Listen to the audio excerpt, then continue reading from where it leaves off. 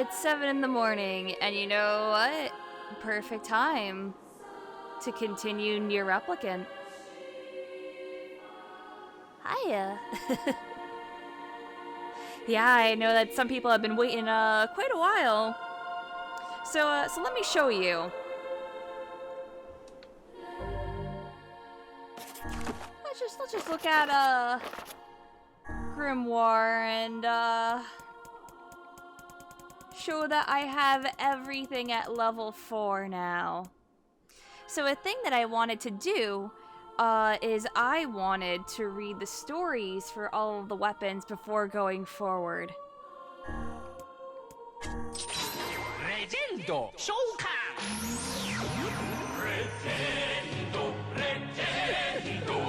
Hi, evil healer. Let me give you a kiss kiss. You thought I was gonna tell an actual depressing story? Yeah, it's called this game. Smash, smash, smash. Sweat rolls down the faces of hard-scrabble men as they chip away at ironstone. Their cheerful singing echoing through the mine. We are workers, workers in the mine. Dirty from tip to toe. Again today we search for iron with all of our might. Smash, smash, smash. Foom, foom, foom. The sound of women stomping on bellows in the mill. The sound of iron being gathered from scorched sands. We are workers, workers in the mill. Workers who send wind. Today we stomp at the bellows again with all of our might. Foom, foom, foom. Clang, clang, clang. The sound of swordsmiths wielding hammers at their forges. The ringing of such transformative blows is stunning indeed. We are swordsmiths. Swordsmiths who bring blades to life. Lords of steel. Clang, clang, clang. Rip, rip, rip. The sound of flesh being rent on the battlefield. The sound of killing enemies. Killing someone. Killing humans. Someone help me. It hurts. It hurts so much. Help me, mommy. Rip, rip, rip, rip. And that's why I want to read the stories, because they get fucking depressing.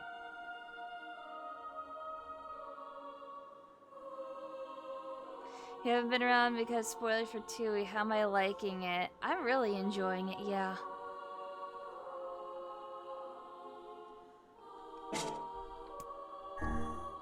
There's like 30-something weapons of stories like these.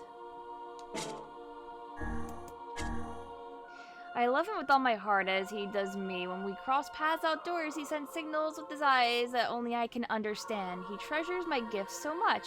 He keeps them locked away in a safe. Oh, I couldn't ask for a better lover. I can't believe this. My best friend deceived the love of my life and stole him from me. One moment he was there, the next he was gone. All that remains are some of my gifts, which are scattered across his empty room. Everything else of value have been sold at the village marketplace. This will not stand. He hasn't abandoned me. He's just being tricked by that woman. I know he still has feelings for me. He must. I'm far more beautiful than she is, and he knows it. Oh yes, he knows. But I must make him see the truth quickly. I have to get her away from him. I have to kill her. Kill. Hurry up and kill. Consumed by her madness, the woman slaughtered the young husband and wife, hacking them with such force that the blade of her sword warped. The woman then went to hiding, leaving behind only clumps of unrecognizable meat and a sword with a horribly bent blade. But no matter how many smiths attempted to repair the sword, it never again retained its original shape.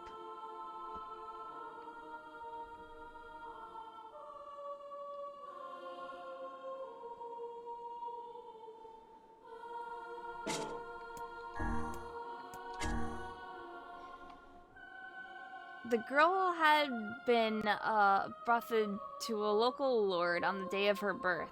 As she grew, her days were taken up studying proper bridal technique, while her evenings were spent staring out her bedroom window and offering prayers for her betrothed to the night sky. Oh my lord, if only you would come to me but a single day sooner.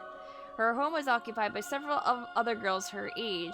One shared the same betrothed and spent her days studying bridal techniques and her evenings praying to the night sky. Oh my lord, if he would come to me but a single day sooner.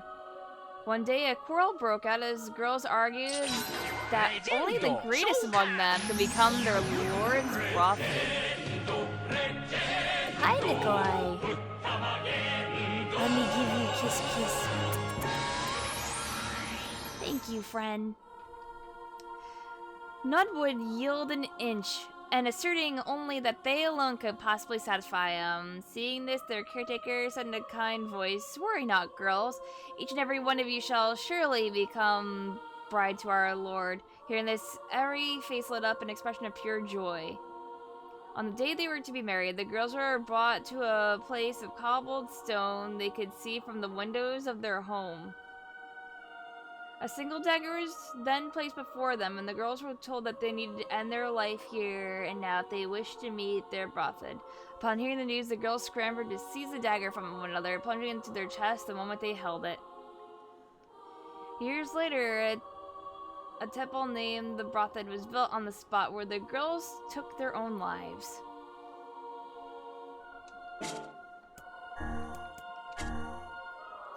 There is a legend of long ago that speaks of a nation threatened by a great inferno. This nation, however, was saved from eternal hellfire by a sword with the power to freeze anything. Around the sword stood thousands upon thousands of human ice sculptures. A man on a journey to seek out weapons eventually discovered the sword. He wrapped it in several layers of cloth and took it with him, placed it in the bag and carried it upon his back. But before the man realized what was happening, the cloth, the sword, and his own body ended up frozen solid.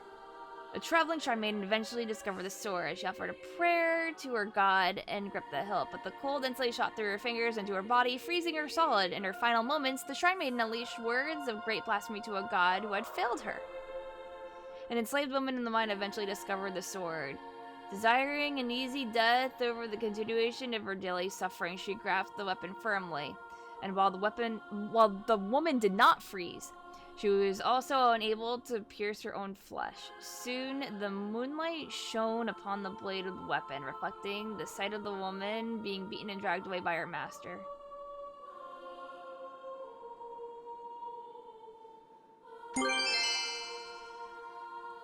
Hi, Metal Mario. Thank you, friend. Oh shit, Moonrise. Yeah, that sword's a dick. Rebirth.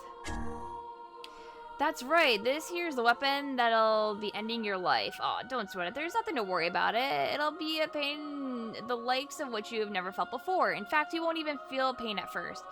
It'll be more like water sliding across your skin. Honestly, for most folks, ain't the pain that makes them scream, it's the sight of their own blood flowing out of them.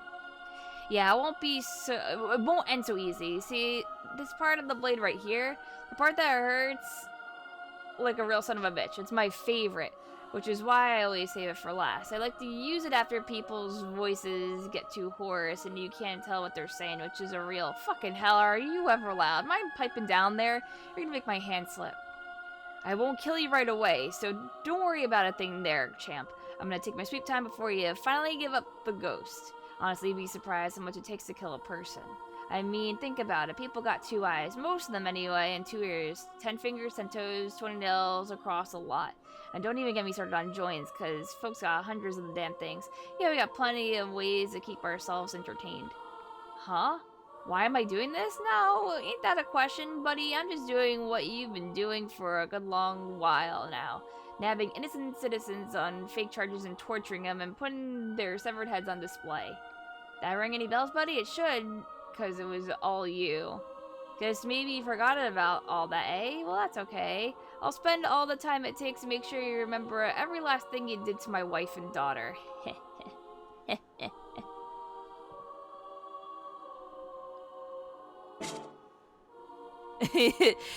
Stream started 8 minutes 42 seconds ago. Lamango. Damn, I'm so late. Vigilante justice with rebirth. Earthworm's Claw. An elderly scholar sits in the dim reference room of a moldy museum. Before him lies a single box which has long been sealed away. It's an article the museum's previous curator made abundantly clear should never be opened. It is said the box contained a fossil that drinks the blood of humans. What foolishness. One would think we as a people would have outgrown such nonsense. Only someone who spends all their life surrounded by books could possibly believe such a prosperous superstition. A preposterous, bleh. Preposterous superstition. What a fucking bundle of words. He opens the box, which spits forth a cloud of dust, and beholds a single stone of bizarre shape. Looking at the attached handle, one could easily conclude it was used in some manner of ceremony. However, it could also be viewed as a weapon. And what a fascinating shape. Yes, this will require rigorous research indeed. How foolish everyone was to be afraid of something like this. The scholar chuckles softly to himself as he reaches up and gouges out his left eye with the fossil's tip.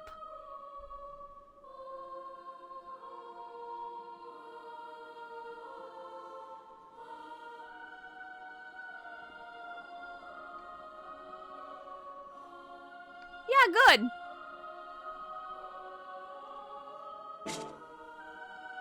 Well, here's the thing is that right now I'm reading through like weapon stories, so these aren't really, I don't think too much of spoilers or anything. You have to actually go out of your way to upgrade all of these weapons to read their stories, which took me hours. No one will actually fucking do this except me, who's a complete idiot. Anyway, Blade of Treachery. The sisters were puppets of complex machinery, so fine in their construction that any who laid eyes upon them assumed they were human in every way. They were in the embodiment of man's greatest technological advancements. They walked like humans, ate like humans, laughed like humans. The only thing they could not do, however, was shed tears, for they were not designed in that way. Because the sisters were machines, they felt nothing. Oh, they might mourn as humans did, but they experienced no true sadness, for they did not know what sadness was. Even when their friends perished in tragic accidents and their creator died of disease, they felt nothing. To the sisters, it all meant that those people no longer existed. It was a warm spring's day when a lone cat wandered into their home. It was a scrawny, filthy thing riddled with disease. What a bother, the sisters thought as they looked down at the wretched creature. But they fed it with milk, wiped it clean, kept it warm, and soon the cat was well again. From that day forth, it would linger wherever the sisters were, brushing against their legs when it wanted food. If it caught a mouse, it would bring it back to boast its prowess. If it wanted love, it would cry out to them in a mewling voice. What a bother, the sisters thought. It was a cold winter's day when the cat came into their house, let out a feeble squeak, and died. Time and again did the younger sister shake the cat's body. Time and again did the elder sister call out to it. But the cat neither moved nor responded. In that moment, the sisters felt as though they felt something break deep inside their chests, and from that day forth, they truly felt nothing at all.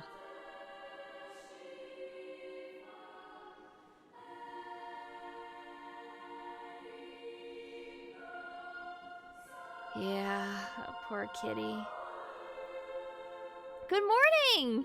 I hope that you're ready for depression stories, Power. Beastbane. You don't like the stream? Oh.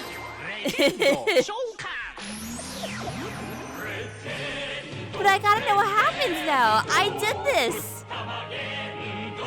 I got all these weapons up. Venom, let me give you kiss kiss. Thank you, friend. Long, long ago, in a faraway kingdom, there lived 3 brothers. The middle brother was a famous general who commanded a vast army. The people everywhere were terrified of his troops, for they were most violent indeed. The general loved to make war. He enjoyed nothing more than watching cities burn and corpses pile up, and he fought not to subjugate, but to simply destroy all that he could. His well-trained soldiers laid waste to towns, cities, and even nations for the sake of their general. And as they hewed and hacked and chopped, the general would chuckle to himself in the most vulgar of tones. The army marched on and on. Nations by the sea, nations in the mountain, nations in the deserts, nations in the tundra, nations to the east, nations to the west. The general cared not. He simply wished to watch it all burn. His orders were absolute, and for years beyond counting, the soldiers killed and killed and killed and killed and killed and killed and killed and killed and killed and killed and killed and killed and killed. After some time, the army arrived in a certain nation. They killed its soldiers, they killed its town people, they killed its princesses and princes and dukes and bakers and lawyers and accountants and beggars and thieves. Eventually, a shabby general came pleading for his life with tears in his eyes, but they killed him as well. However, the soldiers thought he seemed familiar and tried to recall how they might have known him. In that moment, however, the general's daughter appeared, and they became so engrossed in ending her life, they never thought about the matter again.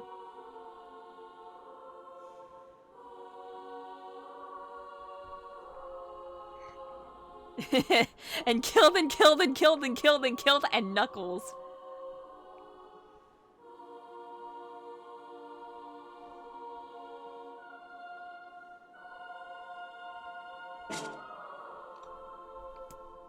Faith. There was once a famous poet in a land to the far, far east. Now in his twilight years, his ability had withered such that he could no longer craft a single stanza verse. The poor poet spent every moment racked with sorrow for what had been lost, but one day a monk appeared by his side, gently placed a blade in his hand, and imparted the following words. Kill one by this blade for one poem, kill two for two in kind, the likes of which will be more splendid than any this world has ever heard. Clinging to the monk's words, the man waited for the cover of darkness and cut down the men he encountered by the roadside. The following day he wrote a most beautiful poem, instantly reclaiming the fame and prosperity he had lost. The poet went on to kill two in succession. He killed one and wrote a poem, then killed another and wrote another, rising to almost dazzling levels of wealth and renown. But soon became obsessed with knowing how splendid a poem he might write if he were to kill someone precious to him. He killed his wife and wrote a poem. He killed his children and wrote a poem for each. He moved through his estate, killing everyone there, writing and writing and writing and writing and writing. Eventually he killed so many passers-by that the poems could not keep up. He would kill and write, then kill and kill and kill and kill, until in the end he took his own life, no longer crafting poems at all. All that remained was a blade wet with blood.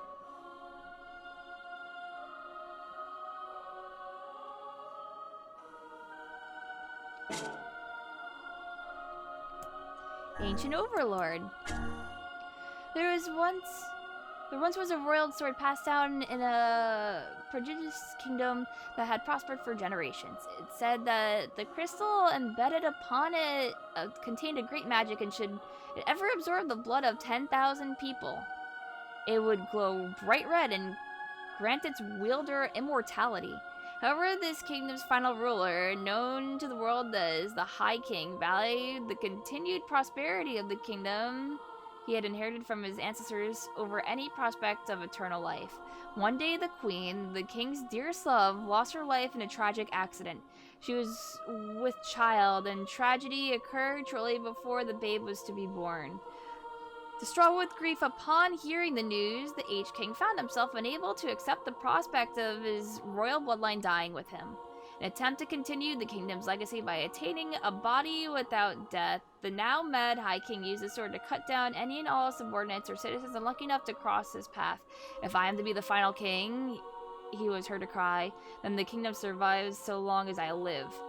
He killed his subjects by the dozens, the hundreds of thousands, and with each life he stole, the crystal's light grew more radiant. When the crystal was nearly full, the king's ailing heart proved unable to bear the burden and burst, killing him on the spot. Alas, he had just slain the pregnant woman and unborn child that were before his very eyes. He would have taken exactly 10,000 lives.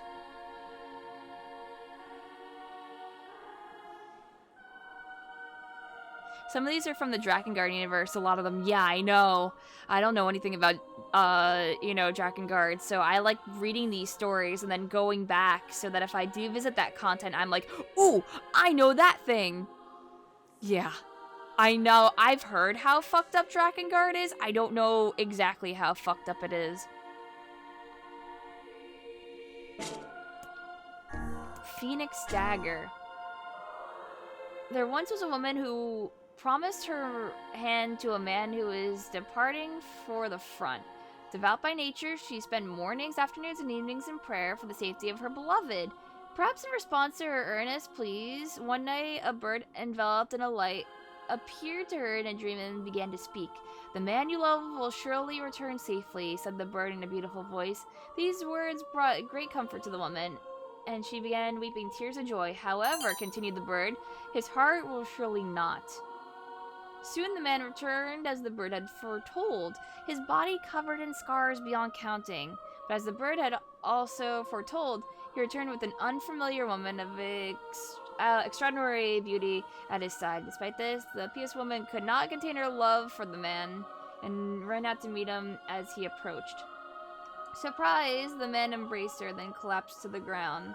The pious woman stood over him, a bloody dagger in one hand and the ripe crimson fruit of his heart in the other. "His heart will stray no longer," she whispered. Amidst the gathering pool of blood, her face awash with pure ecstasy, she placed a tender kiss on her beloved's heart and offered a prayer of gratitude.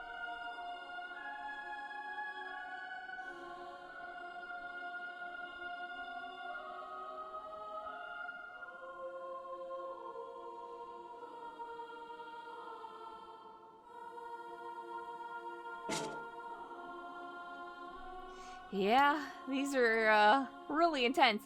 Labyrinth's Whisper. So this girl had a huge set of horns on her, beautiful horns like a bull, just growing out of her head above her ears. I had myself a gander at where the horns met the head, and let me tell you, they were coming straight out of her skull. She was the only kid like that in the whole village. The others were all normal. The kid with horns, though, born real small. Apparently, the horns were, not the kid. And hell, they wouldn't need to be. Fat chance the kid's mama would have been able to push out a pair of horns and see just that. Ha ha ha. You'd think a girl like that would have been bullied, right? Well, you'd be wrong. That kid was the hardest person for miles in any direction. Wasn't a man in the village who'd tangle with her. We're talking about men what ain't scared of nothing. She was the best at doing work, what needed physical strength and all that, and she always led charge whenever shades attacked. And folks loved her for that, sure, but most of all, they loved her because she was always cheerful and just plain tough. One day, this huge shade attacks a village that was just too strong. It tore the men apart like old rags, and half the guys in the village died. But the girl with horns fought with all she had, but eventually she couldn't keep up. The shade lifted her off the ground and ripped her horns right out of her head. The way she screamed was like nothing you've ever heard. Sound shook the earth itself, it did. After that, things got real quiet, so I stepped outside and found both the shade and the girl dead.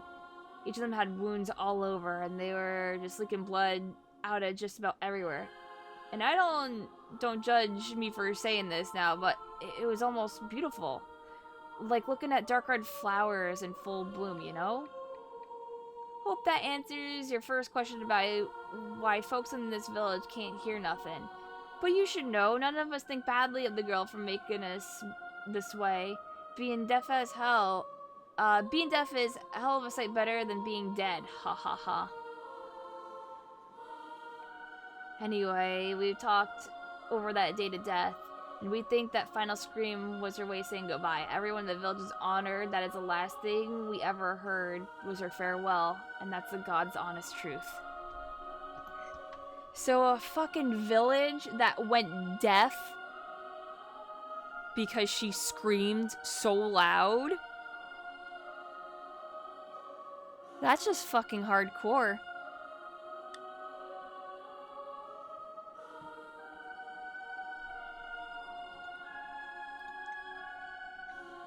Is her weapon the horns? Yeah, I guess it has to be. Weapon are her horns. Fool's embrace. I was saved from the despair that shackled me. I was freed from the fate that cursed me. I was pacified from the indignation that plagued me. I was changed by the day I met you. My flames will scorch the earth below. My fangs will know the taste of blood. My claws will rend my enemies asunder. My wings will soar the skies above. If your eyes are to be robbed of their light, if your skin is to be stained with blood, If your sword is too heavy a burden, if your lips can no longer produce speech, even if this body is snuffed out, even if these words are stolen, until our contract is complete, until the moment this warmth is lost.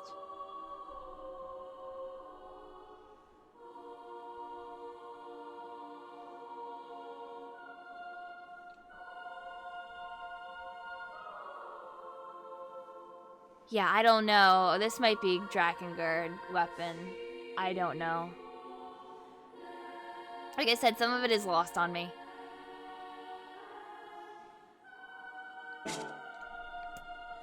Iron pipe.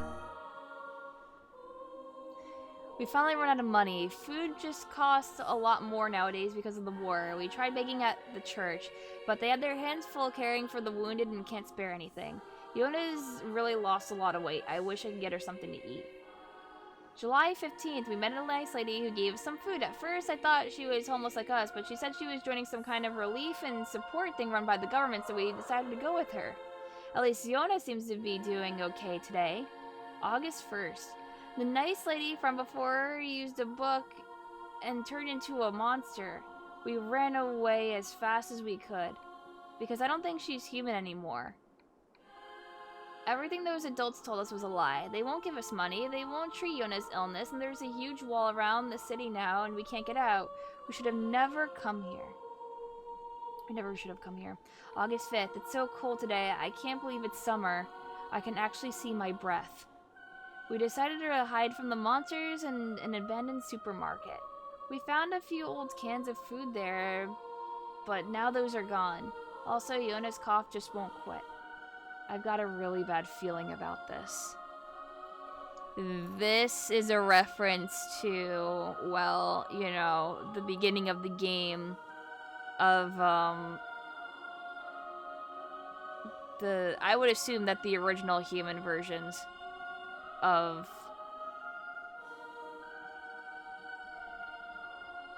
Yona and Brother. Either that or it's one of their first replicant versions.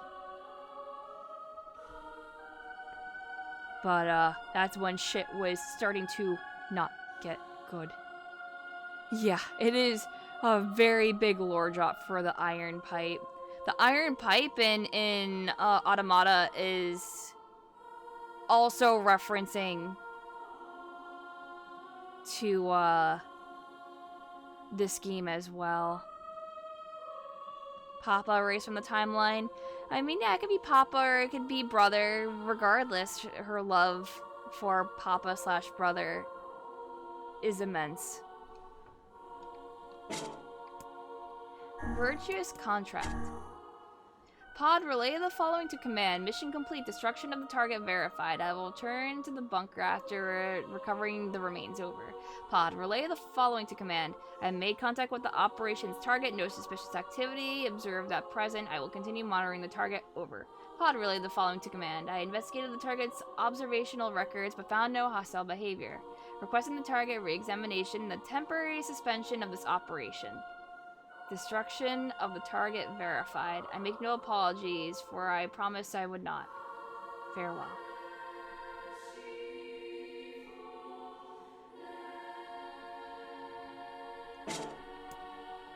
Cruel oath. I'm starting your boot sequence. As you lay resting before me, I call out to you. I want to let you sleep a little longer, but I've got my orders. Let's start by getting the brightness set. It was the first thing you saw after you woke up. I hope my hair looks alright. Let's check your voice recognition settings. Can you hear me? Mine was the first voice you heard after you woke up. I have to try to keep my voice nice and deep. I don't want to sound too excited. Okay, settings should be good to go. Good morning. So as we peacefully boot up to your face, to face yet another day. Another day of killing our machine enemies. I love Nines. I love Nines so much. I smooch that boy. At least these DLC weapons aren't, you know, as sad, but knowing everything about Automata now, I'm just like, Kusanagi. God. I have too many favorites in NieR. They're all really good characters. Brother, Yona, Kaine, Emil, Tubi, Nines, A2.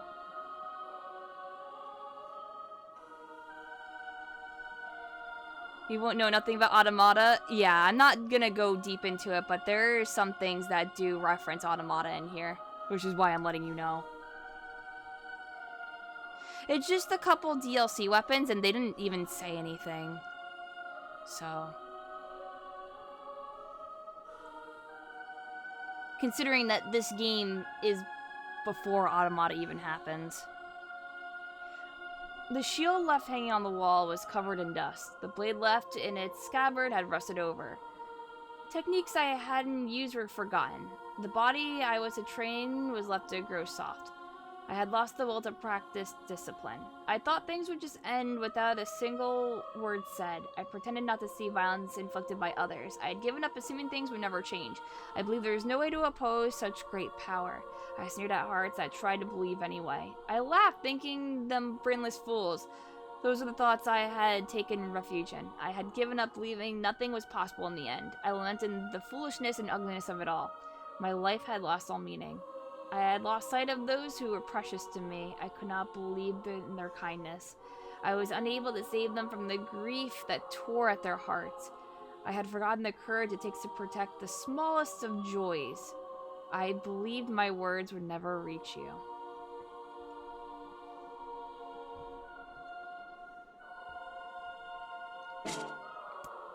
Acts of beheading. There once was a ritual gathering of spirits held on the night of the 10th full moon of the year. During the ceremony, they would gather on the shores of a lake and boast to one another of all the evil deeds they had performed during the year. The first spirit took great joy in telling the unfathomably cruel ways she killed some of the finest soldiers in the land.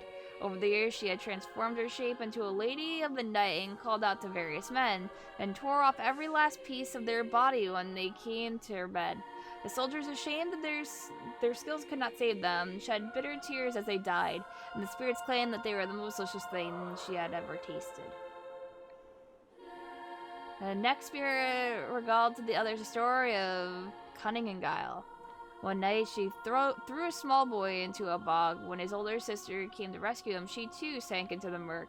These two were followed by their parents and their other siblings and extended relatives until finally every member of the village was sleeping at the bottom of the bog. When the spirit finished her story, she was so beside herself with glee that she did not even notice the saliva that dripped down her chin. Nervously, the smallest spirit in the group stepped forward to address the crowd. "I'm the most amazing of us all," cried the oft-ridiculed spirit at the top of her lungs, "for it was I who thrust all living creatures into terror's deepest depths." Other spirits, unable to contain their mirth, collapsed to the ground and rolled about. Their laughter did not cease until the horrifying monster the small spirit had summoned from the demon world devoured each and every last one of them.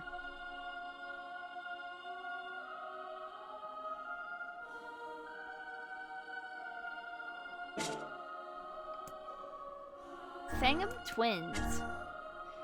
We've been together since we were born. We're together when we eat, when we sleep, when we dream. We share everything. We share the milk we get from Mommy and the nice things Daddy says to us.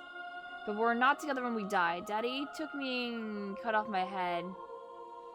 And Mommy took my sister and cut off her head. But it's okay.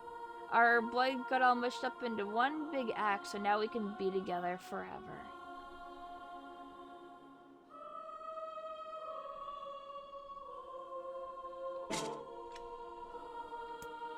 Vile axe. The girl stares at the sight before her. Her father lies nearby, carved to pieces by countless blades. Her mother also lies dying, as well as her newborn baby brother.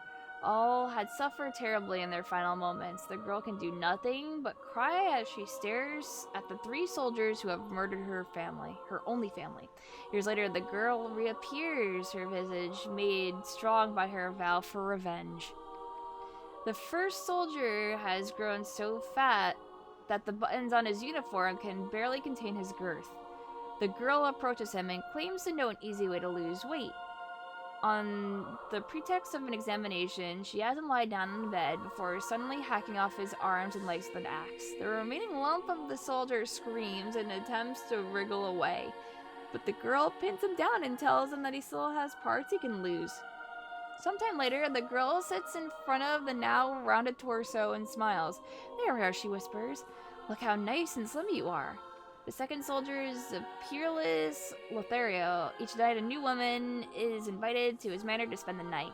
The girl breaks into his home and kills the woman at his side, and then uses her axe to hack off his manhood as he trembles and begs for mercy.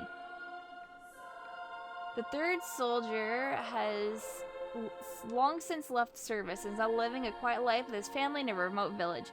After they have fallen asleep, the girl takes her axe and cleaves the support beams of the house, causing it to collapse. Then she sets fire to the wreckage, creating a giant bonfire that can be seen for miles in all directions.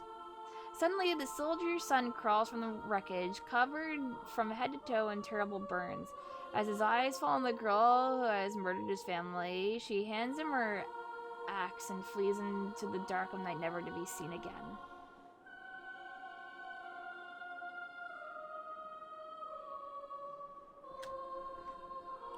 Hi, Mario. We're reading all of the weapon stories right now because I have them all unlocked so far. Beast Lord. Long, long ago in a faraway kingdom, there were 3 brothers. The eldest brother was a king who ruled all over the nation entire. He was the most terrifying king, feared by all. Each day, the king would select one of his subjects to execute as a sacrifice. This day, he chopped off a mother's head and forced her family to watch. The HUD spun 3 times as it flew through the air before landing next to the head of her son, who the king had previously killed. Oh, the horror of it all. But the king merely watched the sight unfold before him and laughed in a most unsettling voice. One day, the king contracted an illness most dire, one which caused his body to rot while he was still alive. Though diseased, the king would still drag his decaying flesh to the executions all the same. His retainers dared not defy their king, so they continued to kill day after day after day after day. In the end, the king rotted and died. He was disgusting, foul, rotten death. But his retainers continued carrying out executions before the king's rotted corpse every day killing.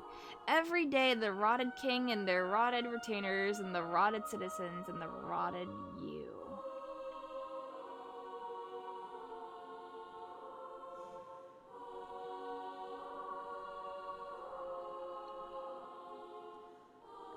Is this the game with the hot robot? Yes. This is the series with the hot robots, I should say.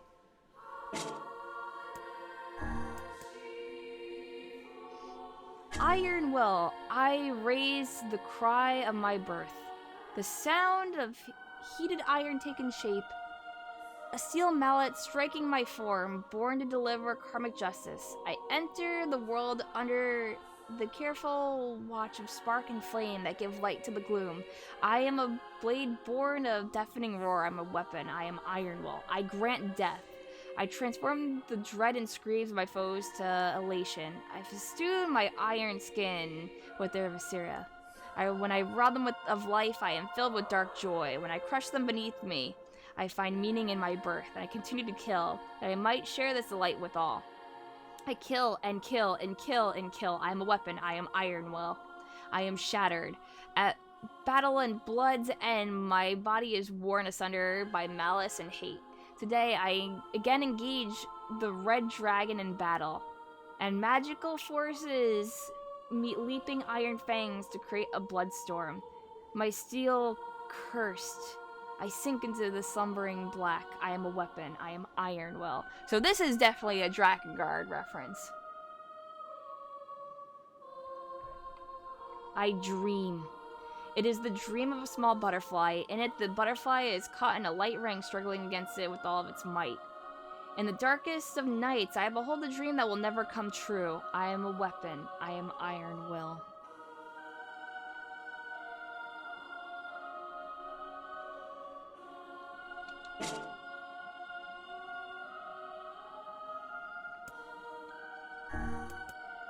phoenix sword. This is a story of a time long, long ago. There once was a beautiful bird with resplendent feathers that lived in a quiet life deep in the forest. One day, a lost child wandered into the woods. He came from a place of famine and had been abandoned in the forest as a way to reduce the number of mouths to feed. Taking pity on the feeble, starving child, the beautiful bird plucked one of its own feathers and gave it to him. When he returned home, his family was overjoyed by the feather and permitted him to live with them once more. Hearing the child's story, one person after another descended on the forest to tell the beautiful bird how poor and unfortunate they were. Each time the bird would pluck a feather and give it away. Pluck a feather and give it away until it had no more to give, and its once beautiful visage had become shabby beyond recognition. But the shabby bird had no regrets. One day, the original child appeared before the shabby bird, which was featherless and freezing in the cold. He had come seeking a bird with resplendent feathers that he might repay the creature's earlier kindness. Overjoyed, the shabby bird said to the child, "It is I you seek. If I might beg you a favor, would you hold me to your chest and warm my freezing body?" Sparing a single glance at the shabby bird, the child called it a liar and cut it down with the large blade. Then he roasted the bird and ate every last part, and set it anew to find the beautiful bird who had once saved his life. Oh. Man. These fucking stories, though. Thank you, Square Enix.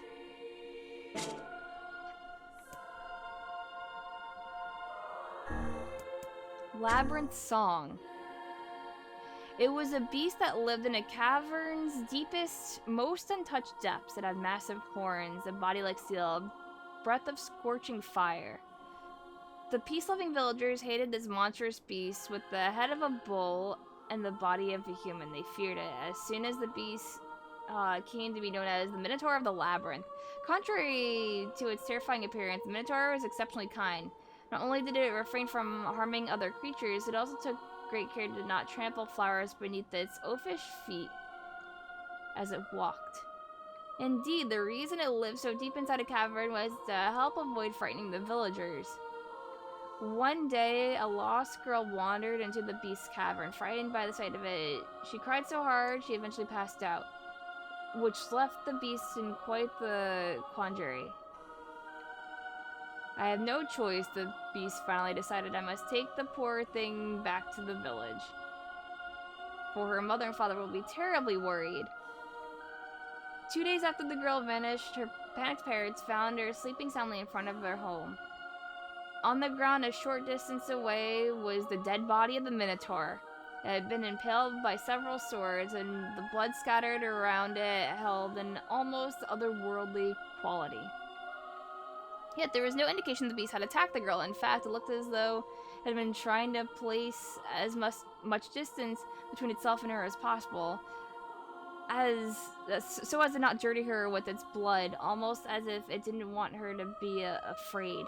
And then, having curled up to make itself as small as possible, the monster died. Who is writing these stories? That's a good question.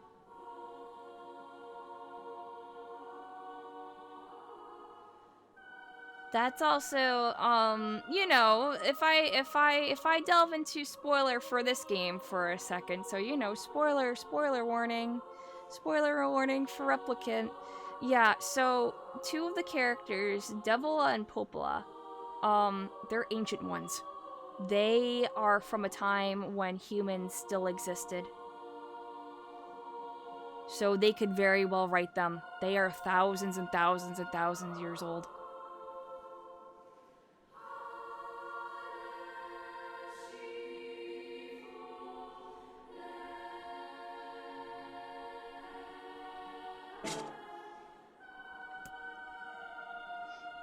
Fool's Lament. Memoir, June 6, 2003, approximately 1500 hour. A massive white humanoid, initially called a weapon, but since renamed the Giant, falls from the sky above Tokyo Shinjuku Ward, inflicting tremendous damage. At the same time, a large red creature, henceforth referred to as the Dragon, appears and engages the Giant in combat. Though both the nature of its attacks and their utility remain unclear. Well, that's also true, yeah. I guess the twins are only like 1,500 years old, I guess. I don't know. I would think that they would be older than that, but I guess I'd have to like look that up. Yeah, this is ending E of Drakengard. As the self-defense force contemplates methods by which they might attack the target, the government establishes a Bureau of Emergency Countermeasures. Memoir, June 12, 2003, approximately 1600 an hour. The Giant, which was locked in combat with the Dragon, suddenly begins to collapse for reasons unknown.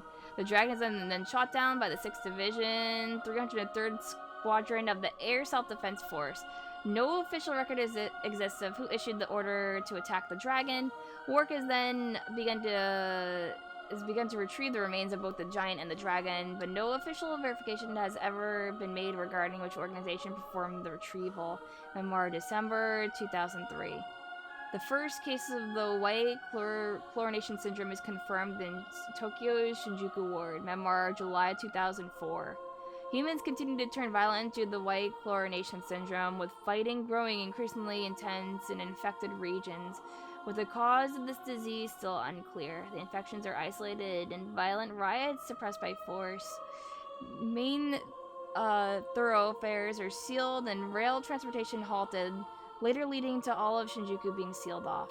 At this time, the prospect of asking the American military for non-official intervention is considered, but the government defers.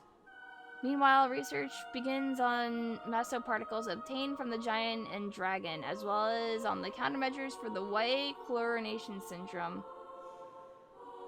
This research ultimately leads to the founding of Project Gestalt a decade later. This weapon is the lore, what connects Drakengard to NieR Replicant.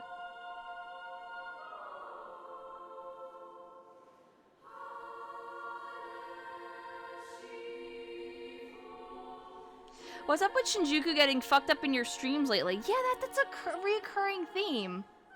It happened in 2E and it happened in this, and they're both Square Enix games. Square Enix, what is this conspiracy theory about wanting to wipe out Shinjuku? I'm finding out the truth. What did Shinjuku do? What are you hiding? Don't forget SMT3. SMT3 isn't a fucking Square Enix game, though. But also, SMT3 also wiped out Japan, basically, as well. But anyway, yeah, that's not Square, but that's reoccurring in all the games I've been playing lately. What is it with Shinjuku just dying?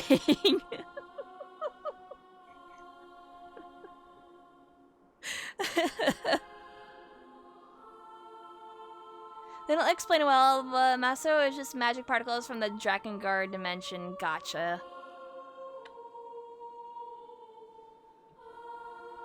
Yeah, because like I said, I don't know everything about Drakengard. Virtuous Treaty.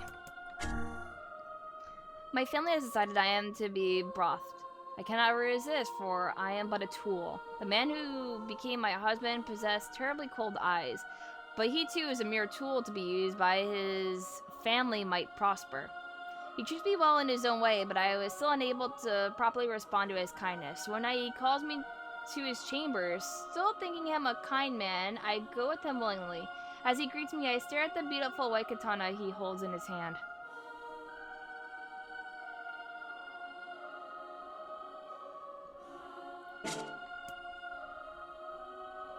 Transients. They were frighteningly diligent people.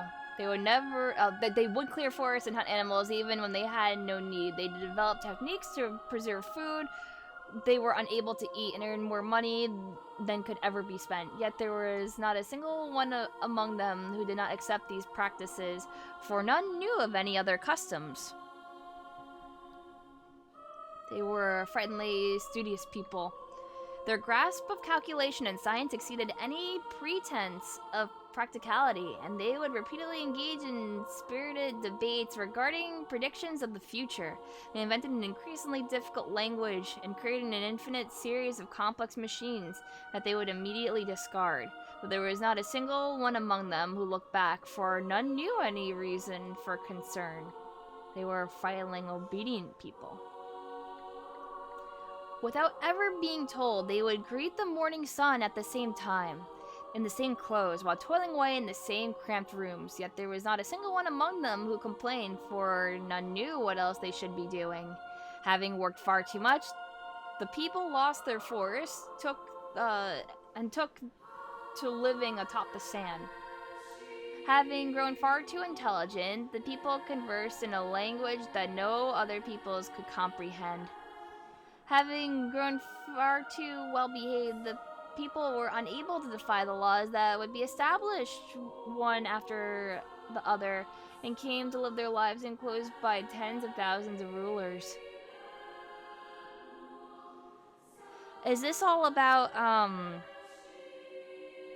Facade? Yeah, the people of Facade. That's what happened to them. They had forests.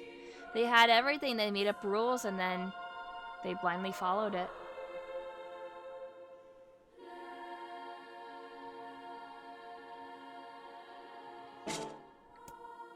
Spear of the Usurper.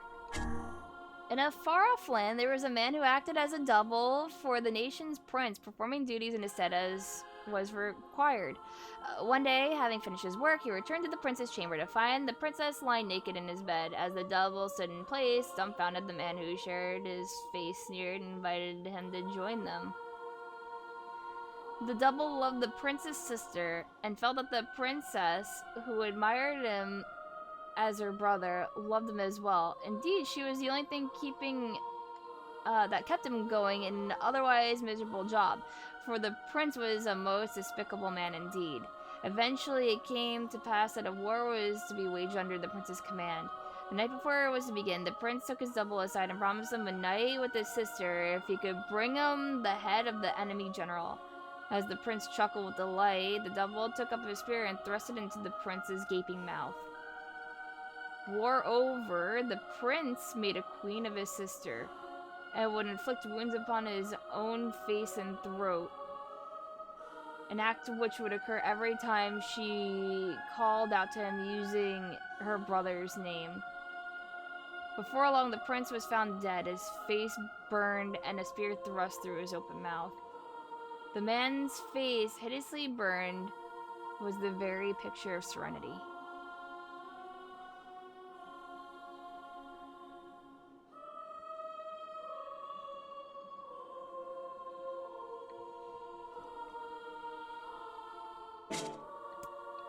The Devil Queen. The story takes place in a small country at around the same latitude as the northernmost member of a nation of city-states that are a part of a region with a village that is attempting to establish a trade agreement with another village on a tiny island in the ocean, south of a country that used to have an alliance with the Republic next to a kingdom where a queen resided. This is fucking shitposting. That's all one sentence. Fuck you.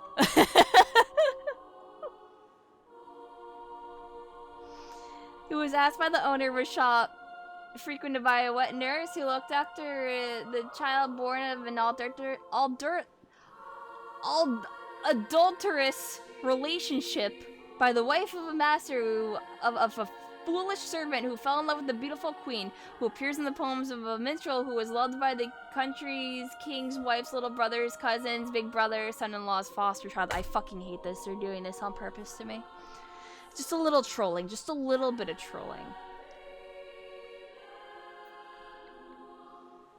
Where does one store the throne that was supposed to be adorned with the decorations crafted from the materials of the handle of the lid of a pot that is the same weight as the tableware, that is the same color as a weather vane on a neighboring house that can be seen from the peephole of a door in the reflection of a mirror with an ornamental frame decorated with the silver carvings engraved with the fragment that was made when creating the whetstone used to polish this kitchen knife.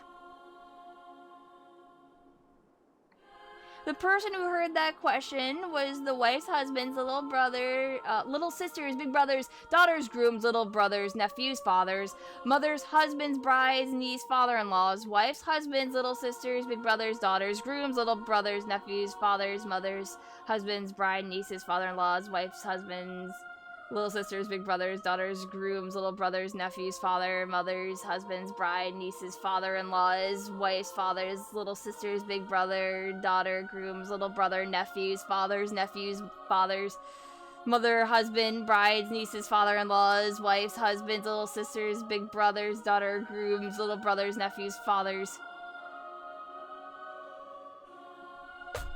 I don't want to fucking know what they had to do to translate this. It just ends there.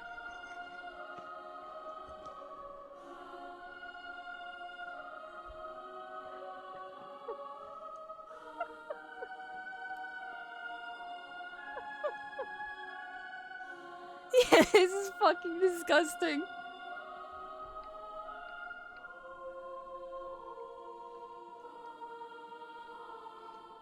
I don't know. They're the Devil Queen, that's all I know. Sunrise! In the distant past of a land known as the Golden Isle, there existed a sword crafted from every kind of metal and precious gem in the land. So sharp was its edge, even that the slightest cut would leave an unsealable wound that eventually drained the victim of both their blood and life. In a strange turn of fate, the sword eventually ended up in the hands of a destitute woman who sold her body to get by.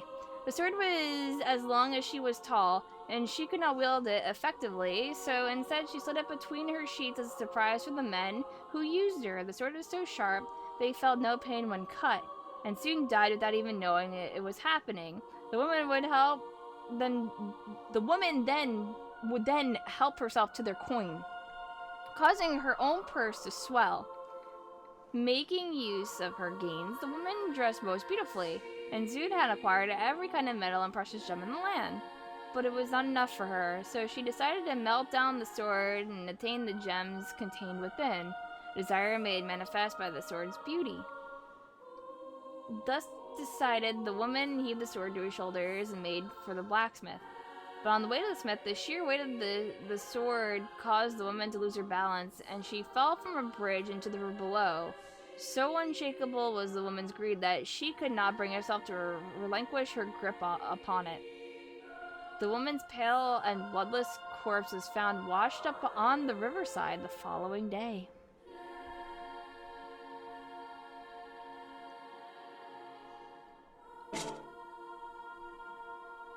And that's why it's called Sunrise. Beast Curse.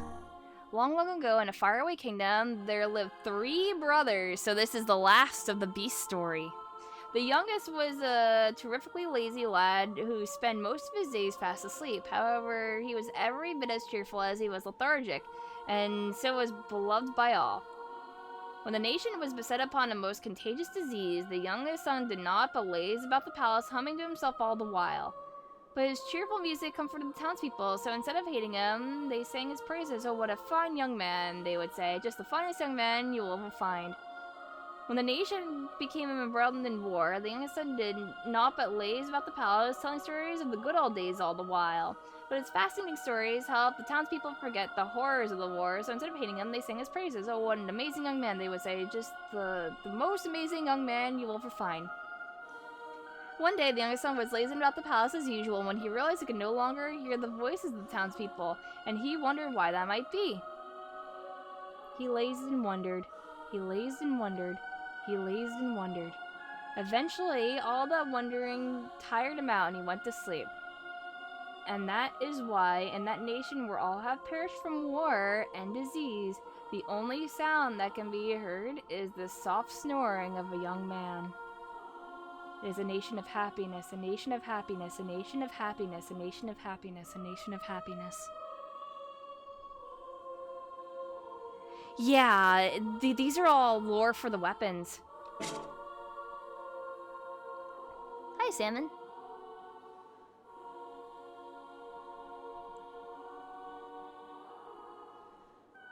Yeah, some of them reference Drakengard NieR, but yeah, some are just like weird anecdotal type things. Captain's Holy Spear. The captain tramples life under his feet. The screams of others transform into songs of joy. Flowing tears change from despair into darkness. Conflict beckons revenge and gives way to new solitude. Nice, simple, sweet.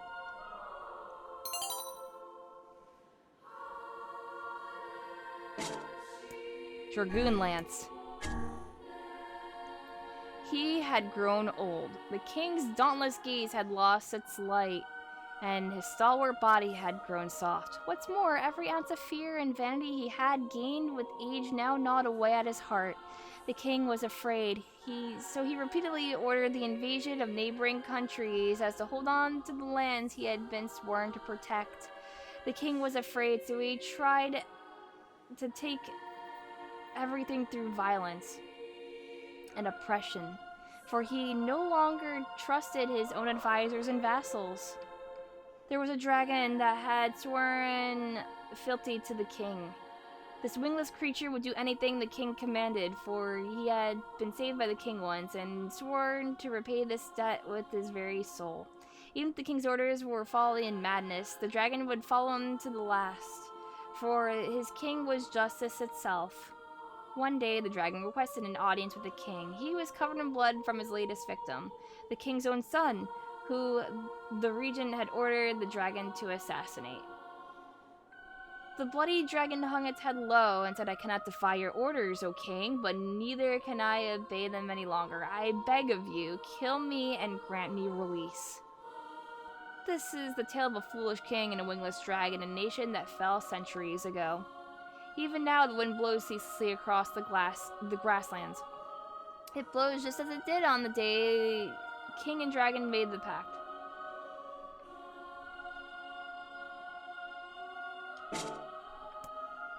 A phoenix spear. There was once a warrior in a frontier nation who feared not death. He was so brawny and powerful, arrows were said to bounce harmlessly off his flesh. For this reason, the warrior always threw himself in the thick of any battle. One day, a beautiful bird appeared before the warrior in a dream. The bird commended the warrior for his valor in battle and offered to grant him one of two wishes. The bird could bring end to a war and grant peace to all the world. Or the bird could bequeath the warrior an immortal body. The warrior chose immortality.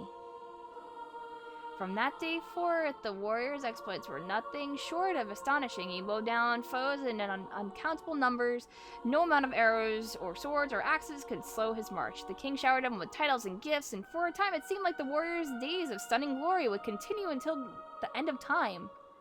But conflict did not cease. Eventually, the warrior's frontier nation was invaded so often that the flames of war left the entire country in ruins. Crops withered, people perished, and before long, there were none left who even knew the warrior's name. The shouted warrior was tortured day and night by endless starvation, but his body refused to let him die, so he sought out the bird again and pleaded for it to grant him release. "Ah, but you cannot die," chirped the bird in response. "You will never die."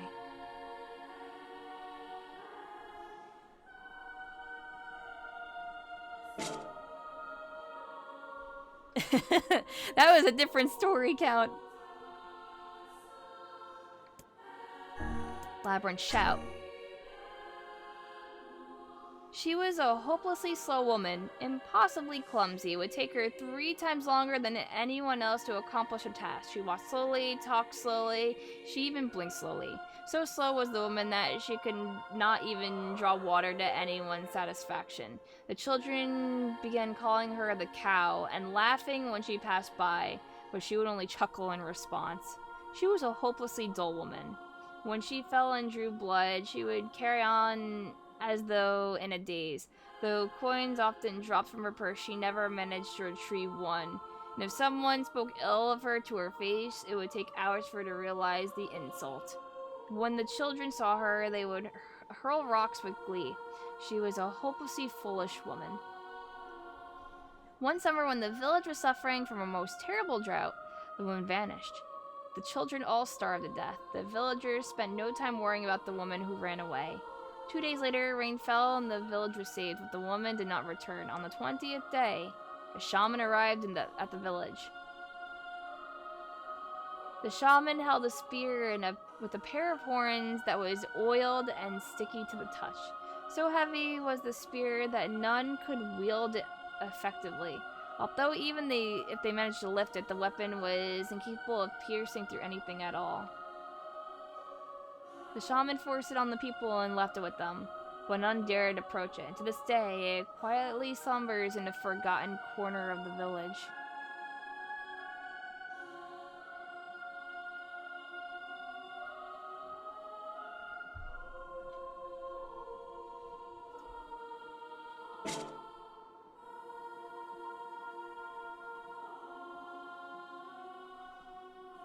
Is she the spear? She might be. Fool's Accord. This is the story of a sorrowful prince and the tale of a kingdom in time long past. Attacked by the forces of darkness, the nation was annihilated in a single night by inhumane soldiers with red eyes and a group of black dragons so numerous they blotted out the sky. Having infiltrated the king's castle, the black dragons visited upon the king and queen a most horrible fate. It is said that their stomachs were torn open by the black dragon's mighty claws, and the very floor they stood upon became a sea of blood. The prince and princess, though racked with sorrow, escaped to live another day. The prince, spurred by the shock of witnessing his parents' tragic end, became consumed by a desire to exact vengeance. This is a story of a terrifying prince, a history of a conflict in the long ago. Obsessed with laying low his hated enemies, the prince indulges in his vengeance day after day after day. Even when faced with foes who take heel, he chases them down and tears them apart from groin to gullet. The carnage is so horrific, his fellow soldiers whisper tales of how they saw him mutilating bodies that are already long dead. Perhaps because no commander can control him, the prince is sent to an even harsher battle. This is the story of a fooled prince, the whereabouts of his fate in the long ago. The prince's next battleground is a castle that guards a goddess. He lays waste to all before him, hacking arms, cleaving legs, rending stomachs, gouging eyes, separating heads from the shoulders. But soon the injured prince can no longer tell the difference between the blood that rains down and that which comes from his own wounds, and he collapses in a heap. As he writhes in pain, coughing up gouts of hot blood, he lifts his gaze and sees a hated dragon standing before him. This is the story of a mad prince, meeting with the dragon in the long ago. An injured red dragon stands before the prince, and though it is a different color than the beast that killed his parents, he feels the need to avenge himself upon it regardless. But as he raises his sword, the dragon says, "In exchange for both our souls, human, I will save your life and grant you power." After some thought, the prince makes the pact. It matters not to him what he might lose in the deal or that it involves a dragon. All that he cares about is that he can continue swinging his blades, so he swings and swings and swings. And with each blow, his heart fills with a desire as black as the deepest night.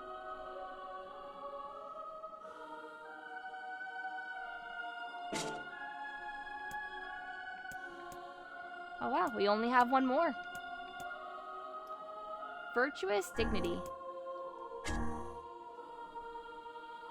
There once existed a cursed spear whose holder would inevitably meet a violent end. Eventually, the weapon found its way to a mechanical automaton that possessed no soul. And though it was a mere machine, the spear delivered countless deaths upon it all the same. The automaton warred against the mechanical weapons much like itself. It was crushed to death, burned to death, and thrown to its death from great heights, and each time the automaton was reborn and thrown into battle anew. The war became fiercer and more complicated. There were self-detonation suicide attacks, false operations, and betrayals by companions. Indeed, it seemed to the soulless automaton that it was inhabiting a kind of infinite cyclical hell. Finally, the automaton died a final time in order to save its trusted companions, an act that precluded the possibility of ever returning to life again. But as pangs of agony spread through its body, the automaton found its final rest.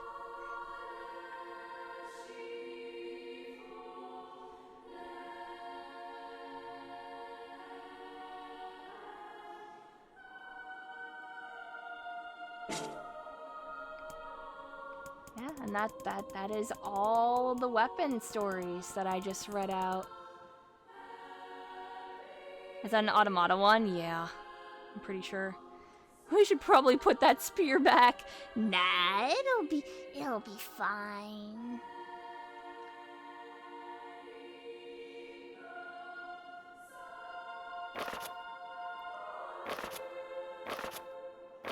So yeah, now we're gonna go beat the game.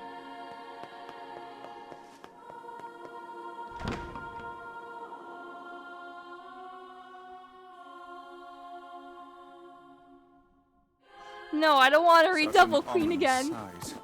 And yet I find it strangely nostalgic. And now the path is open. I'm getting D right now, so we can go into E. Like, I did, like, everything that I could possibly really do, so that I can go from D into E.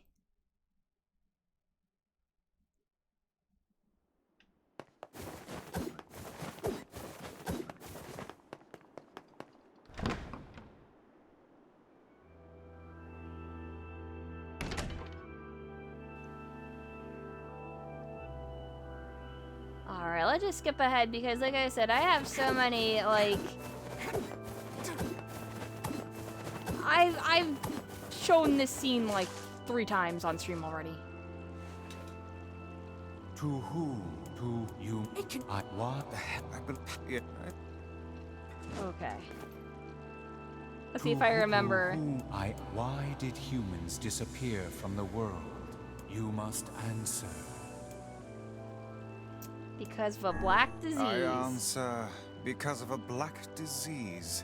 I ask, how can humans extend their lives? It takes about 2 hours of all content to reach. That's fine. I separate the body and soul. I answer, by separating body from soul. I ask, what is the destination of souls? They are placed in their corresponding shells. I answer, they are placed in their corresponding shells. Very well. You are acknowledged as master. You may enter. Well then, it seems the way is open. But the fact that it's like, I pretty much have everything, I can just run through it.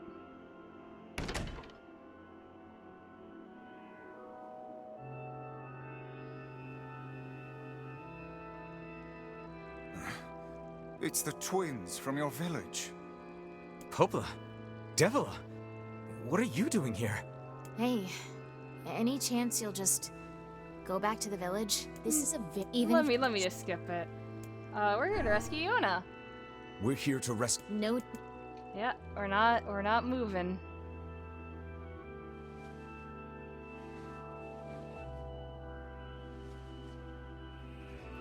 We didn't want to fight you. We really didn't want to.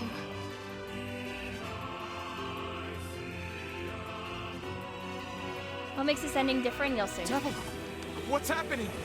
Sorry, this fate was predetermined. Still, we spoke to truth. We really wanted to avoid this if possible. We were hoping to put it off for 100 years or so. Until the next generation came along.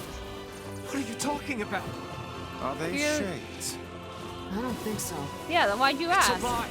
And go away. We never thought we'd grow to be this powerful. This is madness. Why do you block our path? You have no cause to speak so with us, Grimoire Vice. You are a traitor. I did know that this game is NieR.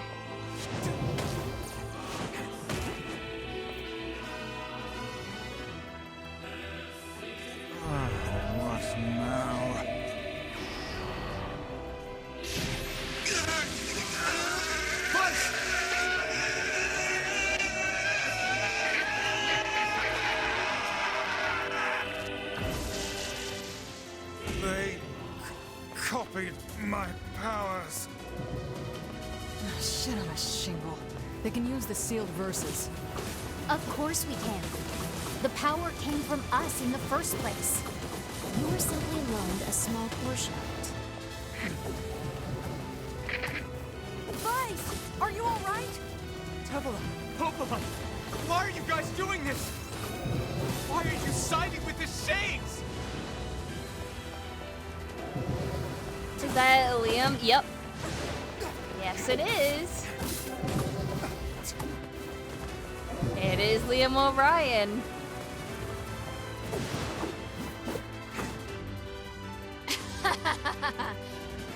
Why? The answer to every riddle lies within the heart of the Shadow Lord. Shadow Lord? So you've been on his side this whole time? You must search for that answer yourself. You've got to face your own truth now. Please, enter the Shadow Lord's castle.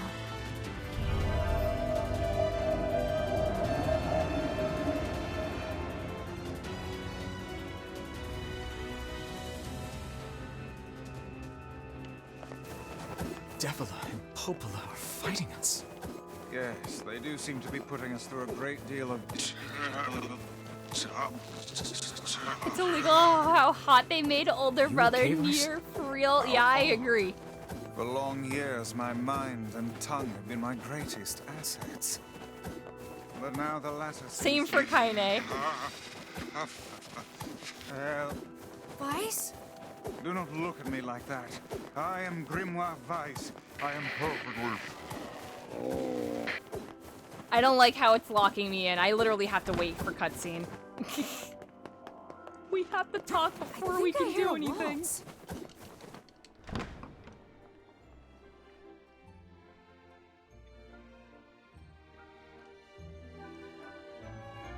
Yeah, Liam isn't doing so hot. I'm just gonna skip this. They're just waltzing. It certainly is a grand affair. But the Tweest? Bunch of dancing bastards. Oh no, They're all these shades. spirits. Oh no, they're the Shades!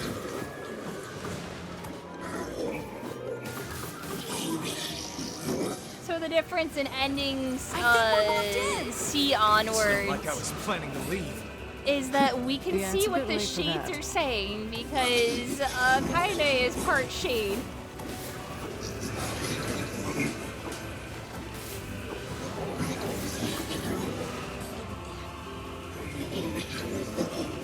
I am hungry.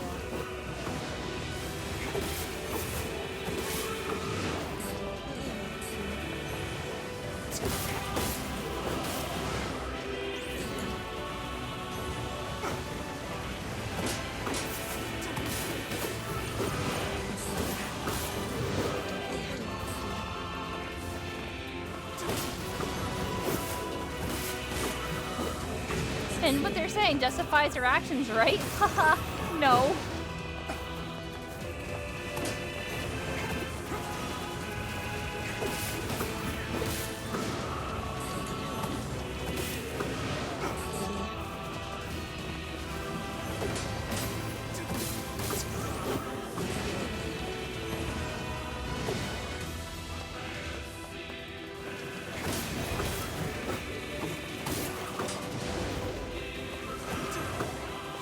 I had issues with the glasses glare on my webcam, yeah. Sometimes it picks me up blinking correctly because of glasses glare.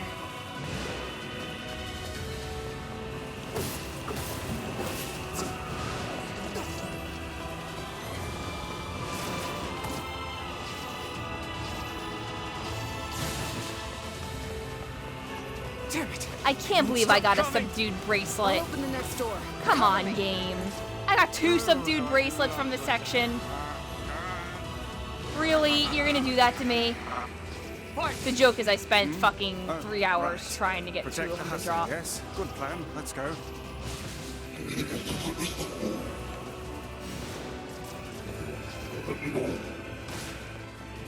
Protect Kaine for us. Come on. Come on. Kaine! I was about to say if Hurry! there was 3, I was It's gonna not open scream. yet? Do I look like a goddamn locksmith to you? Yeah, like I'm close to platinuming it. It'll take another run of the game for me to do that, but Doesn't want to open? not bad at all. Fine. I'll just break it down. Stop, you impatient fool! Alright, she busts down the door. And behind the door were a bunch of ball shades. And now we know they're actually babies this entire time. We're killing babies!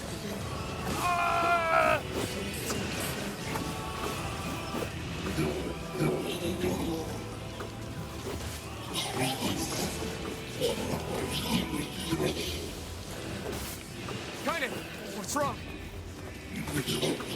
Yeah, Kaine, what's wrong? And she just fucking stops. As they're saying, please, please spare the lives of our children. Please. We need to help Kaine.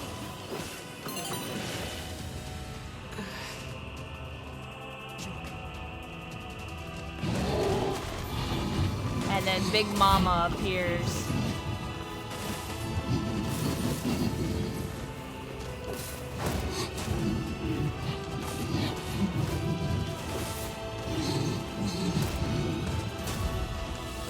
We don't need forgiveness, asshole. Kaine? In this part, the brother's like, Kaine, why are you talking to yourself? You okay, girl? Wait a second. Wait a second. Your heart is different. It ain't hatred, and it ain't sadness. What's going on here, sunshine? How should I know? Kaine, are you all right? I'm fine. Let's just kill some shit and move on, all right? Interesting. Oh, how very. Yeah, it's really weird hearing her say that out of nowhere in the first route. And then you get the context. Damn shit.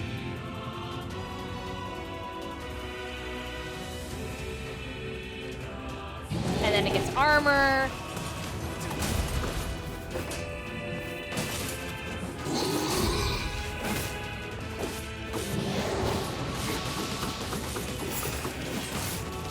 And I have to keep killing it This thing? until I get the prompt. Oh, oh no! You can't stop now. Damn it. Stay focused, Kaine. Don't fall victim to such distractions. Come on! We have to keep going! Let's go!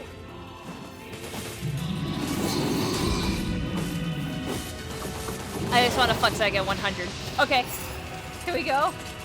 This way! Move! Okay, now I can.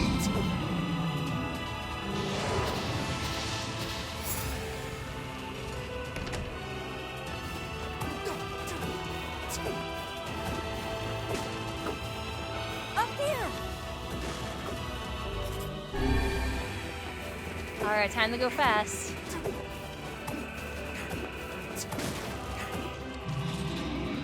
How can we deal with this thing?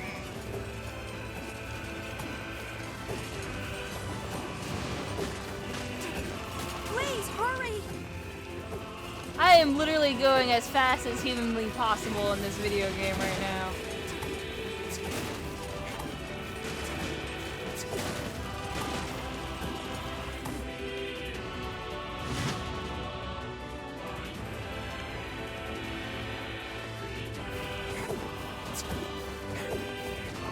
Damn it, I can't get it open!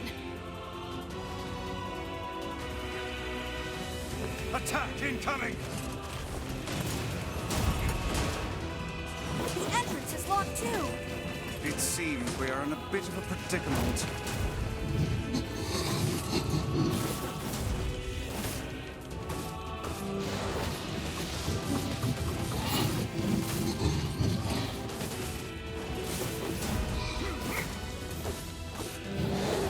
Yeah, pigs and geese are pretty much the same, right? Oh, you pissed her off now. Maybe you shouldn't have killed her friends. Look at her, so full of scorn and hate. She's just like you, Sunshine. Like you're any different. Hate is just another crush for you. Hey now. You're in pain, you're lonely, no one likes you. So you try to hide it under violence and hate. I'm not like that at all. It's okay. It is. I'm the same way. But just realizing that isn't going to help. It's too late for us now. It's too late for everything. We're too far gone, you and me. That's why we...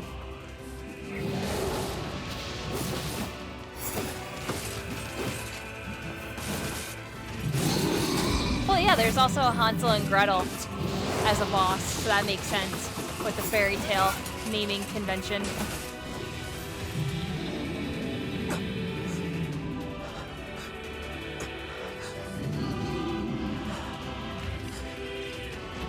Oh yeah, and this scene happens, I can skip it.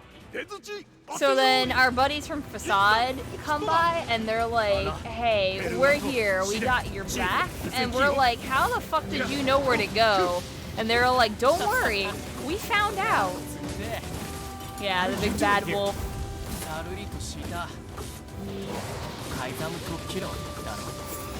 You are correct.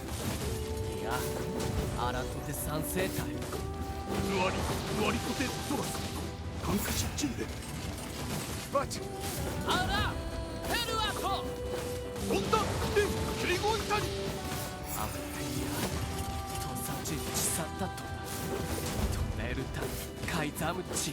Real fake Japanese.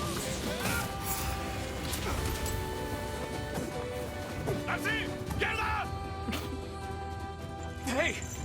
Stop! Let me go! Stop it! So he pushes through the door, and they fight to the death.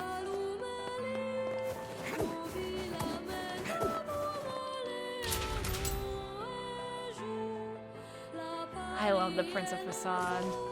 Yeah.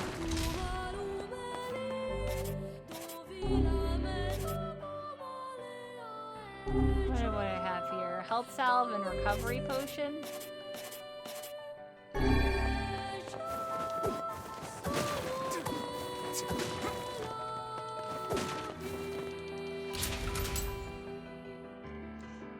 Yeah, Emil's theme definitely does hit different.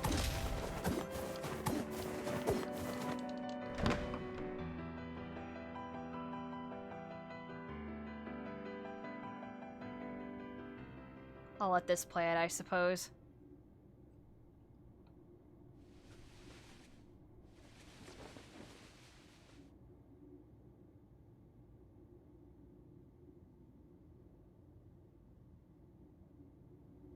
Devila! Popola! Oh, look. You made it.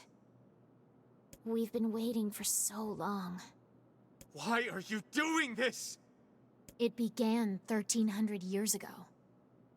Humanity, finding itself on the brink of extinction, undertook a last-ditch rescue plan called Project Gestalt. Okay, yeah, so they're like 1,300 years old. Gestalt? Do you still not remember, Grimoire Weiss? Then let's give you a refresher.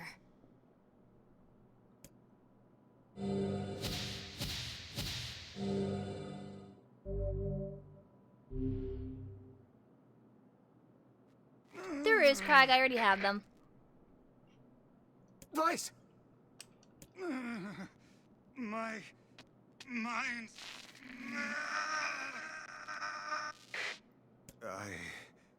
I remember. Devila.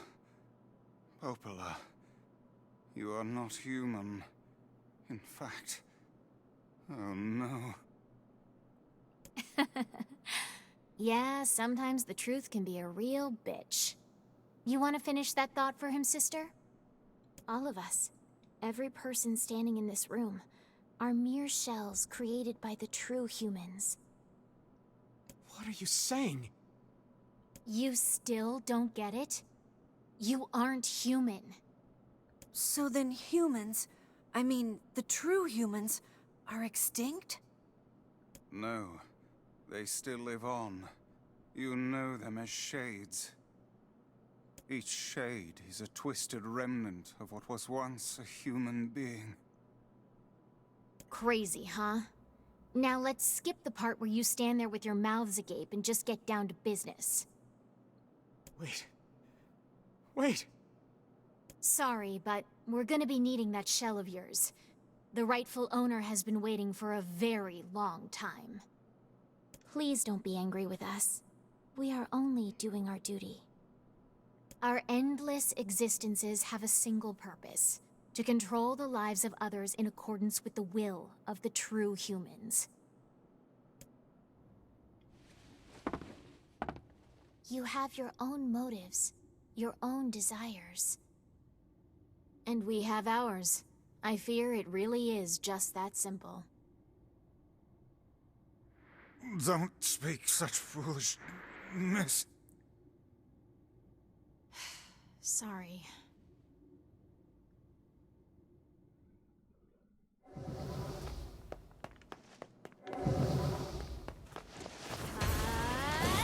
Yeah, it's just that simple though.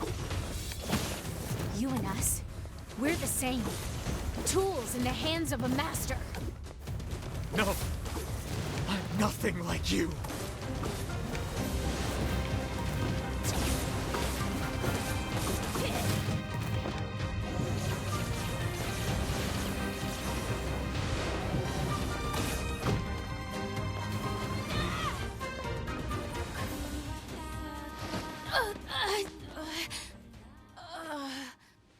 Devila? Devila? Crying in the club.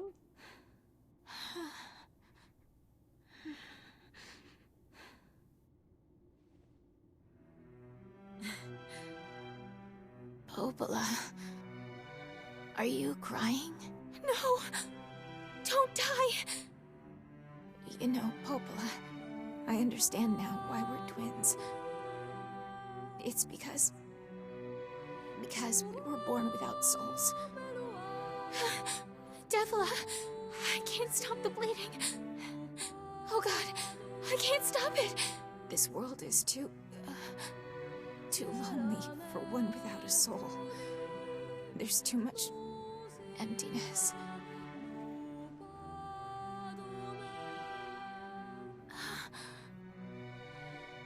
Our souls are missing. And yet somehow our tears Yeah. still work. It's kinda Replicants weird. don't have souls. Sorry, sis. I love you. Devila! Devila! Don't you go! No, I can't be alone! Devila!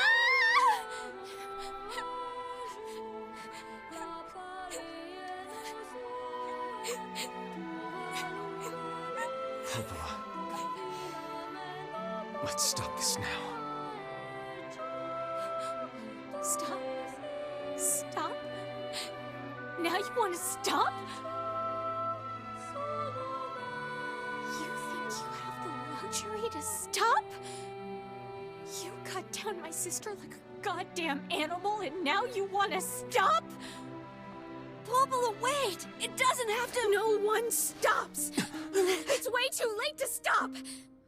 No one stops! No one stops. Please, don't do this, Popola! You and Devila were like parents to me! Those two have watched the world wither for time immemorial. The cruelness of such a fate is difficult to imagine. I don't want to do this! I don't want to fight her! Stop bitching and start fighting! It's the only way! Alright, I think I can actually hit her now. There we go. I have to literally wait until their dialogue is over. No stopping. No stopping ever!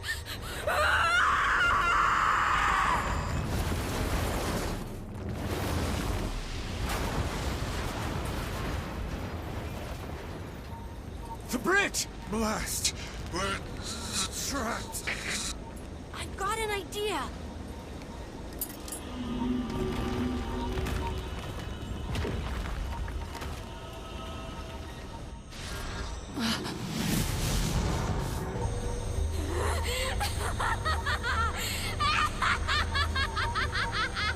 I fear we're done for. It'll be all right.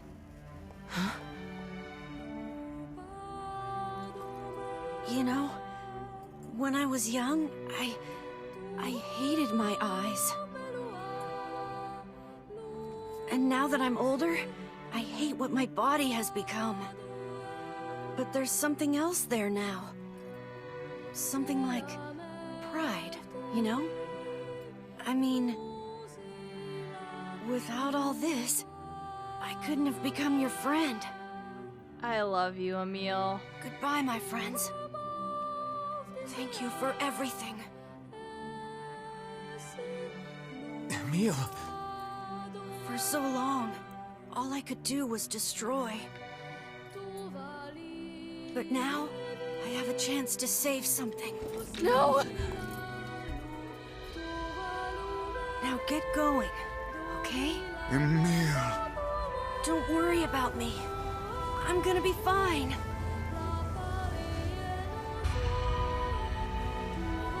Emil! Emil! Emil! You jackass, get back here! Emil!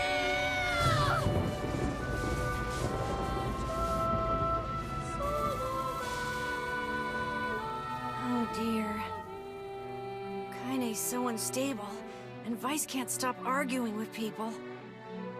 I hope they can hold it together once I'm gone. Well, I guess they'll just have to learn.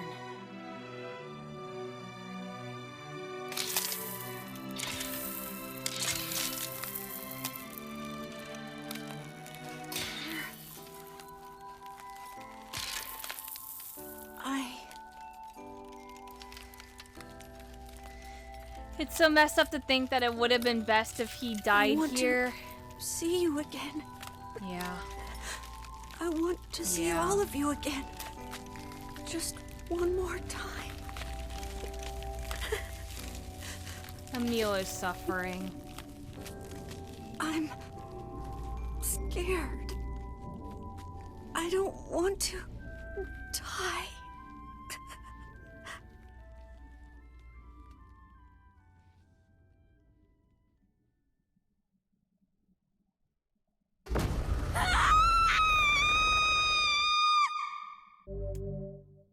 So we're gonna say no to the memory thing. Because that's a bunch of dialogue I already covered.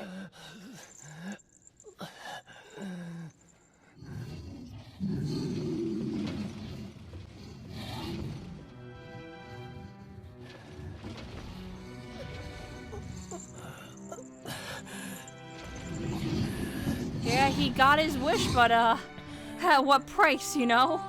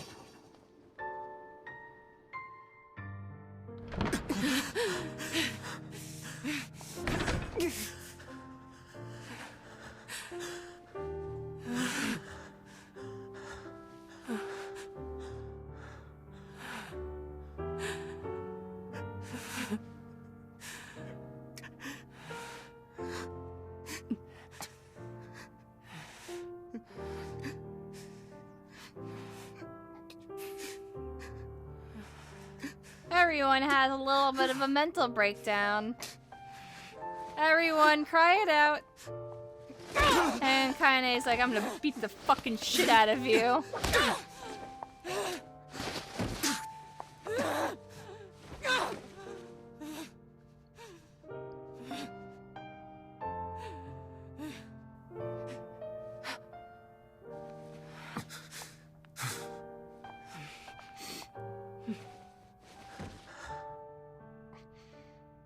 Let's go.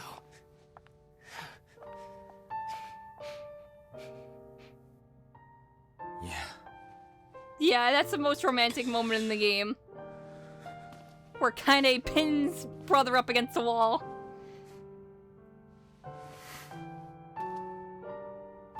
Forcefully.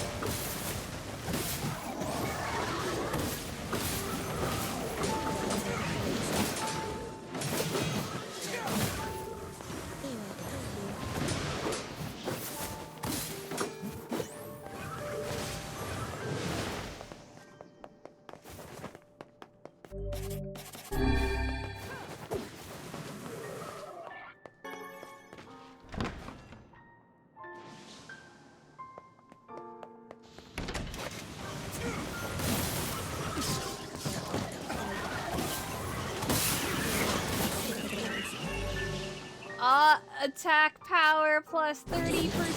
Oh, we're putting that on. I can't believe it granted me the word. It finally did it. Alright, what do I have on now?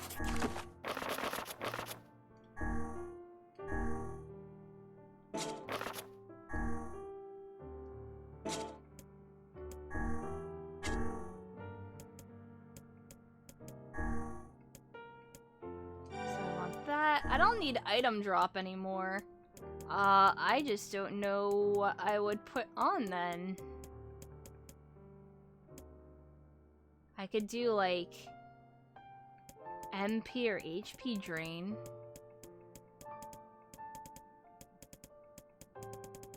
I don't think I really need EXP at this point. Let's do HP drain.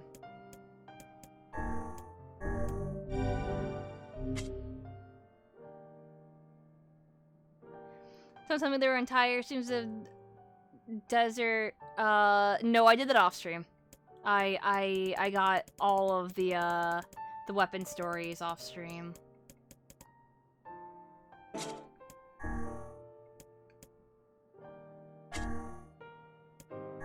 Okay, well I don't need that. You know what? For that, I'll take MP drain.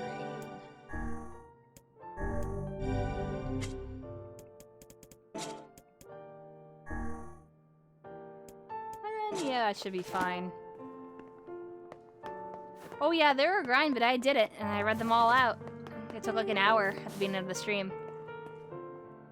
But I read them, and that was fun.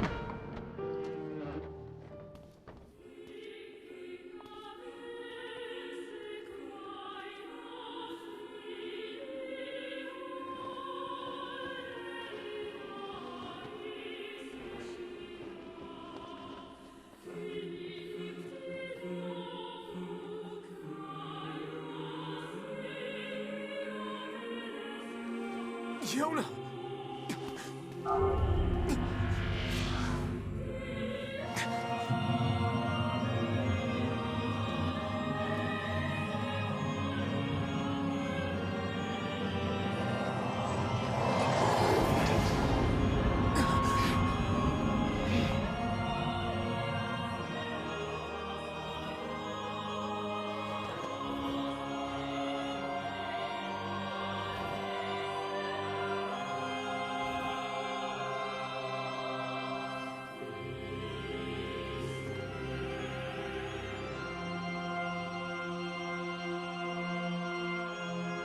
This ends here. Strike hard. Hold nothing back.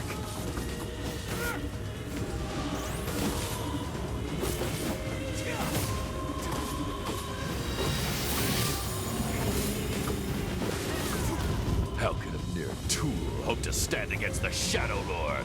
Don't speak in such a manner, fool. I am nothing like you.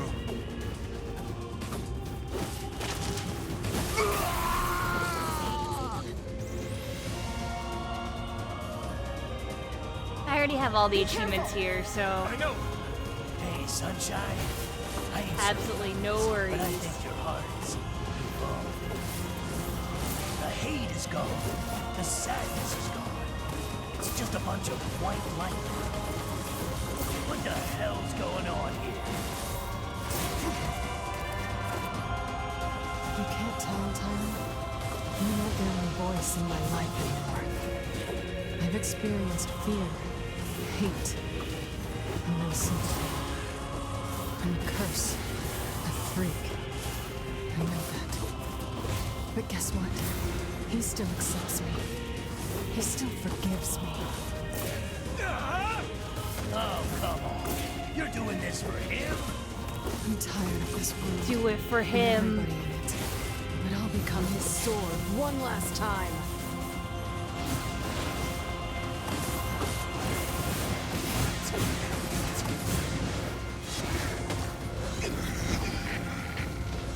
Vice, you alright? Naturally, I am as fit as a fit. This dialogue takes forever. There we go. You finally out of it? There we go. Good. Wait. Hi, Yona.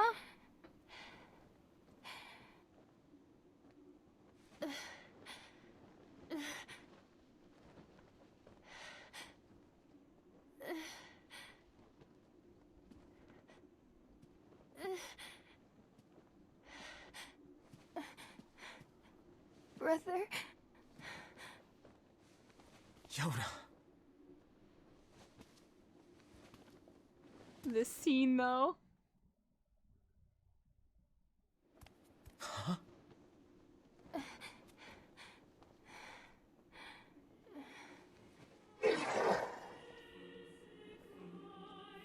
Please, just stop.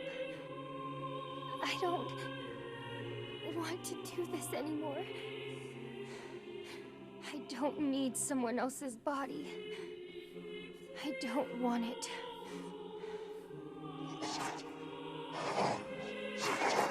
There's another girl inside this body. I can hear her. She won't stop crying. She says she wants to see her brother. Yoda's been possessed? This girl loves her brother too, just as much as I do. It's not right, you know? It's not right that she can't see him.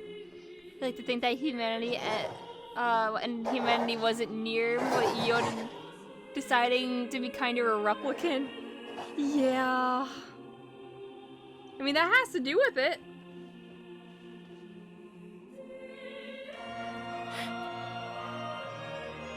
It's you, isn't it? Even though Brother's the one who's slaughtering all the humans, technically. It's me. Let's go home.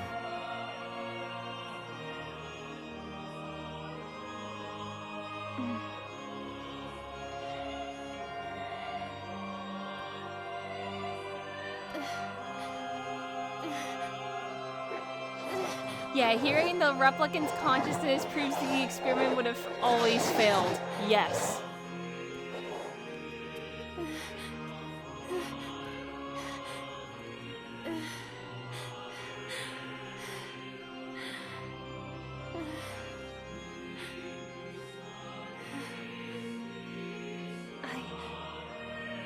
I'm really sorry.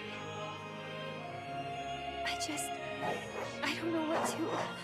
I'm so very sorry. No matter what,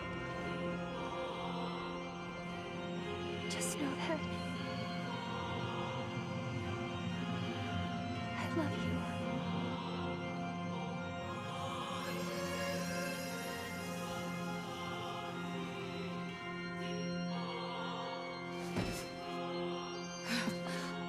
Hurry. The shade that possessed her is gone.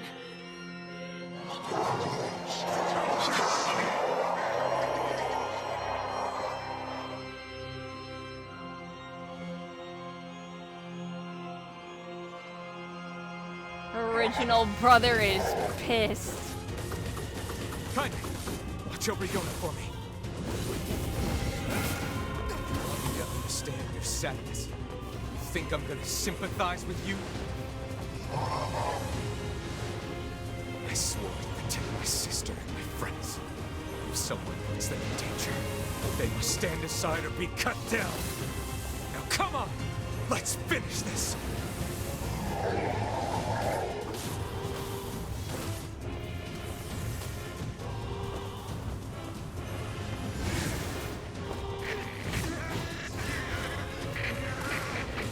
Vice, what's wrong?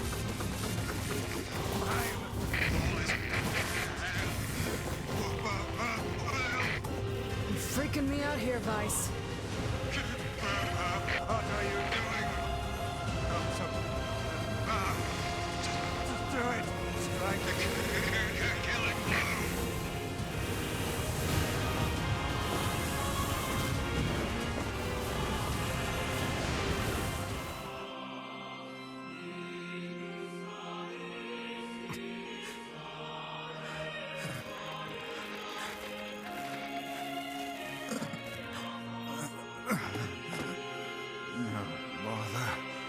One moment, please. You okay? Fine, just fine. All right, no, I'm not. Vice. It seems some headstrong idiot has decided to push me beyond my limits. I should have taken that job as a cookbook when I had the chance. Vice. I'm sorry. I'm sorry. Only joking. I hate cookbooks. But... Let's go. Out of the way. I have one final task to fulfill. where are you going? Why, to stop him, of course. But after that, it's up to you. Only you can see this battle to its conclusion. I wish you luck, my friend. You can't. I swore I'd always fight by your side. You are an exceedingly stubborn lad. You know that, yes? Perhaps that's why I've so enjoyed our time together. But I fear this is where our journey ends. Vice! Oh, and remember what I told you about using my full name?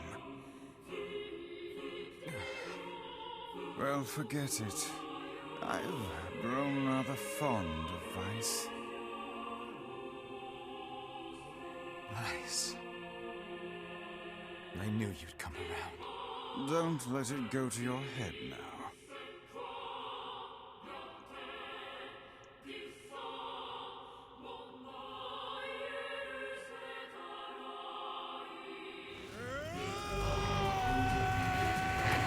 Vice lost all of his powers, but you know what? We can still stab. I have something to defend. I have a reason to live. I should probably heal just in case. Shut up.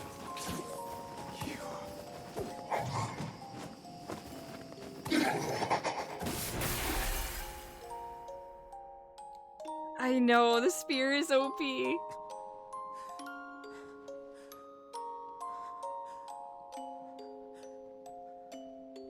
You gotta kill yourself.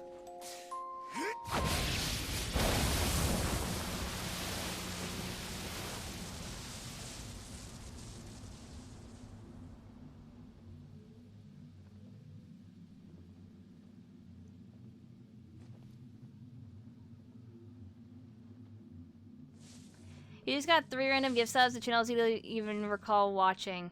That happens to me sometimes. So what happens with smaller channels that gift sub themselves? Once it runs out of people that they're following, it starts randomly picking people all over Twitch. And if you don't have that setting on, that's like, oh, you have to be following the channel to get subs or whatever, then you can be one of the lucky Sunshine, lottery for black that, scroll I guess. has almost completely taken you over. Yeah. I know. But goddamn, we had fun, huh? Killing and killing and more killing. What a rush. Yeah.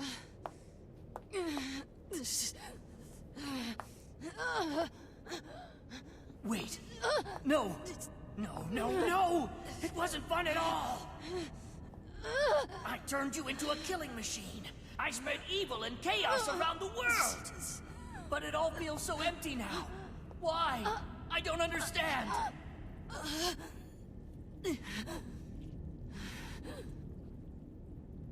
Sorry. Looks like you stayed inside me for a little too long. Sunshine. Stop! Don't be nice to me! Don't make me feel like this!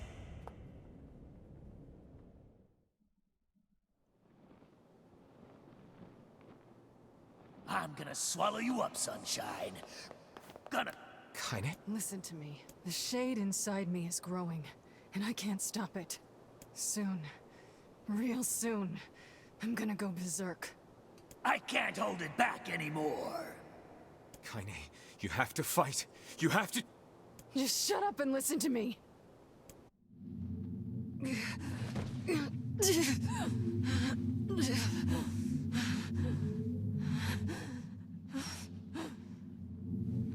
Emil is gone, all right? So there's no way anyone can stop me. Please. Before it comes to that, I want you to kill me. Consider it a final request.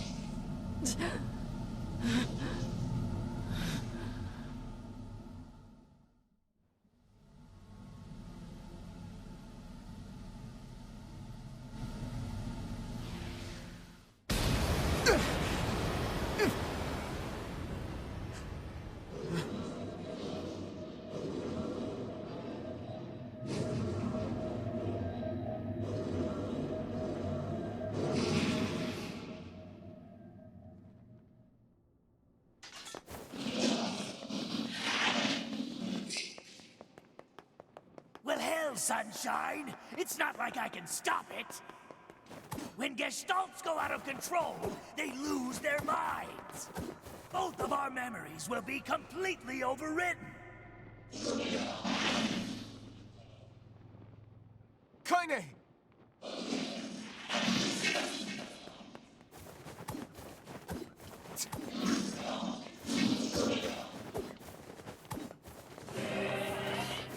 Damn it! I have to do something. I won't!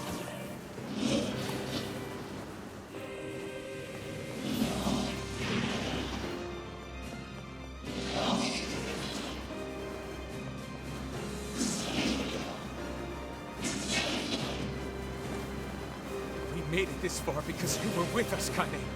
I'm who I am today because of you. I'm not going to give up on you. I'm not going to abandon someone I love. I'm going to save you. I swear it! It's a lot of grapes, yeah.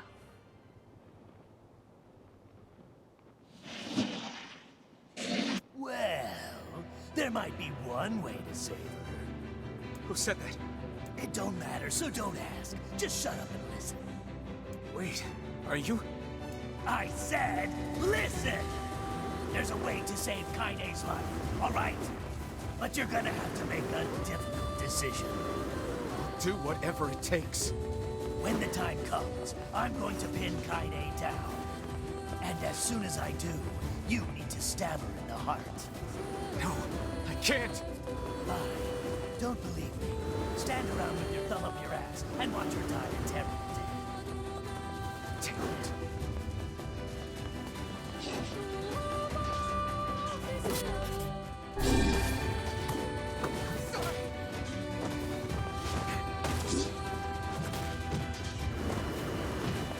I have to actually be careful, because even though I do a lot of damage, she knows how to, like, dodge and parry and stuff like that.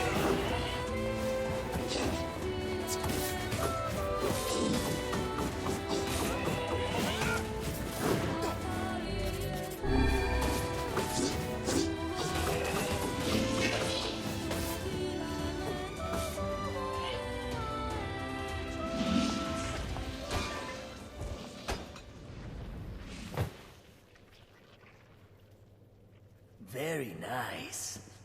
Now, if you want to save your precious Kaine, there are two ways to do it.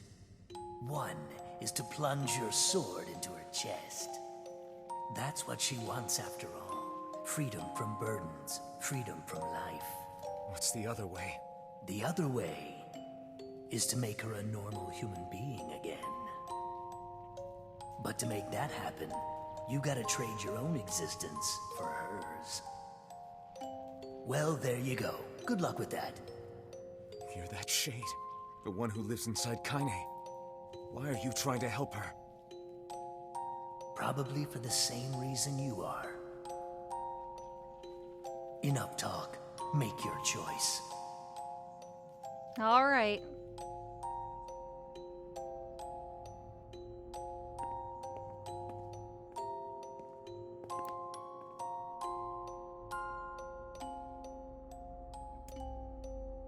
It is time to sacrifice my own existence to make Kaine human again.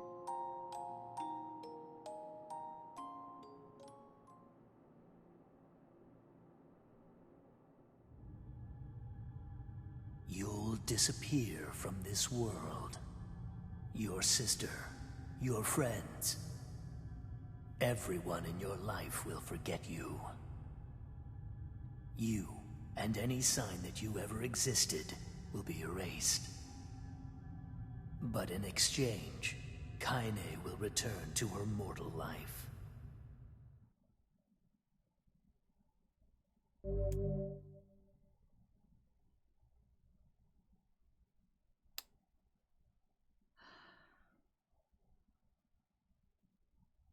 Yeah. Yeah.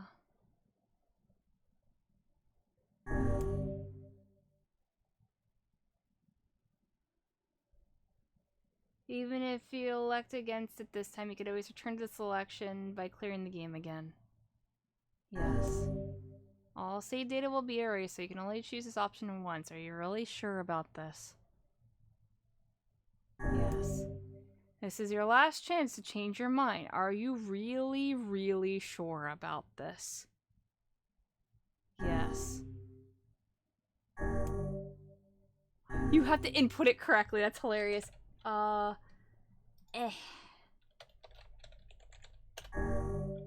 correct name was entered. All save files will be erased.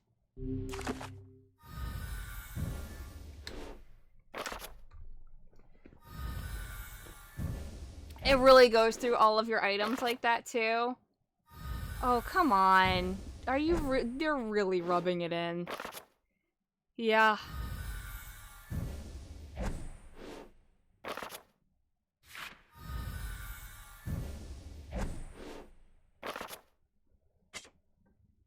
All of my fish collection! My fish collection!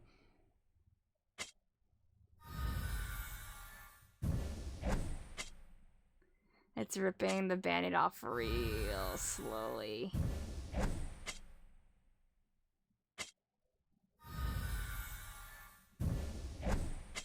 Never read the tutorials.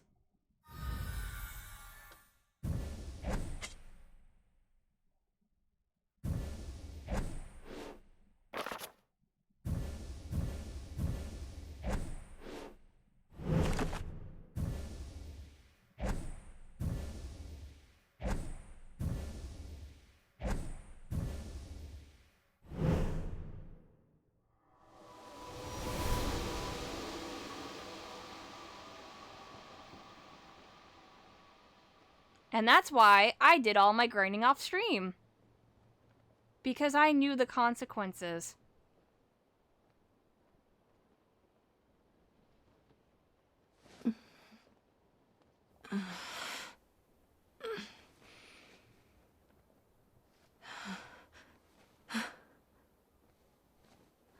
Are you all right? Yona? Twitch notifications gave It the was stream you, a very the different one who name. helped me in Depressing it. story time? Wasn't it? Because that's what the notification is. Yeah.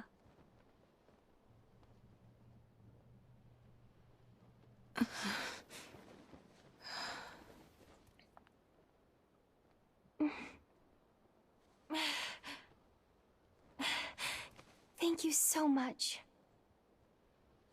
Oh, Yona. I'm glad you're okay.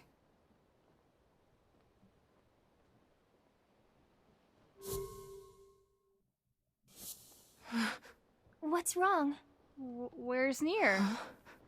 I mean, you defeated the Shadow Lord and everything, but you don't look happy. I don't?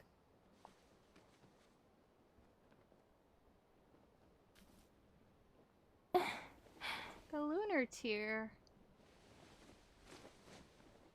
This is a lunar tear. How pretty.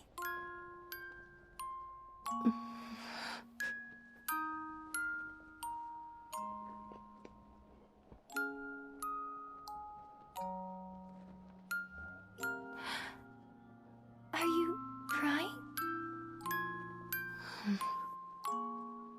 Yeah. I guess I am. They're blowing leaves outside, so I'm gonna mute my mic for now.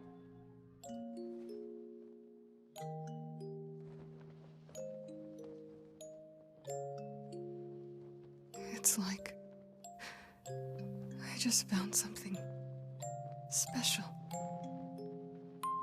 Something very special.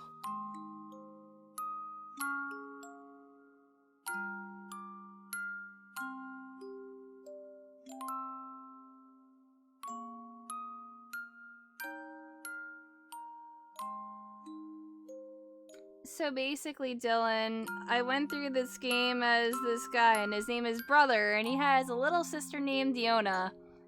And Yona's very, very, very sick. So Brother goes on this quest to save Yona and try to kill her cure her of her illness. But there are these things called shades that keep popping up, and shades are bad and evil. And so he goes and defeats these shades, and everyone's afraid of the shades. So he goes out on the quest, and he can't find any way to cure Yona. And then eventually he gets his ass kicked, and she gets captured by the Shadow Lord. And then there's a time skip, and there's friends that he makes along the way. But that doesn't really matter right now. So then he collects all of these fragments to go and beat up the big bad Shadow Lord that took Yona. You following me? And then it turns out the entire time that these big bad shade things that he's beaten up were actually humans. And that him and everyone that he's ever known is literally like a replicant. They're like just a body that doesn't hold a soul, and their only true purpose is to merge with the true humans, which are the shades, and to take over their bodies. Except it doesn't fucking work, because if the shades merge with the replicant, it's like having two people in one body. And it turns out that the Shadow Lord is the original Brother! Yay! And then in the end, he tries to sacrifice himself to save his best buddy, Kaine, by erasing himself from existence. It's like he never existed at all.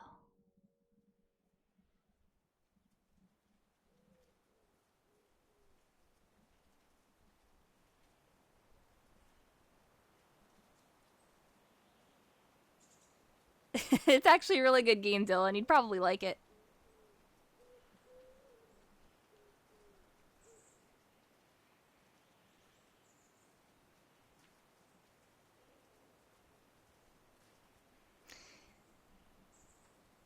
Gaming.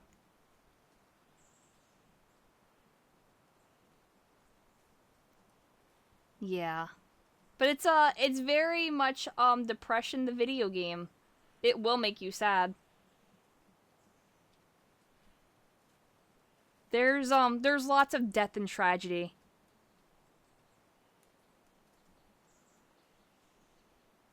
Yeah, you do many violent and selfish things only to sacrifice yourself in the end. So we're on, this is for ending D. And doing so, I had to erase my save data.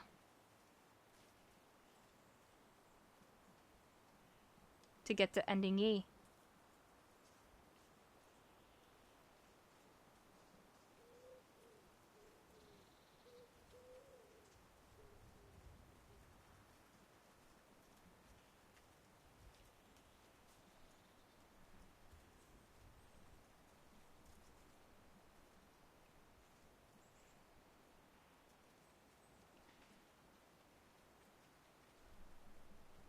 Nah.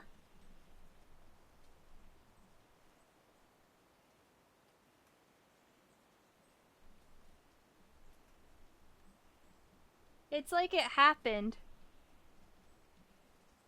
But it actually didn't happen. So there's another ending still? Yep.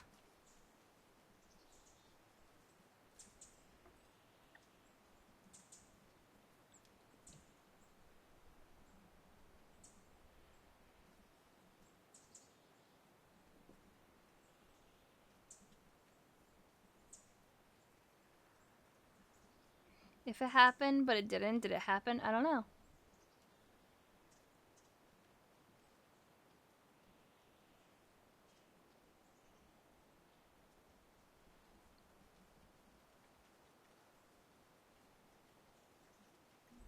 But yeah, this is how the original PS3 game ended. Ending E is, something new. Yeah. We're gonna do that ending next. I don't know. I don't know how we get to it. But there is. Okay, so I just unlocked ending D. Thanks for playing. What do you mean, thanks for playing? Oh, the title screen's different now. I think.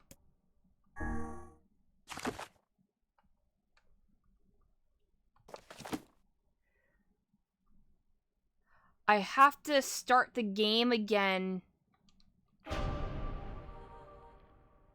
under new game with the same name.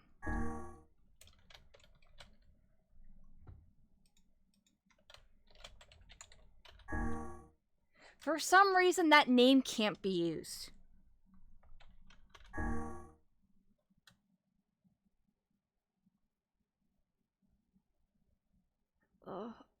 What? I guess I have to do a new name. If Imakuni is so good, why isn't there an Imakuni 2?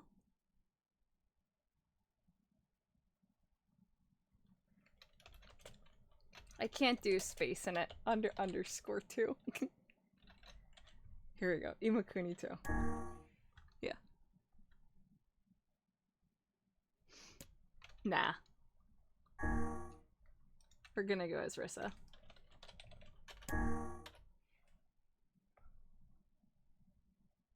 Imatuni.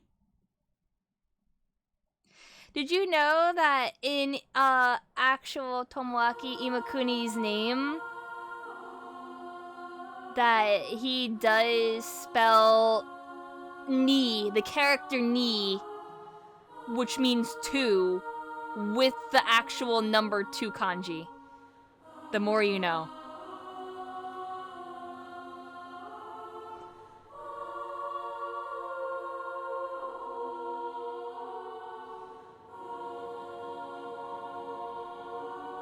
Yeah. You can skip all the cutscenes and dialogue for like the next 2 hours, by the way. Oh yeah. We know that it's not snow. Get away, you freaks! I'll kill you all!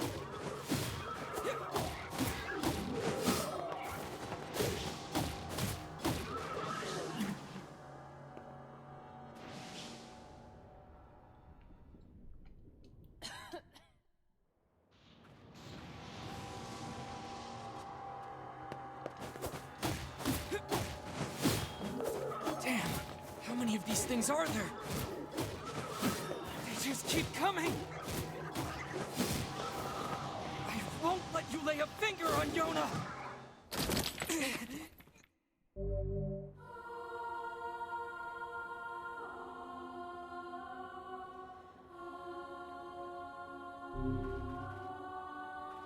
I don't know about all of them. Don't want to accidentally skip the one.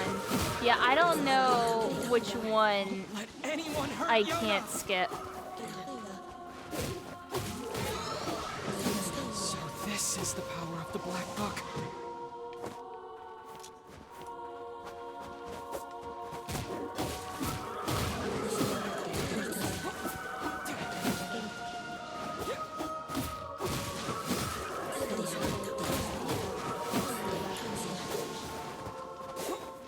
Then you go to the area, kinda, okay.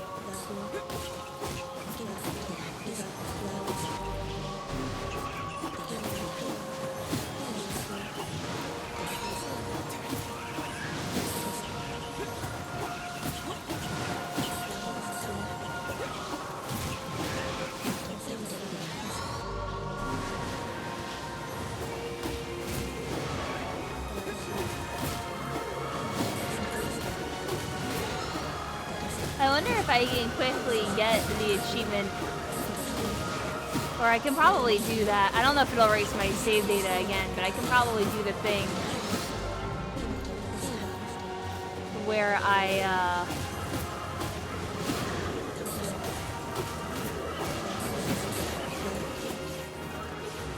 slay the 100 sheep, or at least put data for it.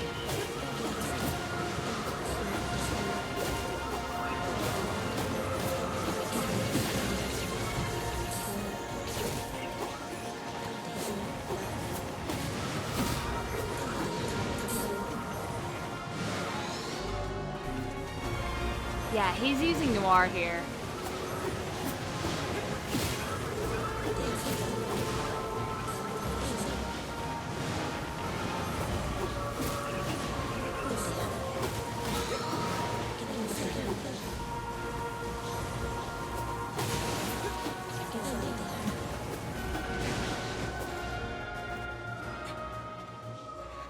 Can you get the 100 sheep in the second half of the board minigame? No, it doesn't let you.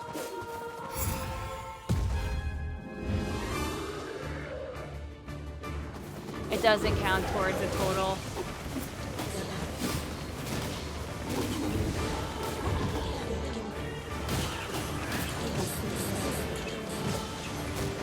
All of these shades here are people? Yes. They're actually humans.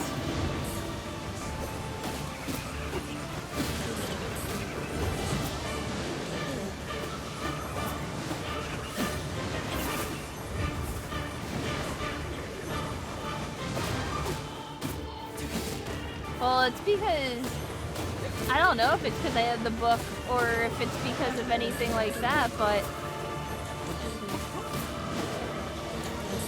the shades want to kill us.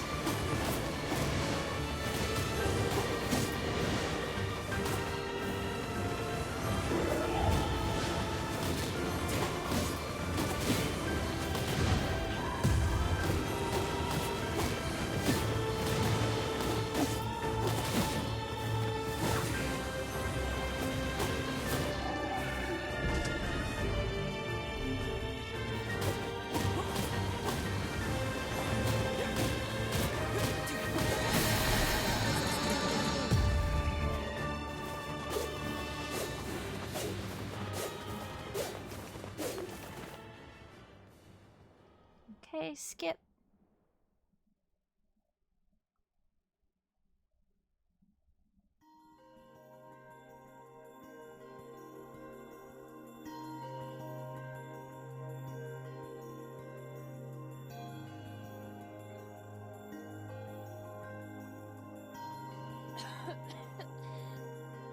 Can I come with you today?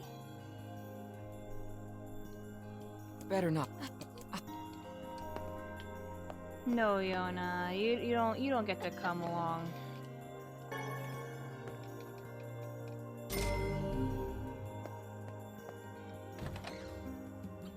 I should go to the library. My health bar is so small.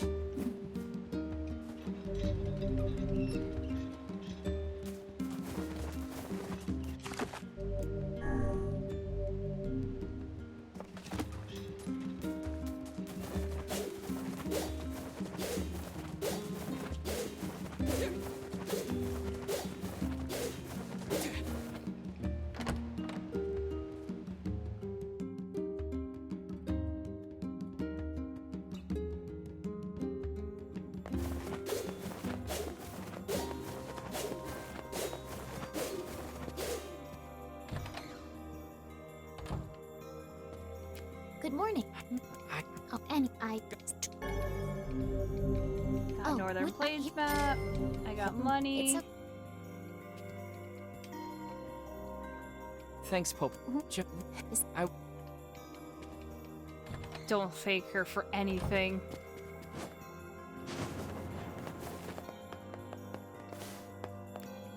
don't. I just... And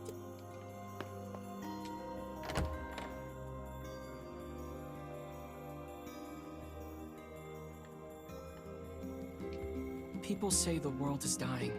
Populations continue to fall.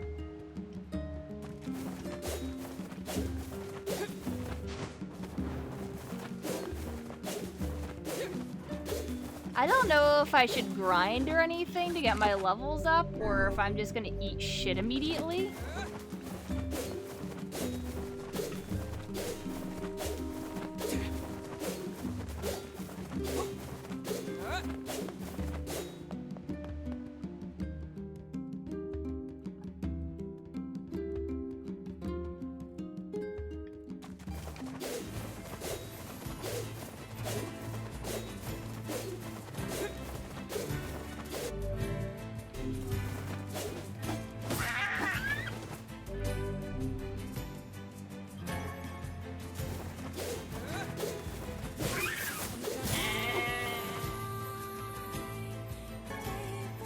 I mean, aren't they generous with the speedrun stuff?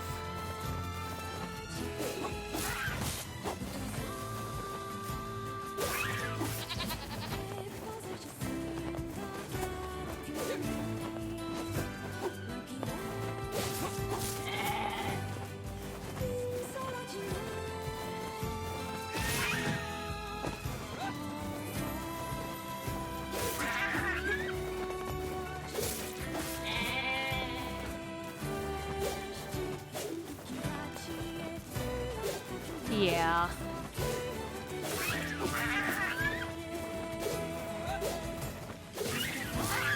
And I'm just like, haha, don't worry about me. I'm just gonna kill all of these sheep.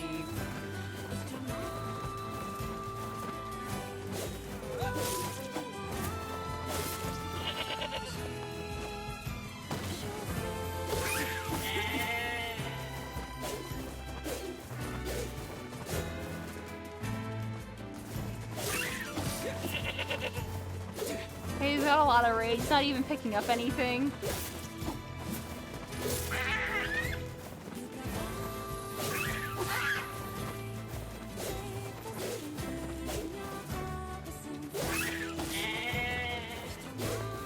He hates sheep.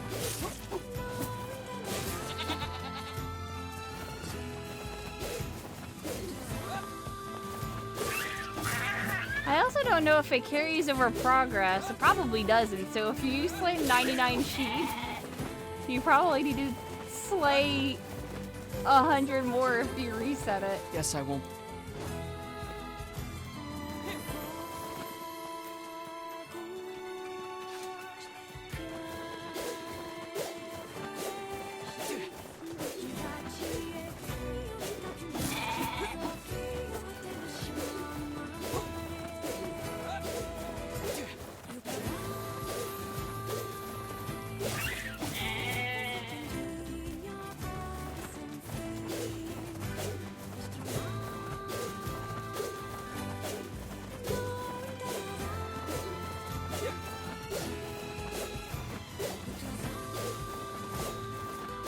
Don't mind me, I'm just gonna keep hitting the sheep.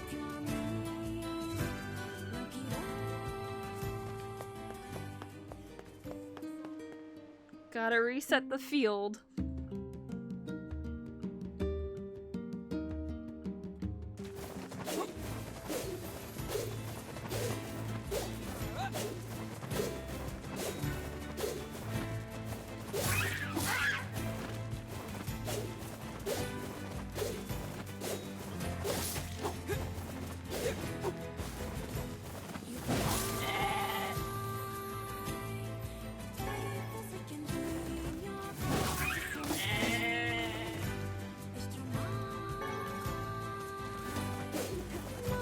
Are the sheep really sheep?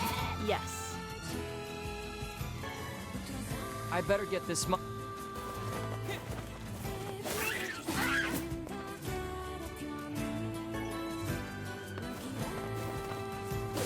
Here, goats, you don't count. Real fake sheep.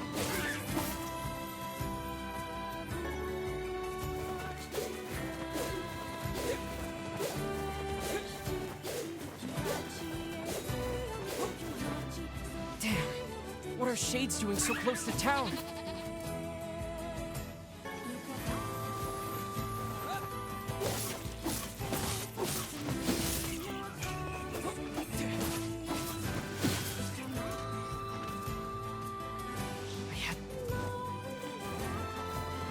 Uh-oh.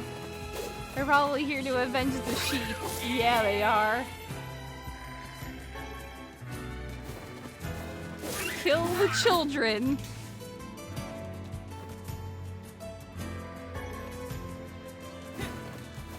No, there's an achievement specifically that I missed that you can only get in the first half of the game. And it's literally kill 100 sheep.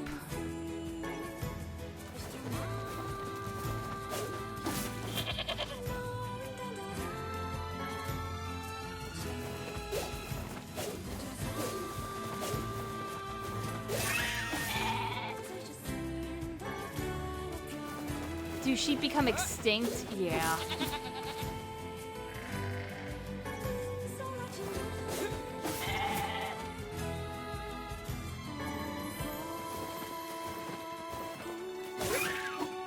Yeah, that's why I was trying to say, like, it sucks because they do and they don't.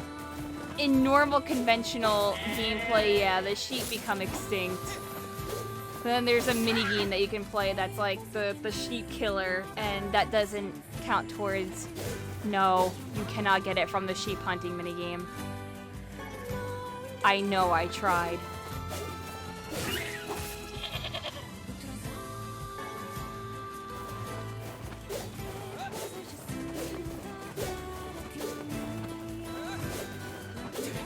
I also looked it up and they were like, yep. Yes, please kill 100 sheep, but not in the mode designated for killing sheep.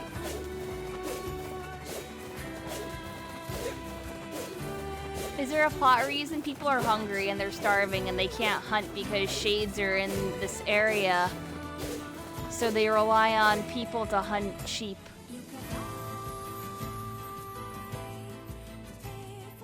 I can't even time.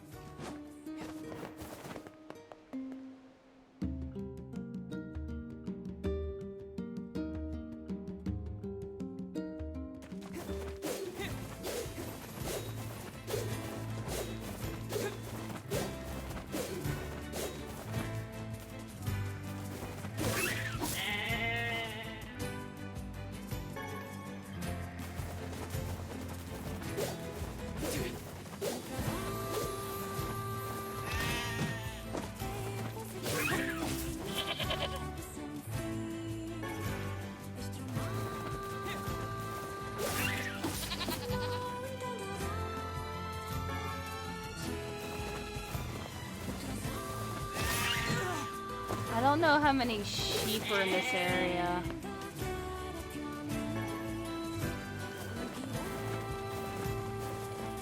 Those are goats.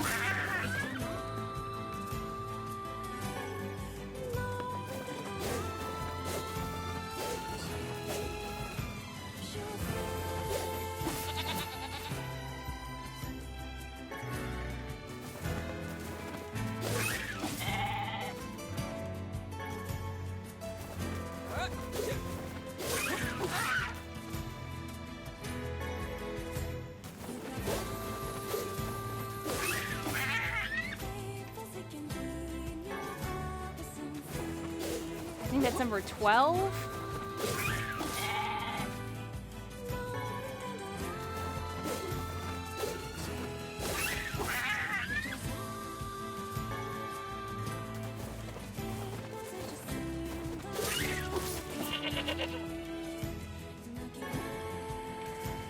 15.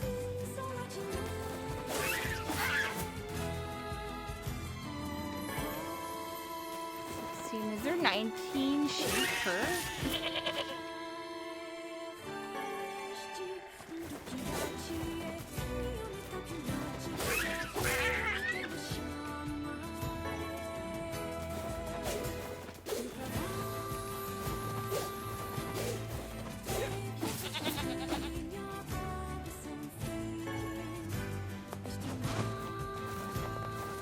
There are 19 sheep on the field. This shouldn't take too much longer. Let's take that just in case I need it. Goats don't count.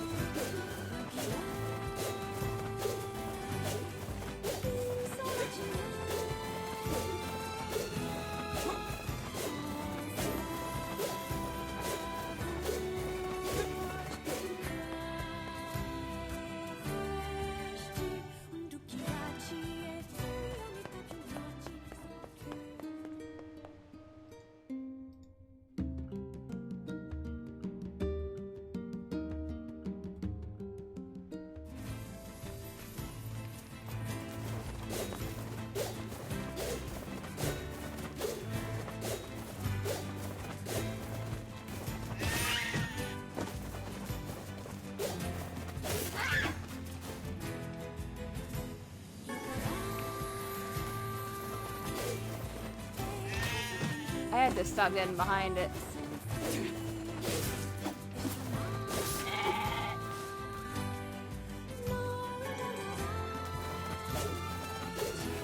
I would cry if I had to do like 1,000 sheep. Just slay 1,000 sheep.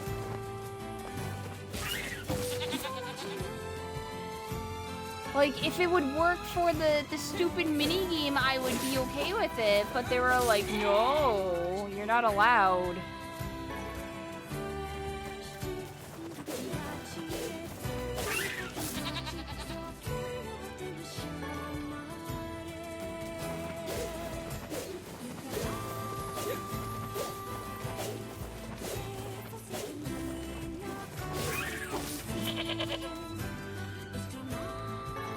Kill 1,000 sheep for ending F.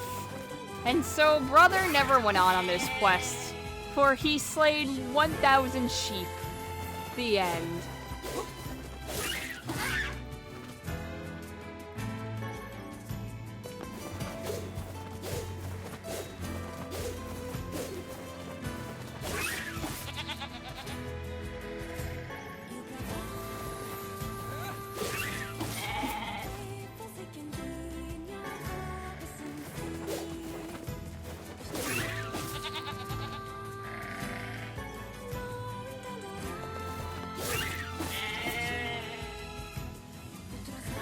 Ending F is a low-res JPEG of Taro flipping you off, and then it crashes your computer.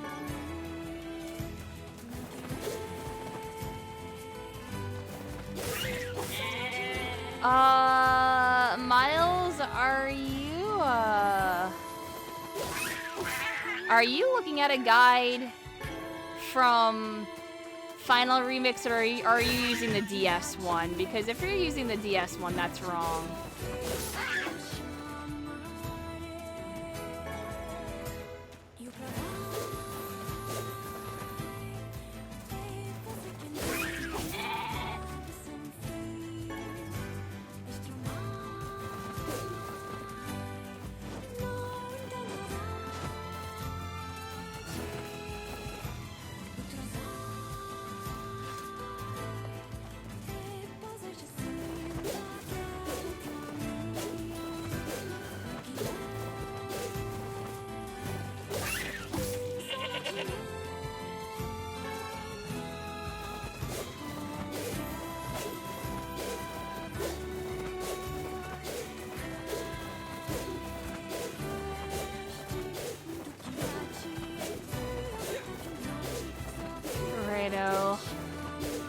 Well, I don't know which one you should use. Figure it out yourself.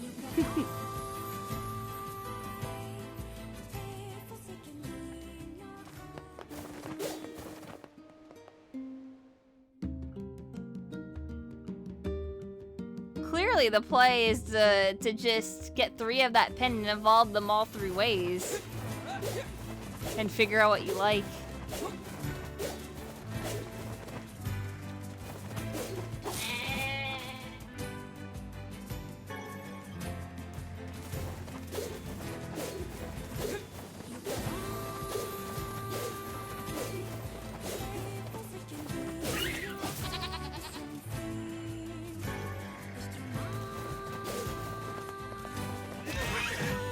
Ow.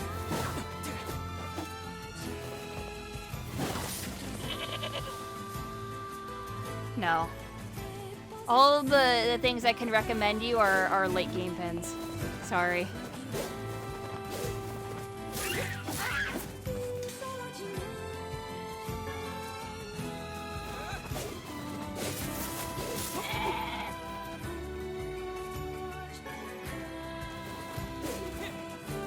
No, I didn't play the original NieR.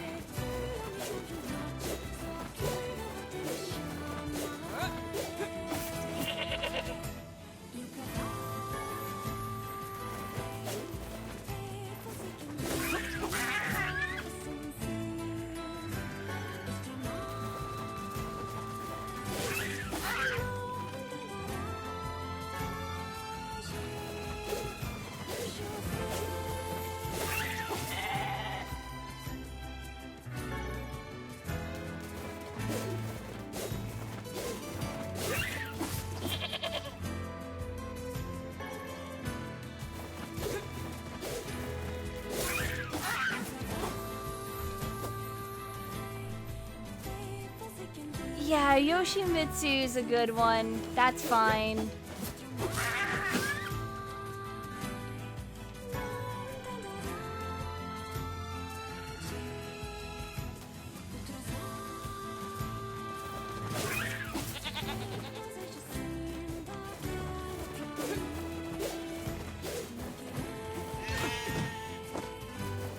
Yeah, I mean, I've heard how this is like the definitive version.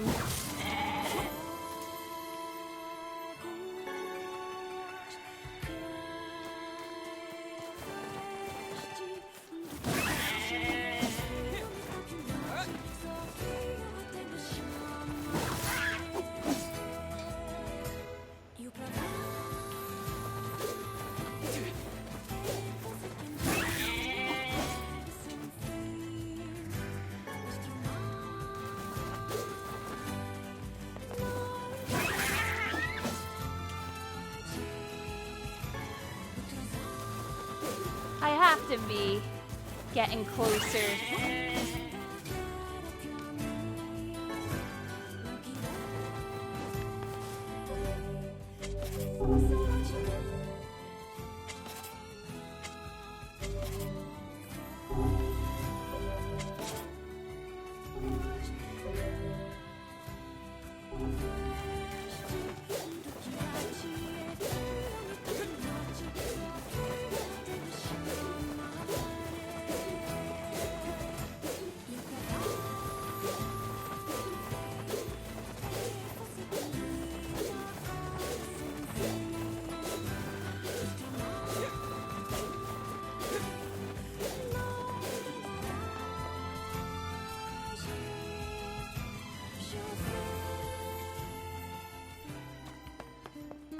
I think like 1 or 2 more runs in over here, I should have 100 cheap.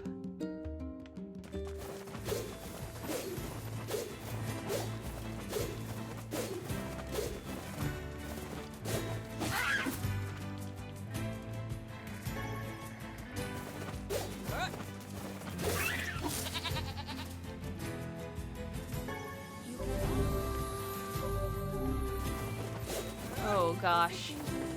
Okay. So it was on what, like 100 EXP or whatever?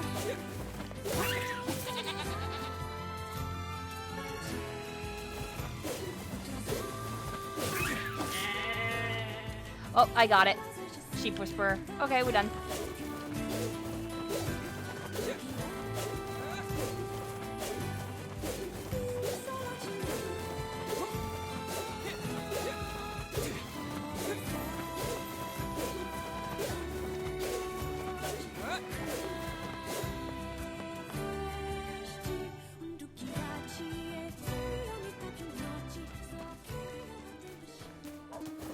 We're out of hell. Sheep mode activated.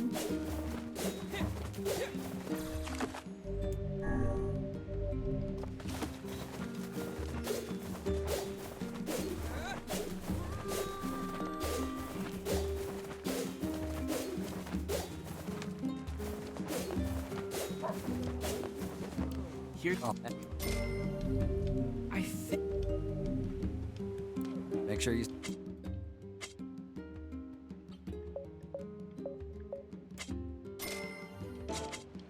Come back.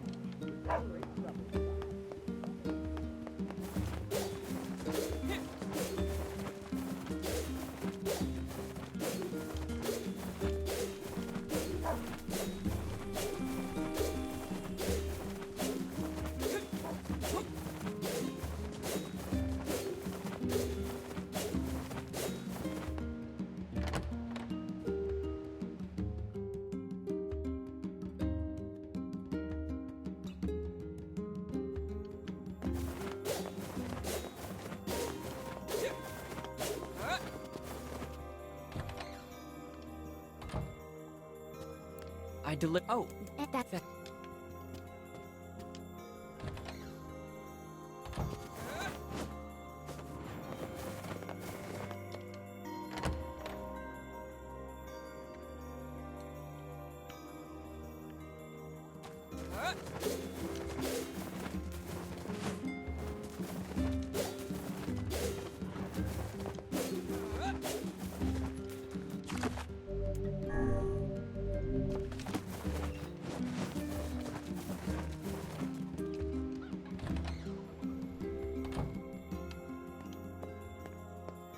Hey, Yona. Welcome home, cuz. So that's Sure. She wants a lunar tear. Isn't that cute?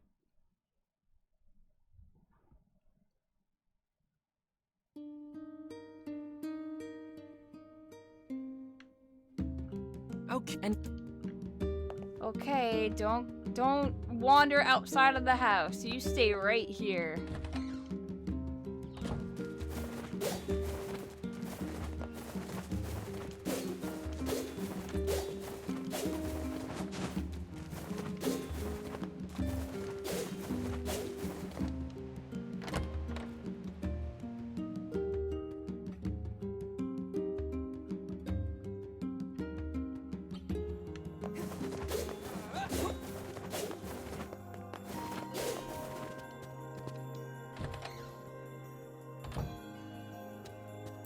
hey, the wait. eat one. And Yep.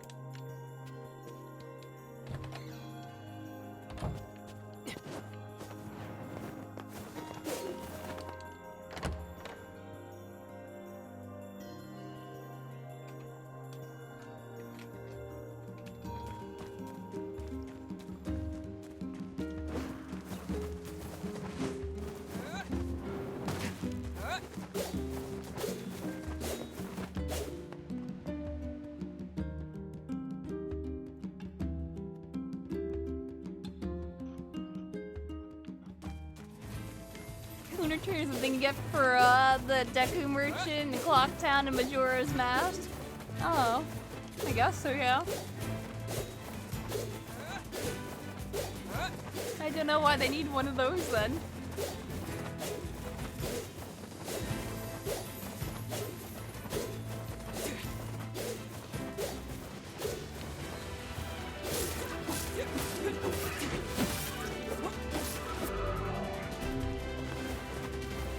Deflecting. I'm not good at deflecting.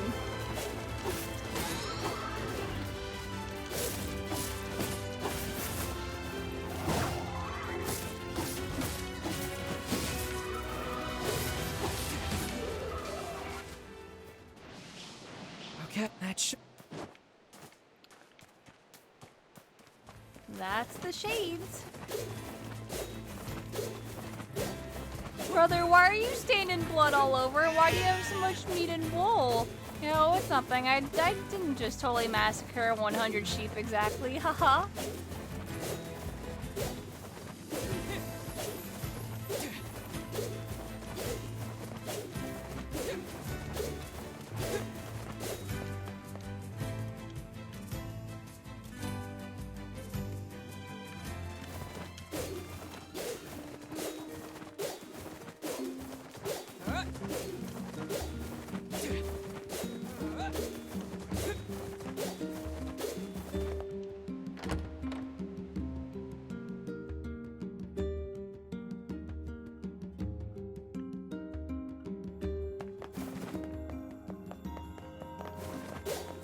Yeah, the field should be red at this point, but it isn't.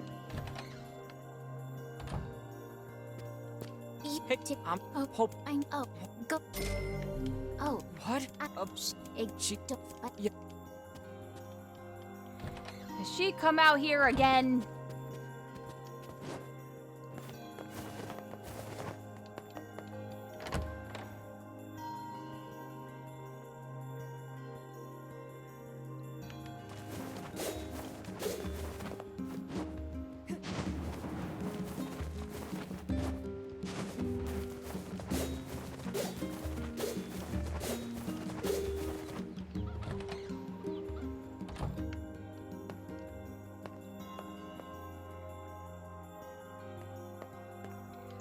Wowee. She's not home. We were just at the library. Head back to the library.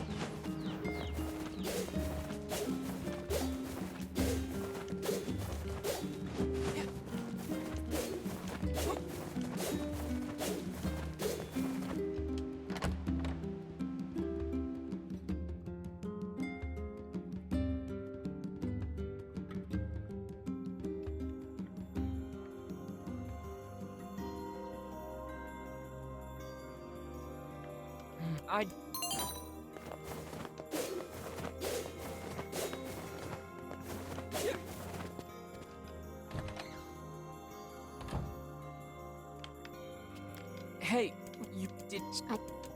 Yeah. What?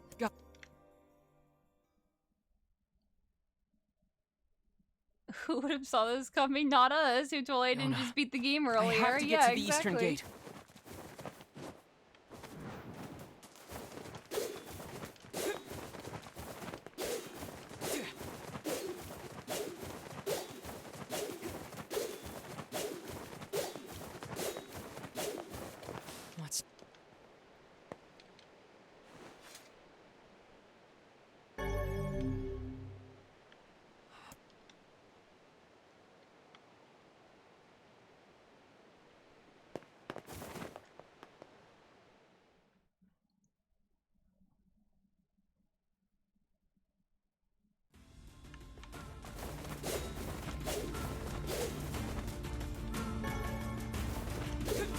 It does suck that I have to play from literally the scratch again. In order to, ow. In order to get this last ending.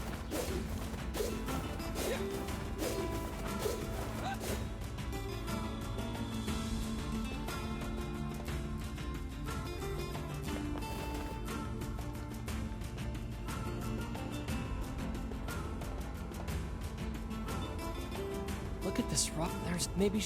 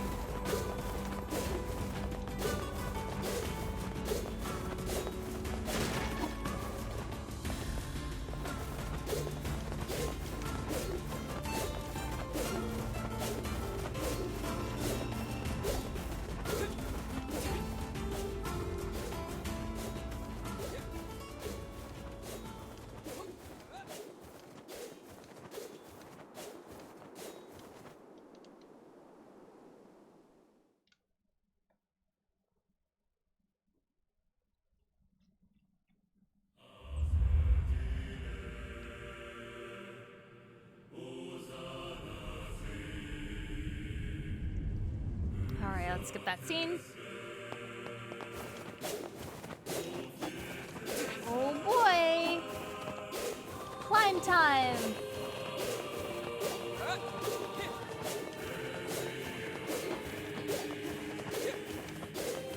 I love the music here, though.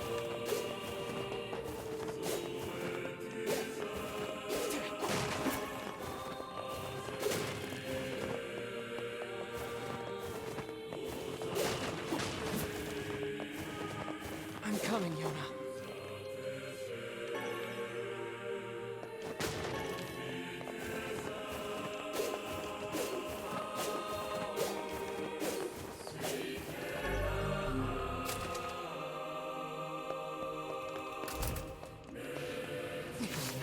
There are shades here too?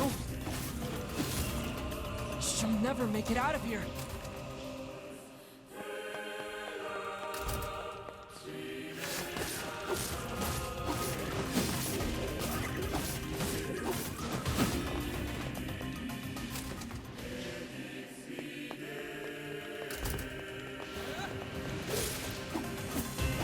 I guess I want to pick up EXP wherever I can, so,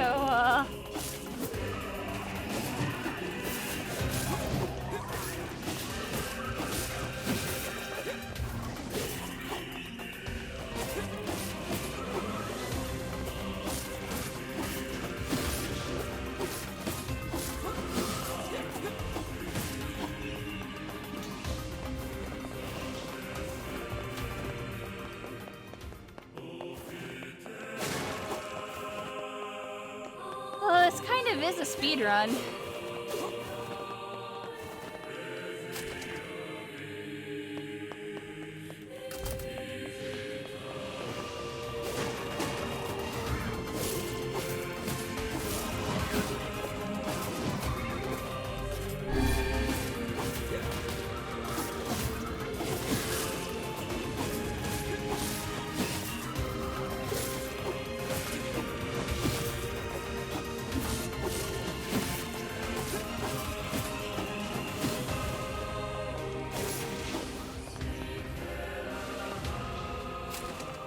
Speed run to save the world.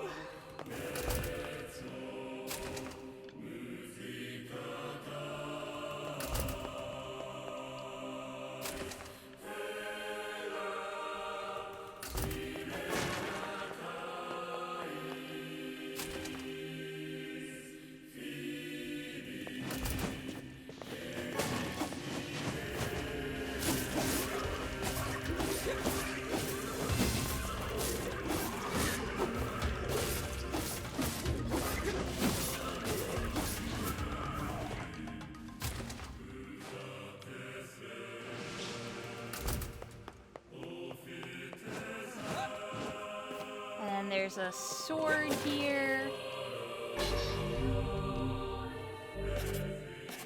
I forgot. Was this better? Oh yeah, I can literally just use one of these instead. Yeah, we're gonna do Cruel Oath, because that's way better. Thanks, DLC Sword.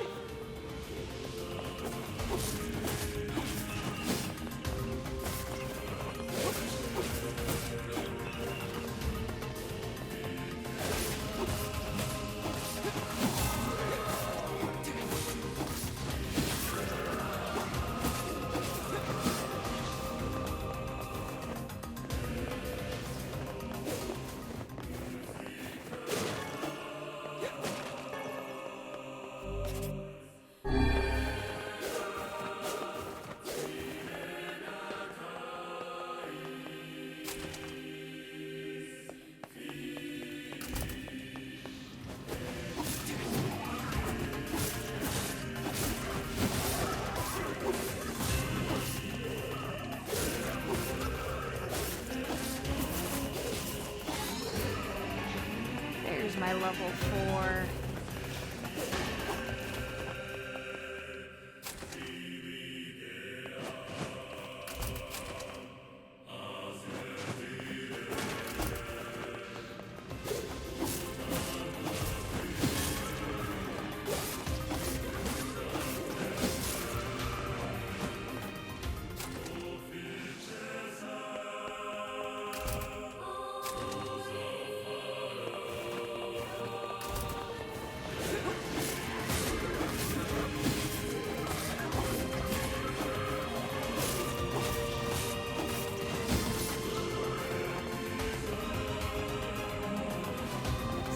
Oh, yeah, they all spawn back here.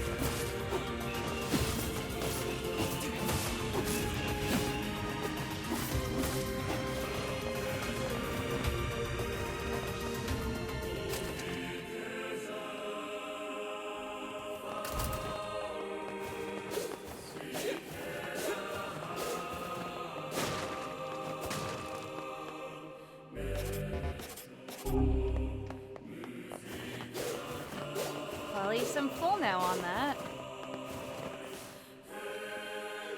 Looks...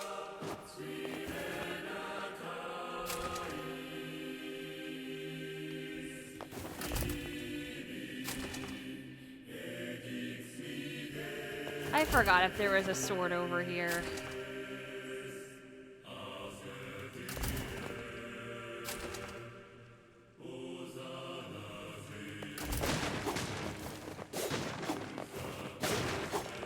If there's anything, it's just dead end. That's fine.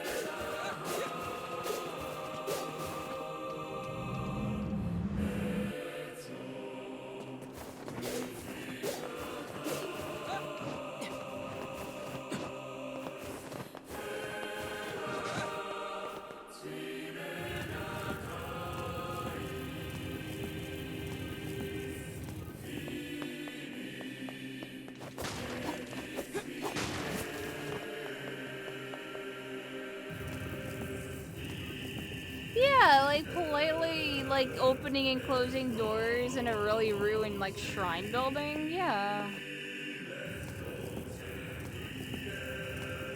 That ladder's I could... Really? You think the ladder's broken?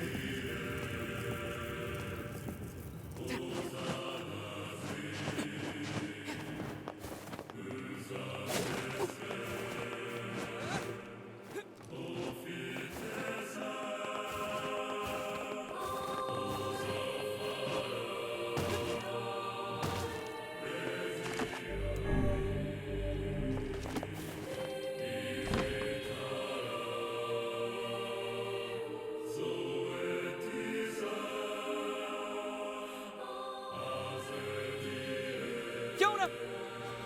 Hi, Yona. What is it with these things?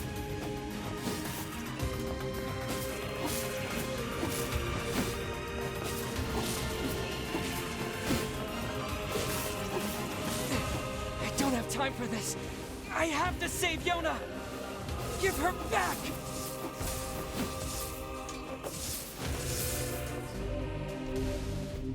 Get out of my way! Just keep on hitting my it. Sister back! There we go. Yona! By the heavens, I have never been treated in such a manner. I am a being of incalculable importance, and yet you approach me as a common cockroach. Yona, say something! Yona! Yona! This is why I loathe dealing with people. Now see here, I admire your pluck. One young man going it alone against impossible odds. Come on, Yona! But such a plan is incredibly foolish. You stand in the presence of ancient wisdom. I am a text of the darkest, most arcane type, and I could be of great assistance to you. You're a what? Indeed, You're a I could what? swat these mindless creatures like mere flies were I You're a so wizard, inclined. Hattie. Hi, Shuki. I am Grimoire Vice. My very name brings kingdoms to their knees. I will grant you one final chance. Bow your head and accept my power, or go it alone and fail.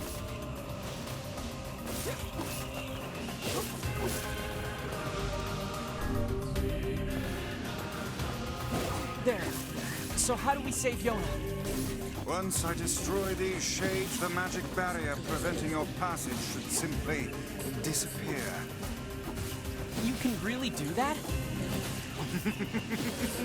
I am Grimoire Vice. My very name brings kingdoms to their knees. Then do it already, Vice!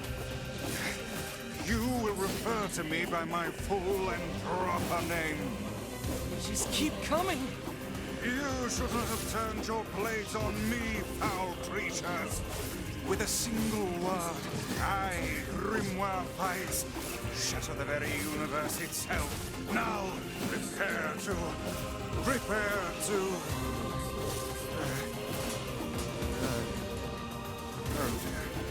Oh dear?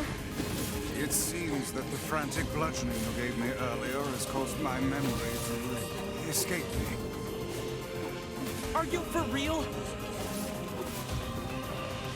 You are not nearly as helpful as you claim to be.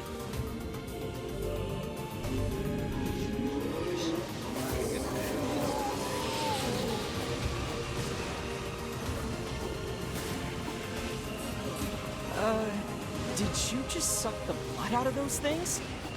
Blood is sound of sounds are words, and words are power. Okay. Is this memory? You alright, Vice? Hang in there. It would seem I can regain my powers by defeating these monsters. Is this... What is power, after all? Indeed. This is the true power of Grimoire Vice. Hold on, Yona. I'm coming. Is that all of them?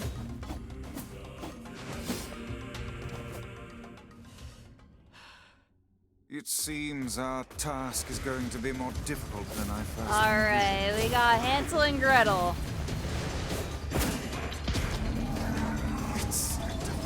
Wow, it's just like my Final Fantasy XIV raid. Enemies with such barriers are impervious to both weapons and magic. Like I said, bad. That said, the enemy cannot move so long as the barrier is in place. Focus your attacks on the other.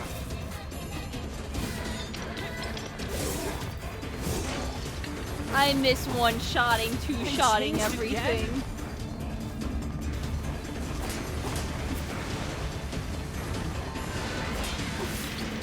Now, put it out of its misery. Look how these foolish creatures charge heedlessly into battle. I know. Learn the pattern of its shots and finish it off. I've got my hands full just dodging.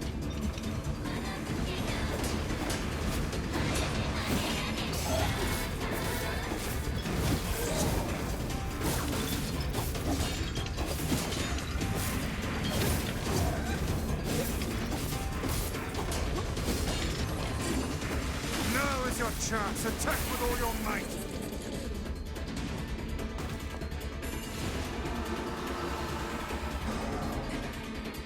They are not but a horde of faceless minions. Swat them aside.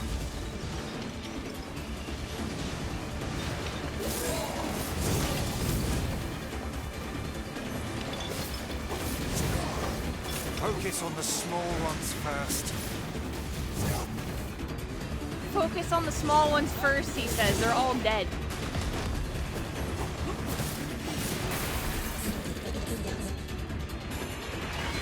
One to go. Keep your guard up.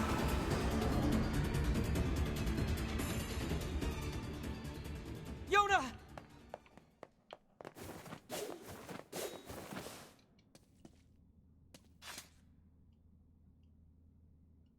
Alright.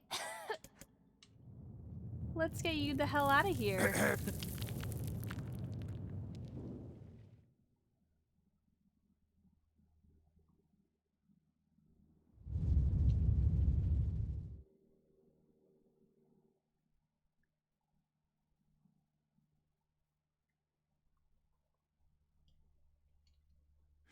Wait, and Yeah.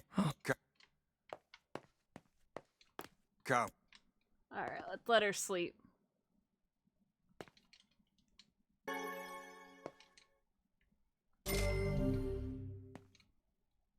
What my? It's my this read, I- but the will take. Oh wow, I can still do this? I don't know why I would. Say there.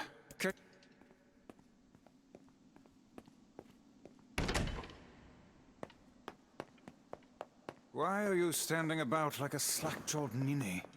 Sorry. Felt like I was dreaming or something. Sleeping on one's feet is quite the talent indeed. Come now, there's the door. Right. Let's go. Not really. I could get the 3 weapons if I wanted to, but why?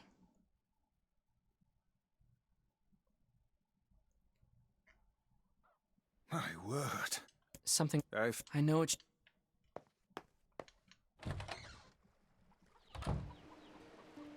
This is young.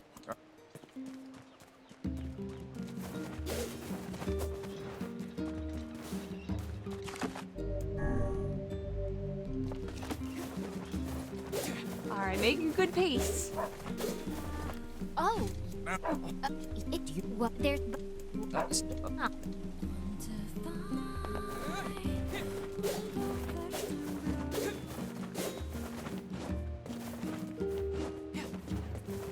A white book, a black book, and disease. Is something the matter? No, I was just thinking.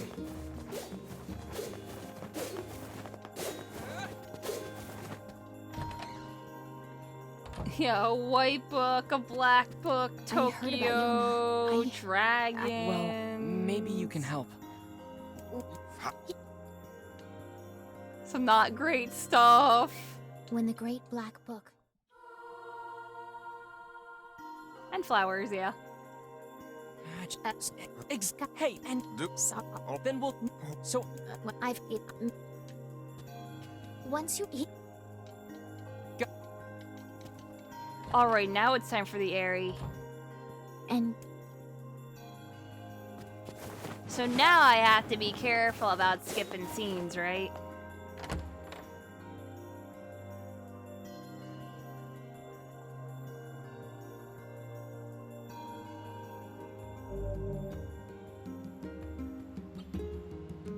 I will notice.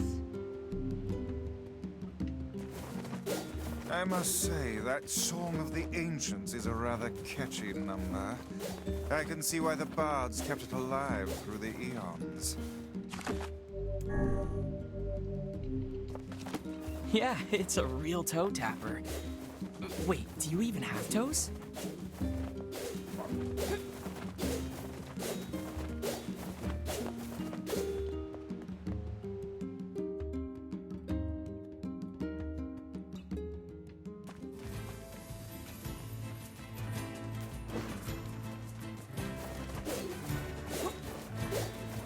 You can save Yona, Vice. Heck, maybe you can save the whole world. Can I, though? I wonder. I guess I won't use you for kindling after all. You really should treat omnipotent magical beings with more respect.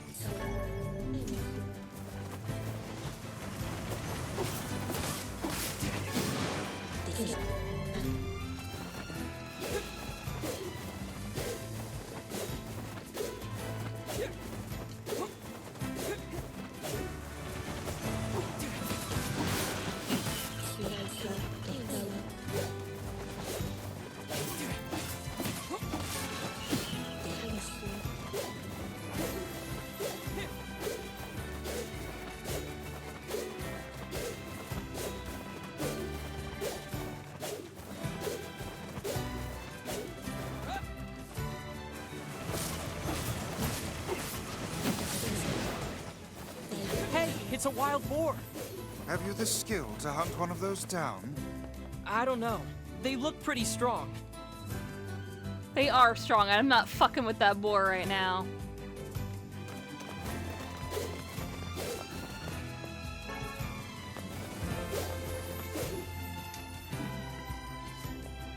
It appears to be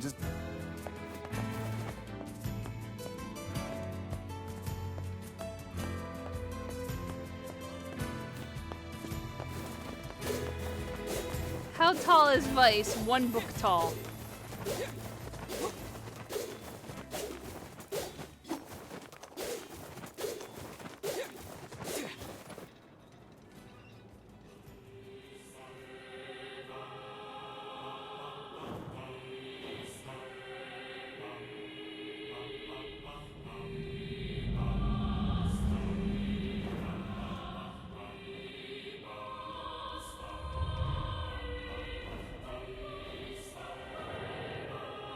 Like encyclopedia height or the hungry caterpillar height? I think encyclopedia.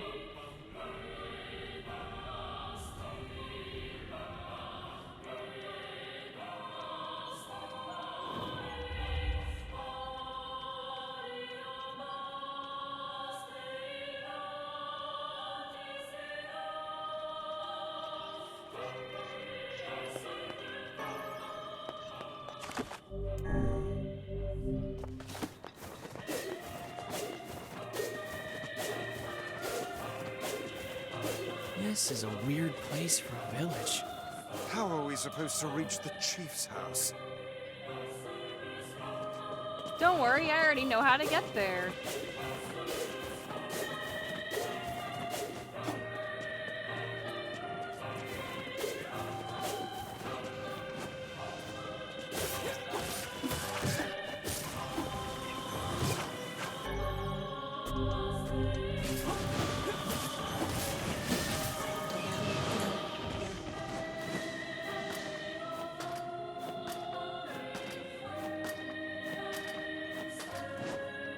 Is anyone even here? We don't trust your kind.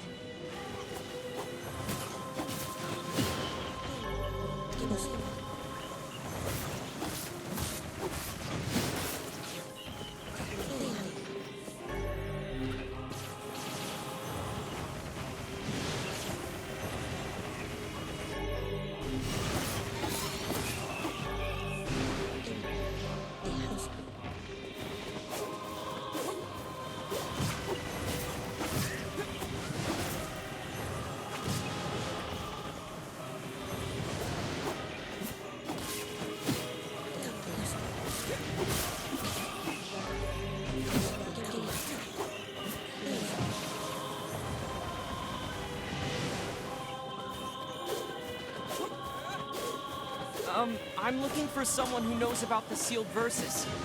She's just like her, like Kaine. Well, this appears to be a glorious waste of time.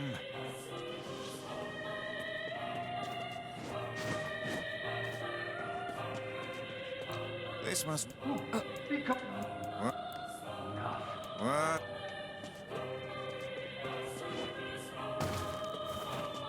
It would appear there are no powerful shades here. The sealed verses would never be found in such a place. Yeah. Let's go talk to Popola and figure out a new plan. Oh, I don't have the dash.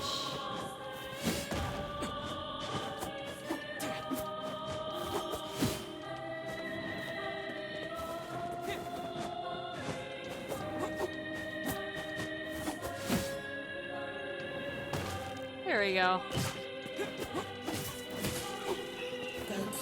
Yeah, Kaine. I wonder who that is. Wowee.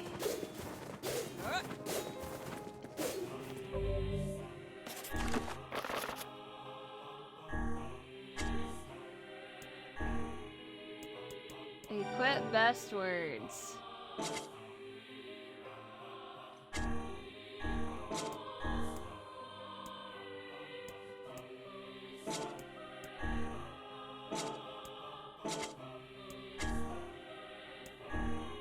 Equip best words. Equip best words.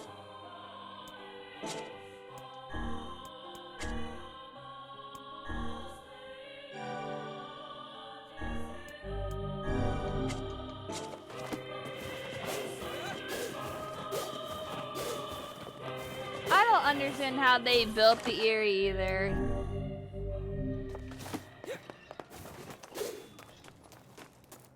But they did.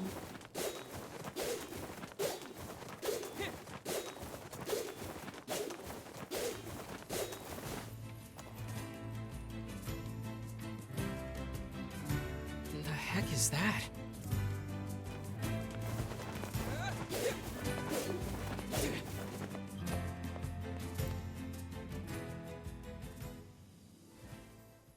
Nice flowers. Those are lunar tears, legendary flowers of almost perfect beauty. You're kidding. Those are the ones I told Yona about. Hands off the flowers. Vice? Why's that lady in her underwear? I fear we have greater issues to deal with.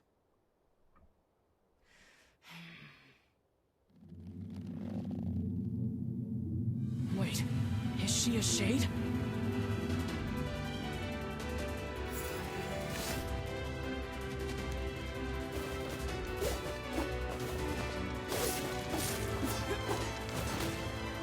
Son of a bitch. I knew this would happen. This woman is certainly not to be trifled with. Don't let your guard waver.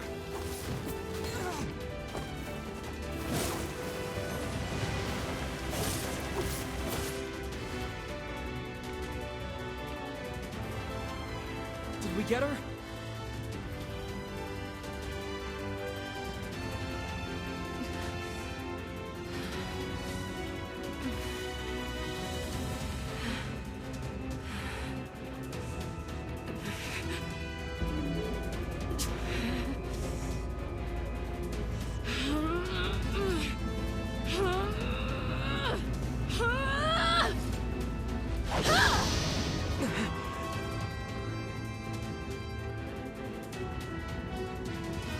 Oh, she's pissed now. Heck? By my very pages, the girl wields magic.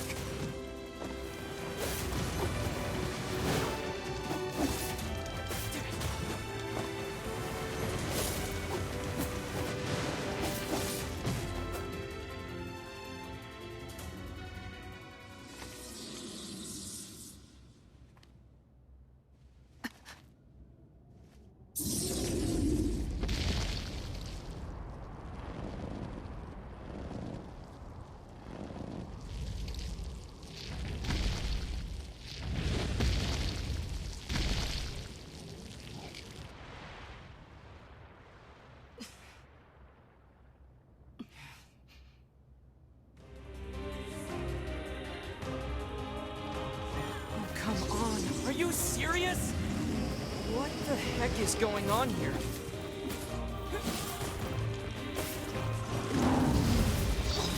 Stay out of my way! He's mine, you idiots! It would appear we are not the focus of her anger. Guess not. Beware the shockwave. Go back until we have a chance to approach.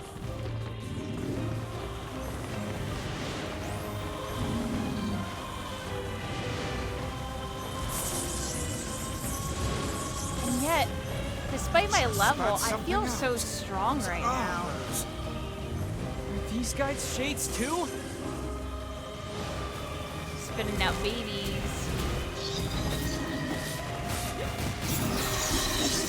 I didn't know shades could get that big.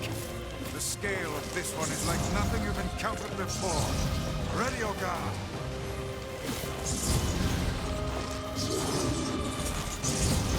Die!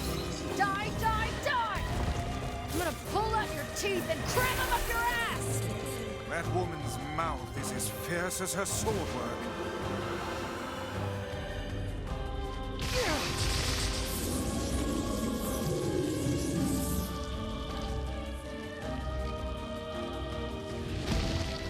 I love he was just stuck in that pose. I just noticed that. That he was just in that pose for like a good like 6 seconds. Just freeze. Thanks. I told you to stay out of the way.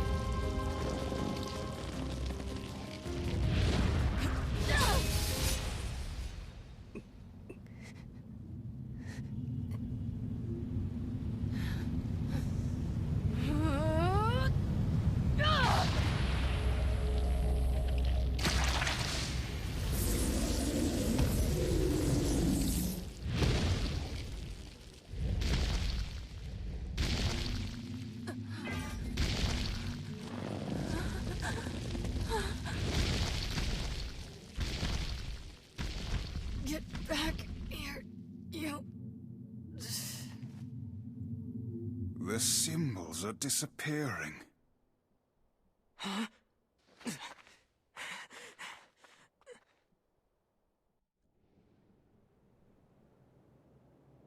Is she human? This one has been possessed by a shade. She exists as neither fully human nor other. I feel bad for treating her like one of those things. We have to help her.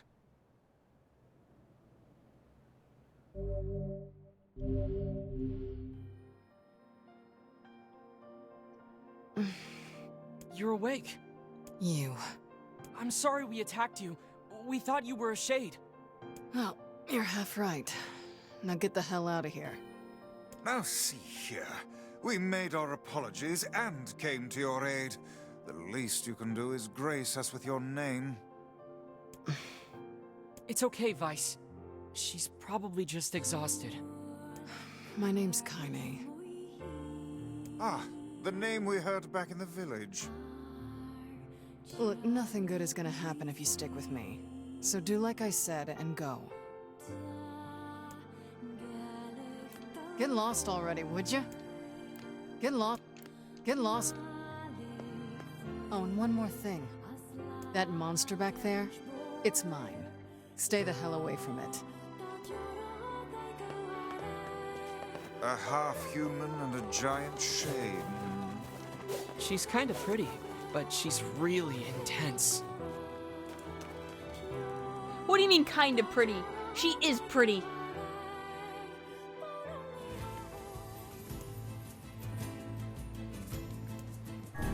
We needed...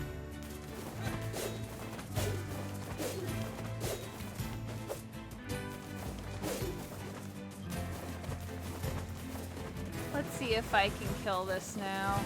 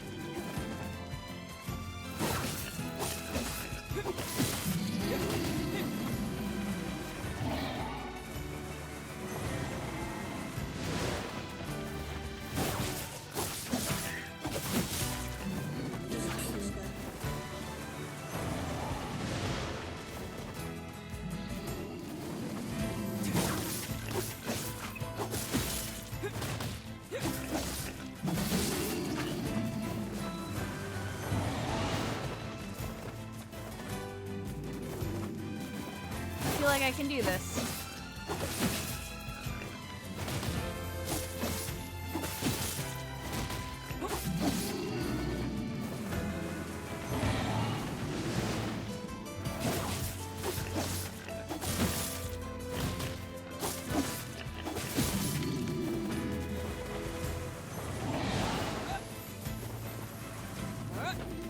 Can't turn that drastically.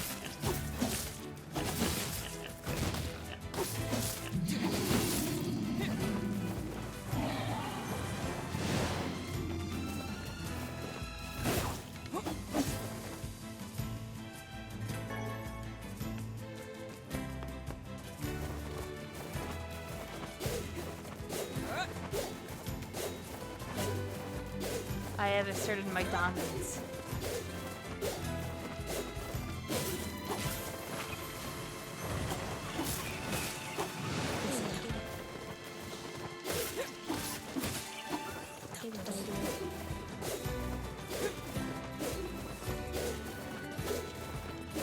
There must be a sealed verse inside that enormous shade.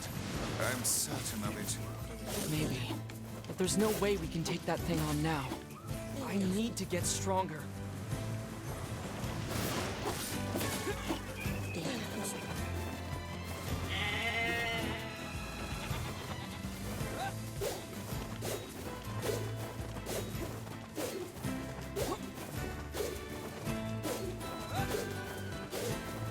I remember when it took me forever to kill the hog. I don't know if it's the sword with the extra 50 power that's helping me out. I don't know if I just got better at the game. I'm only level 6.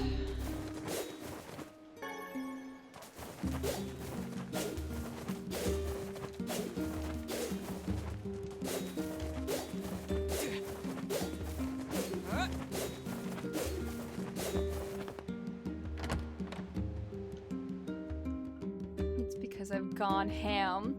Oh. Yeah, maybe a little bit of all of the above. So I remember when it took a while to kill. A jump. Yeah. If that's good.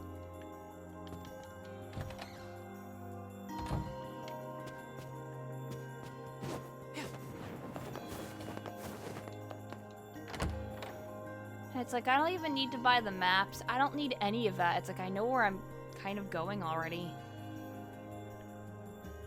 Might as well. So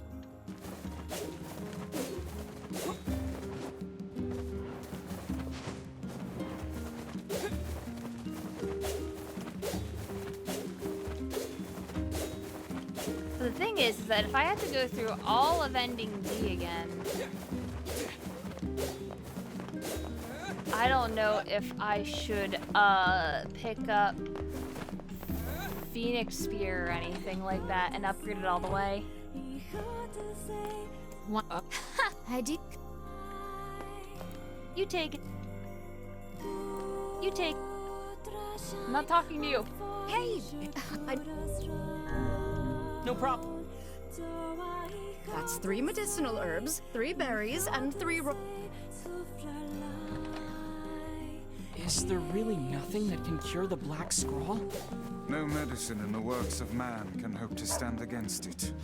Hey there. Yeah, lately I guess I need you. Yeah. There has to be something. What? So you want... Yes. Sounds good. Oh, let's just... Perhaps a drug exists to temporarily ease the pain, but none... Sure. So... Here. Oh. How dare you make me hunt down goats? They're not... You're looking for... What is the difference? They're totally different. The white fluffy ones are sheep, and the scrawny hairy ones are goats. People are different as well, yet you're all just called humans. Well...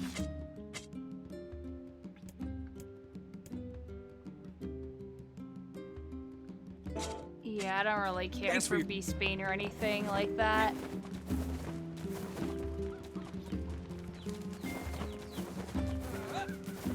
Or really doing any of these quests. I just kind of got whatever I could pick up.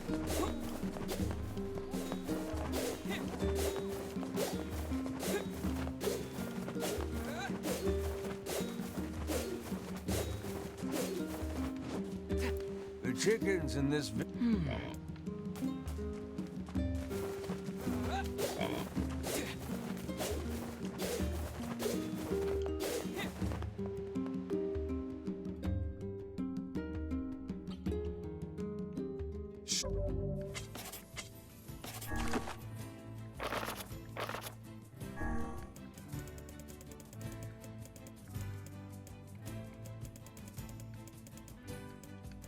So I need 2 more berries Keep and hunting. 2 more There really royal is no ferns. task too immodest for you. Hey, it's harder than it sounds. They're really squirrely and they run away fast. So smite them with magic. Aha! What is it? Shades? No, you're right. If I use magic, I don't have to get close. Might I make another suggestion? What? Do not yell like a madman every time you come to a realization. What do you know about this junk heap? I guess there are ancient ruins buried there? It's full of old scrap and other weird stuff that no one understands. To get there, we have to cross the Iron Bridge to the northeast. Popolis says these huge metal crates used to cross that bridge all the time in the old world. Humans certainly were wise back then. I don't know. If they were so smart, why did we end up like this? Damn, got him.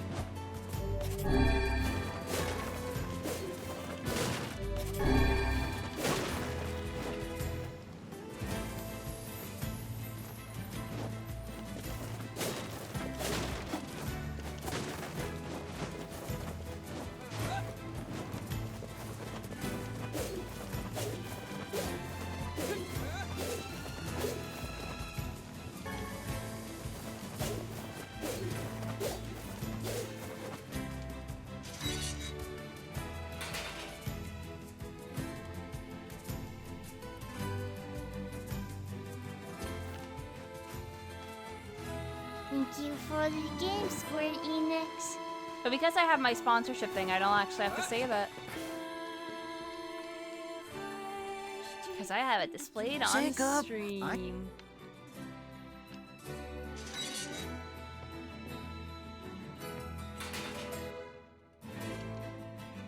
It's no, and it what you got and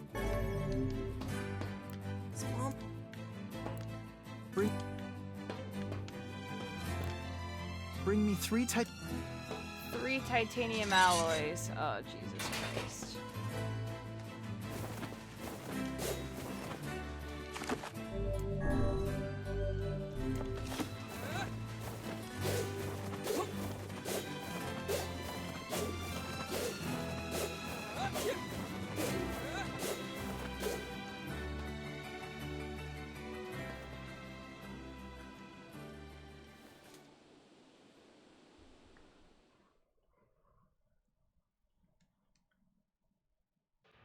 Aye, it is bright in here.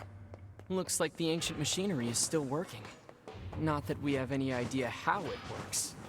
Ruins from ancient times, patrolled for eons by unstoppable machines.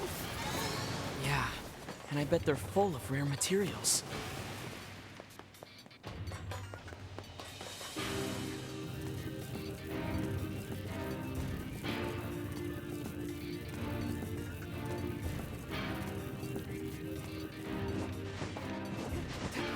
This place is hardly befitting one of my grand stature. You sure do like to complain, Vice.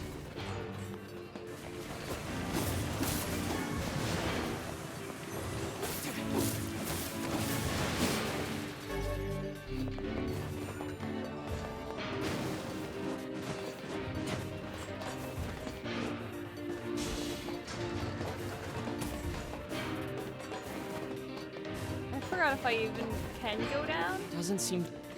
Okay, I can't yet.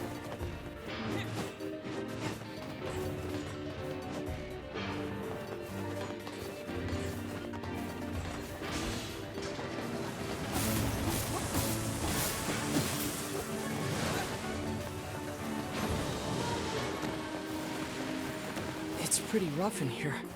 Yes, hardly suitable work for children. They both look so skinny, too. I'm certain the Elder has been giving his share of their food to his brother.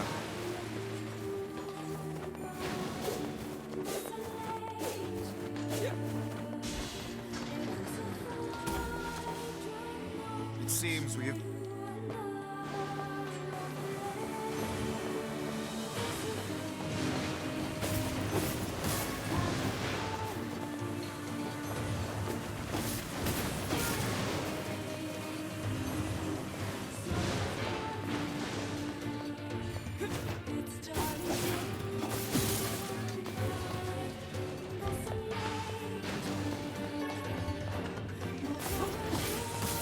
I forgot how long this will take me.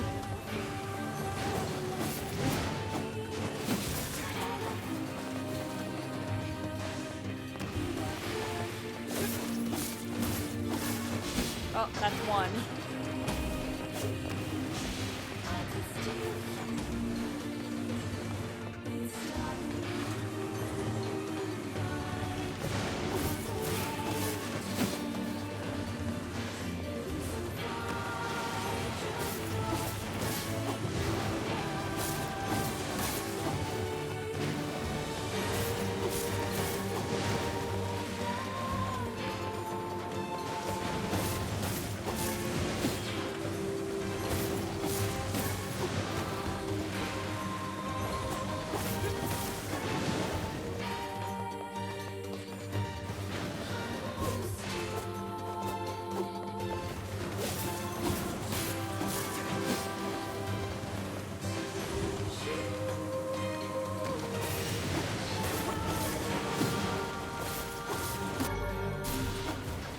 do it.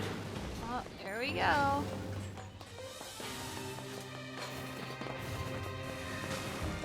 But I gotta go down here and see what I can get.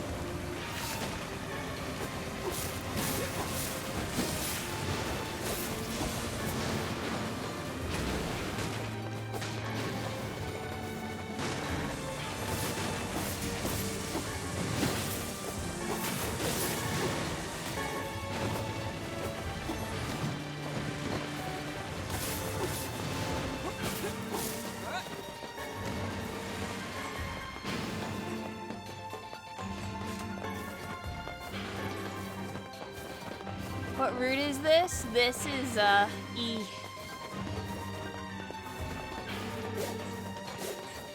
You ever wish you could just warp back to the client after you get their stuff? Warp? Yeah, it's apparently a kind of magic that can zap you to faraway places in an instant. Ah, that one. Well, I would stay away from such devilry were I you, lad. How come? Because all of the sages who attempted said spell were reduced to mincemeat when they struck obstacles in their path. Wow. Probably for the All right, best. then. I don't Walk me know it is. when the stuff from E starts showing up.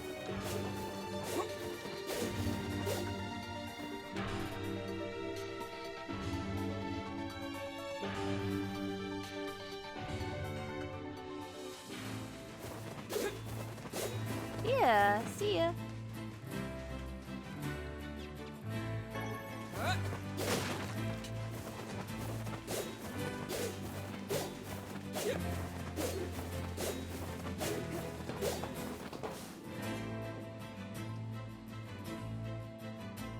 I hate being... I want Mom.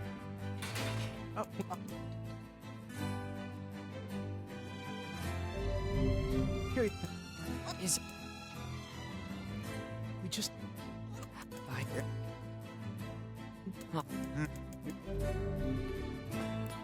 Mom, oh, need some work done on your weapon?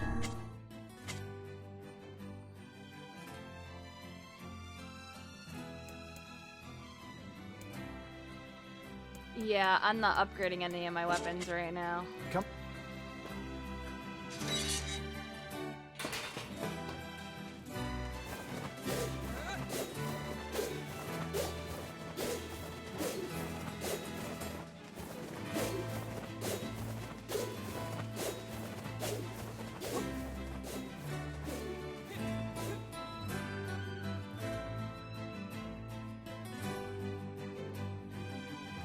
All right. He said their mom would be somewhere deep inside the mountain, right? If I may ask, what is it that possesses you to meddle in the affairs of these children? Yona and I both know what it feels like to miss your mother. Forgot, do I have to go here?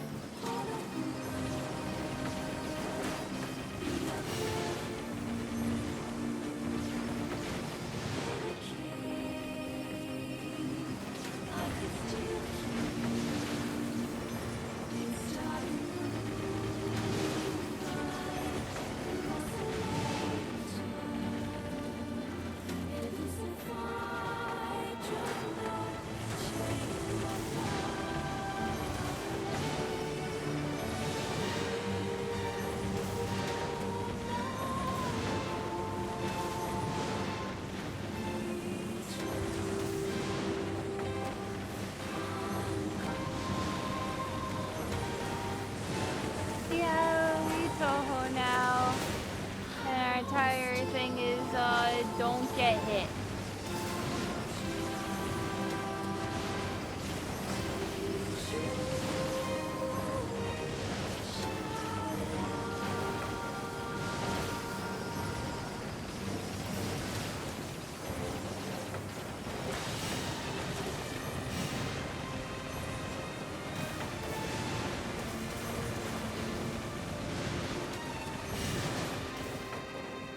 I want to get as much EXP as possible from all of it.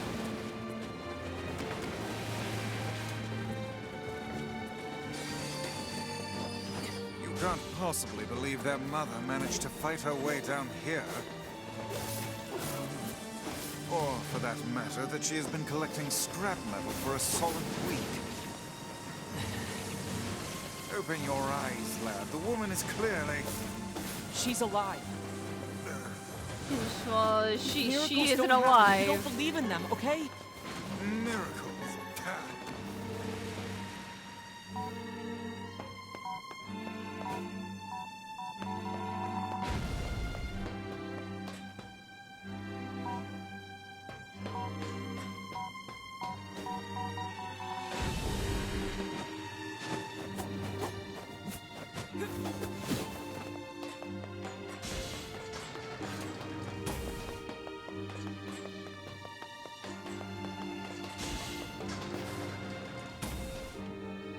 I have no idea if there is new stuff added in Isaac. I haven't played in a hot minute.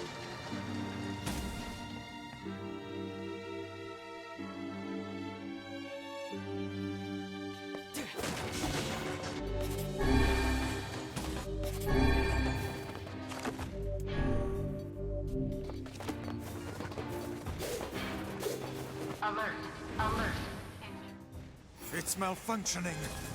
Yeah, this might be a problem. Oh yeah, it's this boss.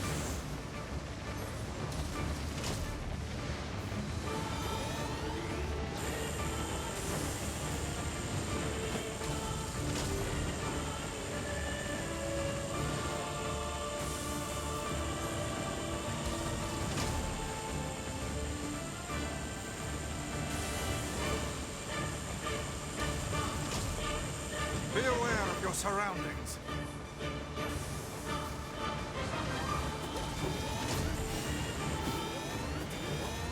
No mere machine can defy us. Stay focused, Vice.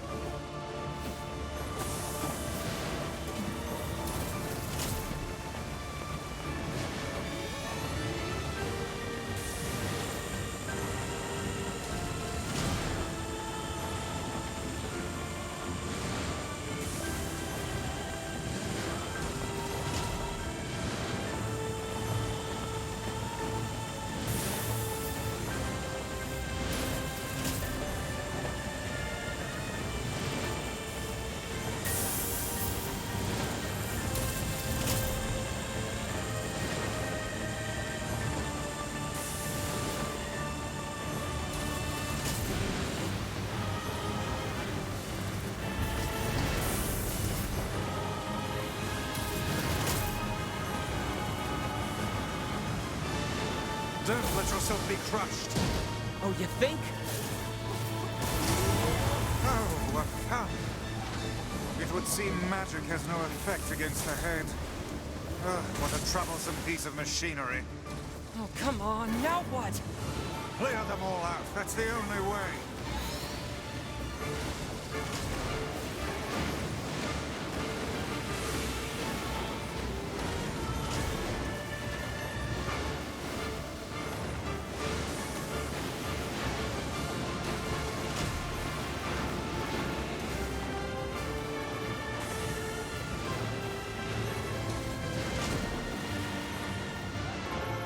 This thing's got all kinds of moves.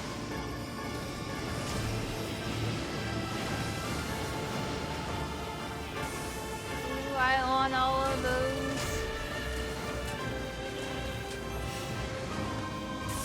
Now all that remains is that oversized head. It would seem magic has no effect against the head.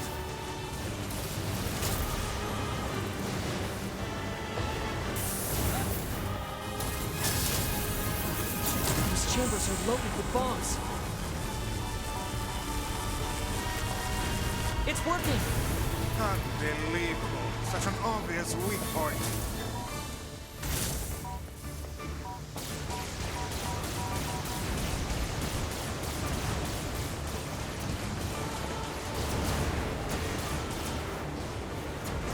Yeah, this is just another Nintendo boss. Like, legitimately. Try feeding it one of those bombs. Where have I heard that plan before? Stupid machine! I can't wait to bomb from the dongos.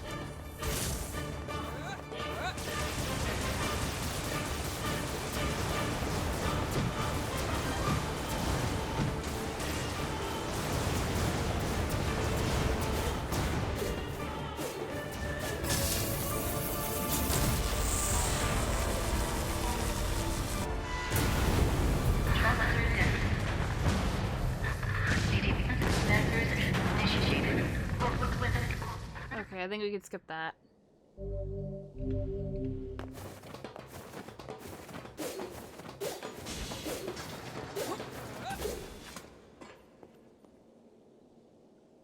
It's a woman. I fear. So, this bet. What? It would. What's.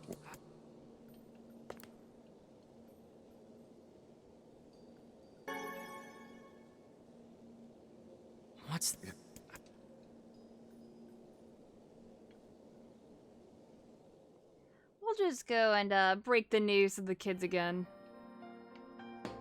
Where's... She's in heaven now. What? I don't...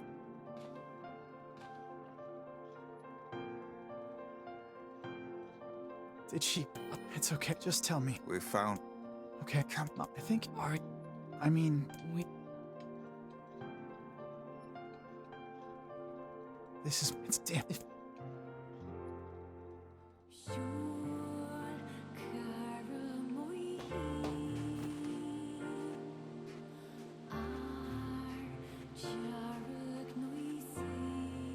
I hope I did the right thing.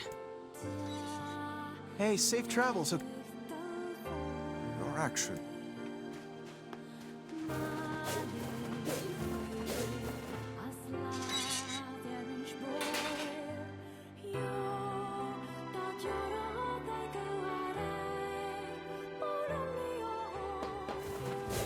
I'm worried about Yona. Let's go back.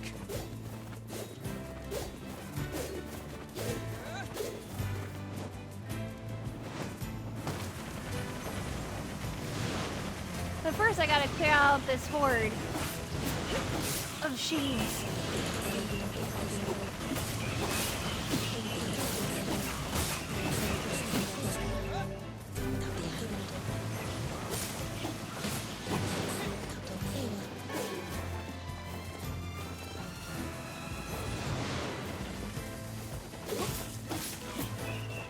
Hi, little dog. How you doing, bud?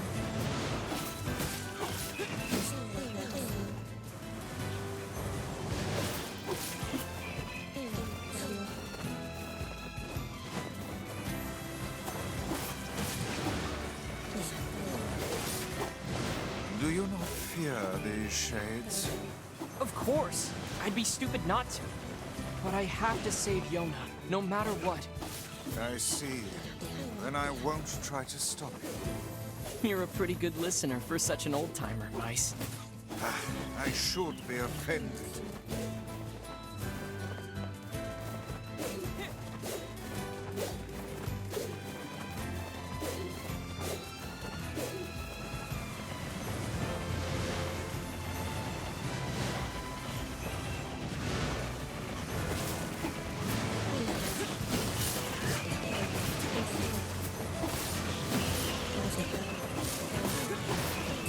So many of them.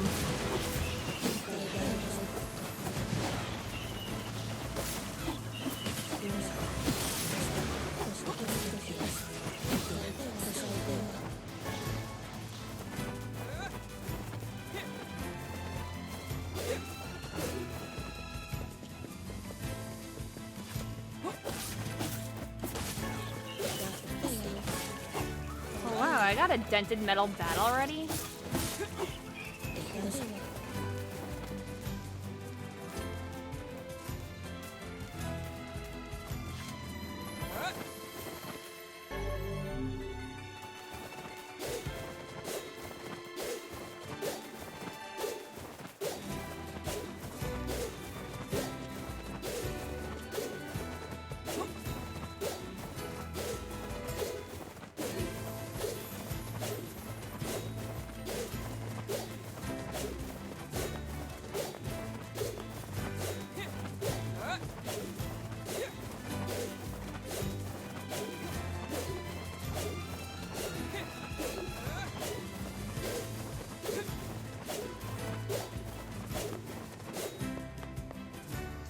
I just want spears again.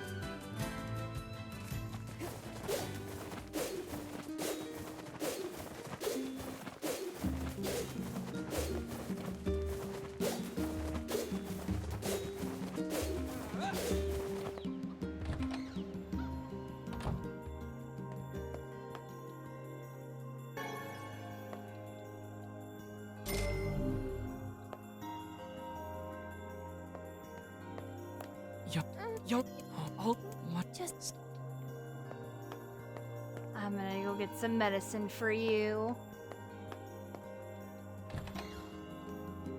The black... Let's see if...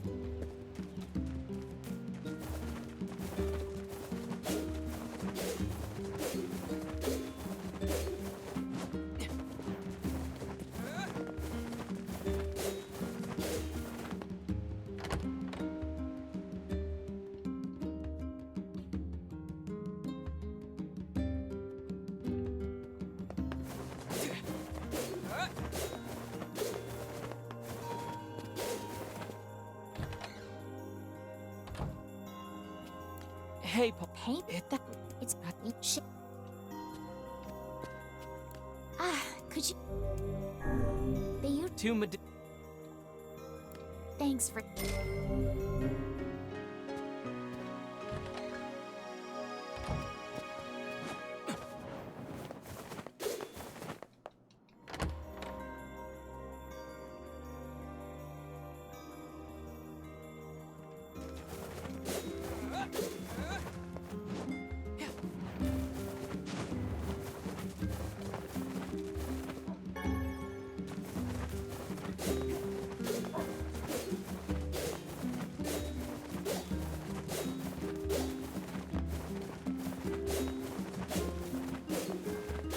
We gotta go this way. Let's go.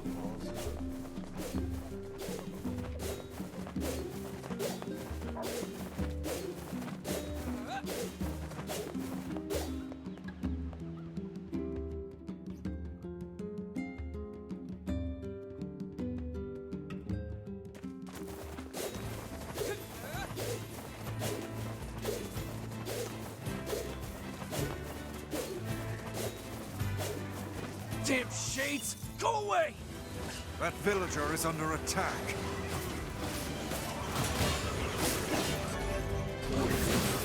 Oh, I got attack power up. Guard breaks tutorial.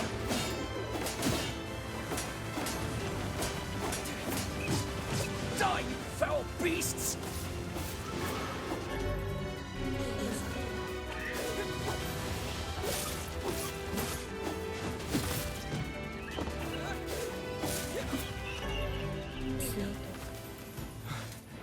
You saved me. Things are getting really bad here lately. Here, take this. Make good use of it, all right?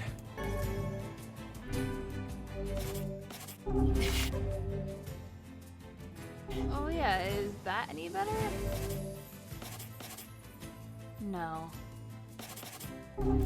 I get the DM? No, I didn't see it.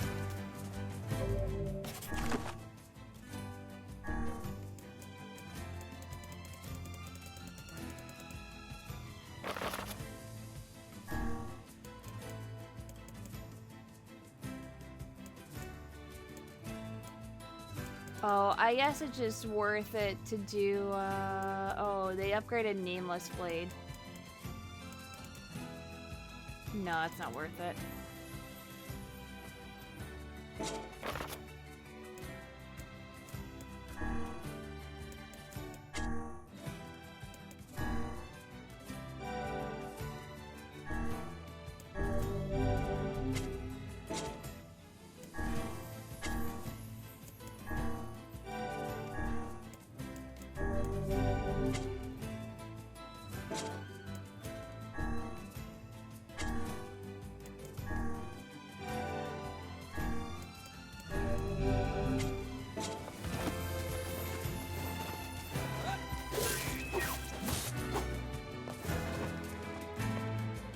Oh, sorry, I don't really have the money to buy it.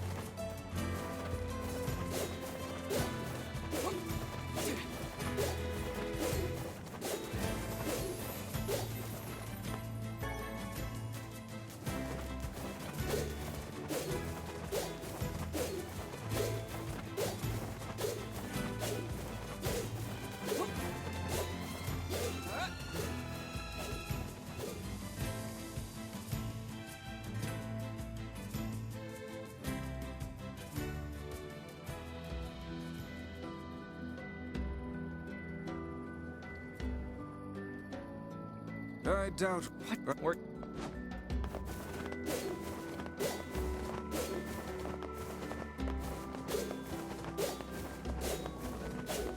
The seals.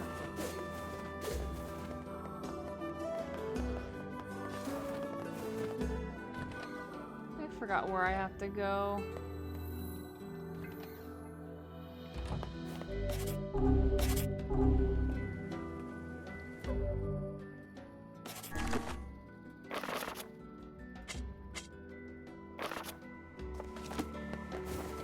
Let's wander around.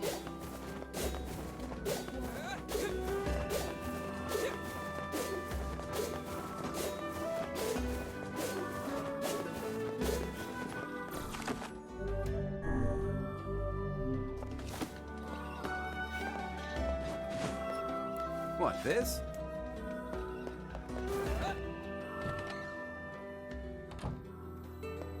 Righto. My leg.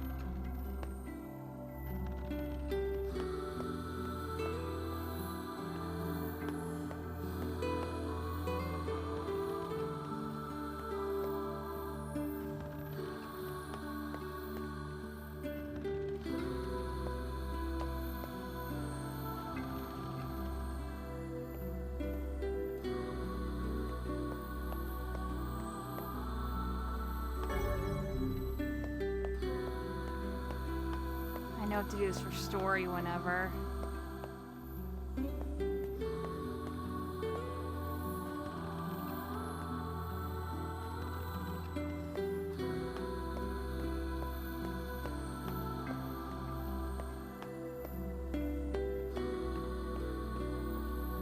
I wanted my easy black pearl though. My...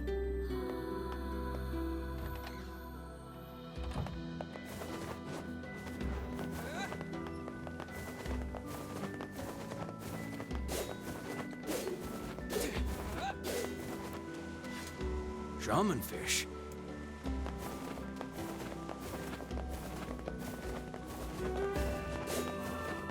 Oh yeah, the shaman fish stuff. Now I know.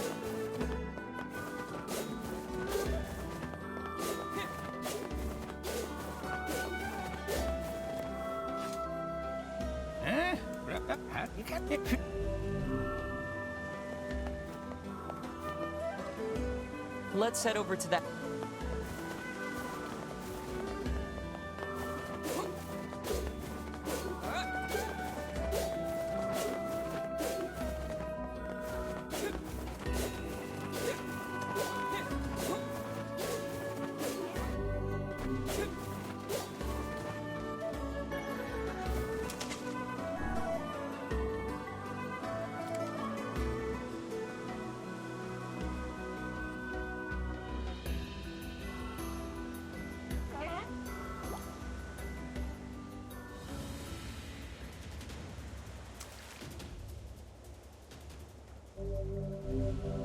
We're all set.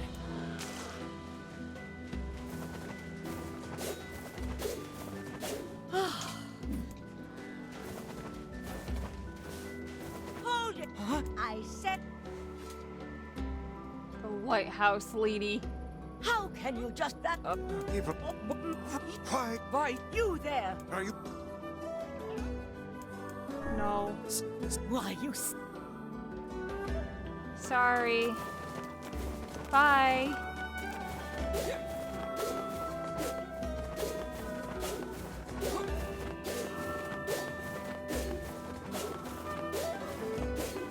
Watch yourself around that old lighthouse lady.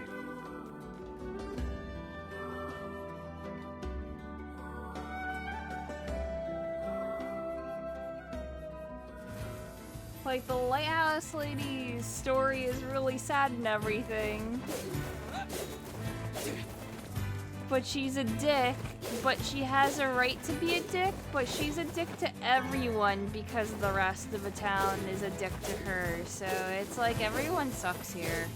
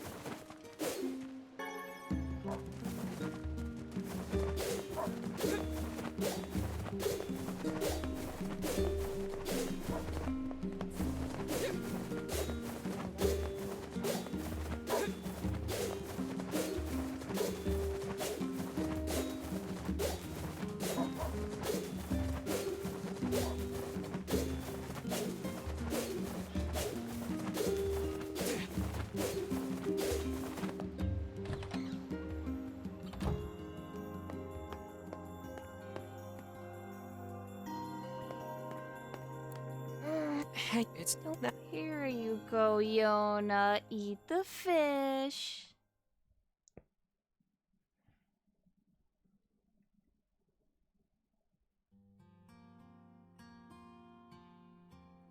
Morning. Better. That's great. Hey. Oh, yeah. Hey, You. Oh. Alright, I'll go pick up your book.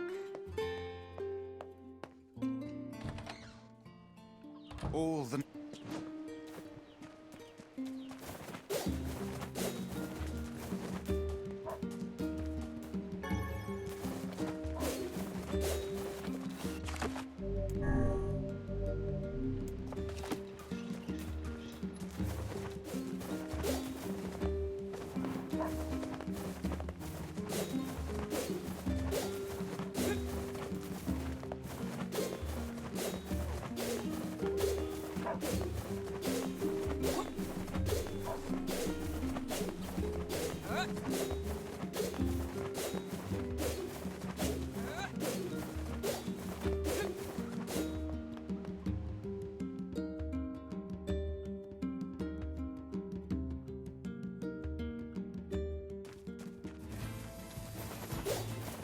Oh boy, wait, is it a mealtime already?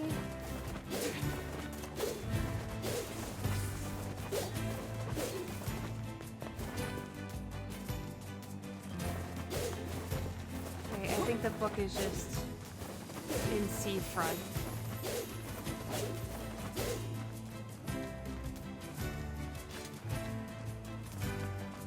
I run so slow compared to just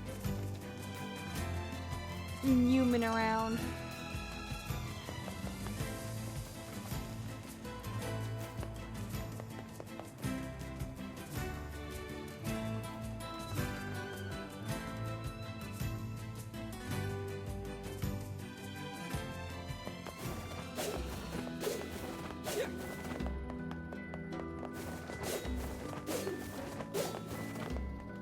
We got...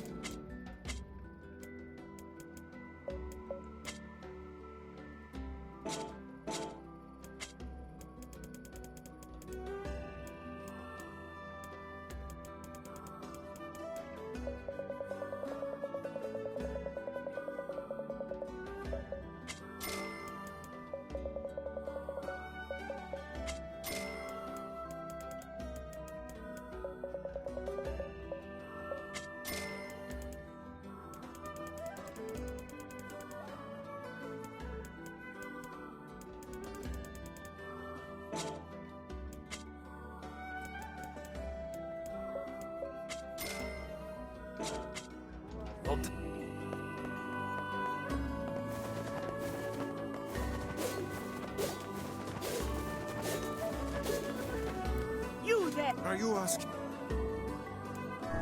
But thou must. are... Oh.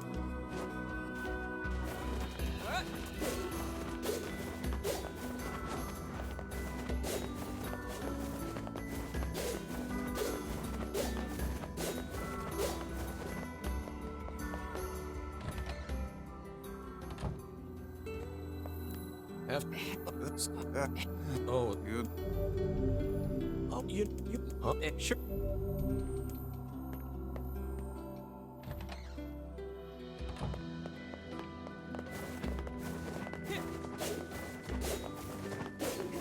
I totally forgot that this was a mandatory part of the story where I actually have to deliver the letter.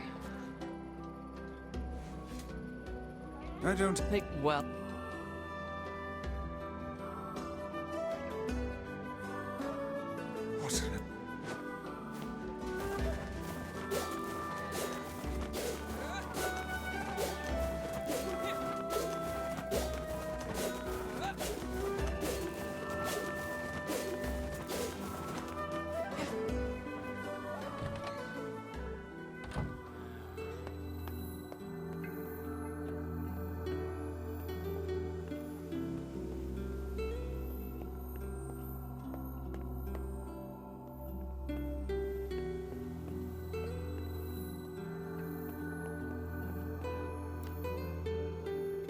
What? What do you...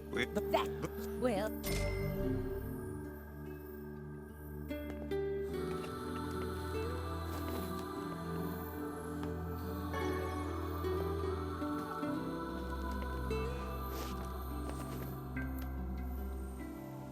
The thought...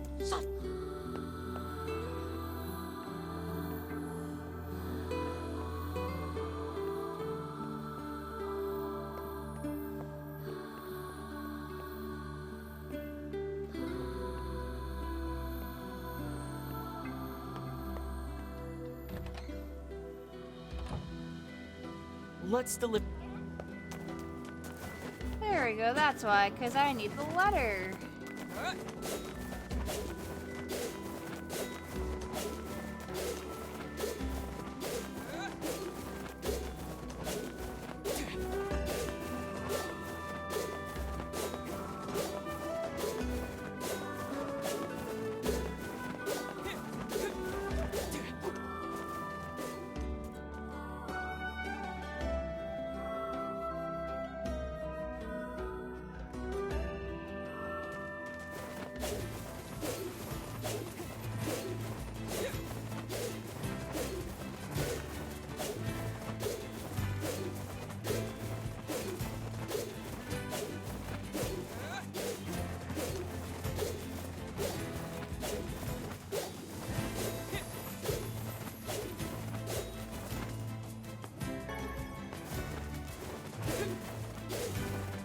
Can't mess with that yet.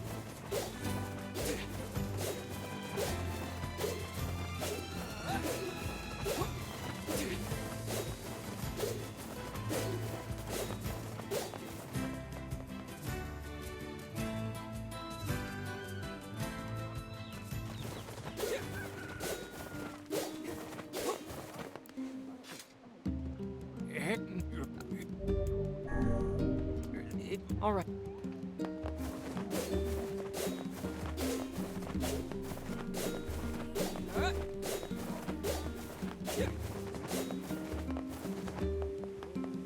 Here's your... Here... Oh. Here... Oh. Here's... Oh. Please.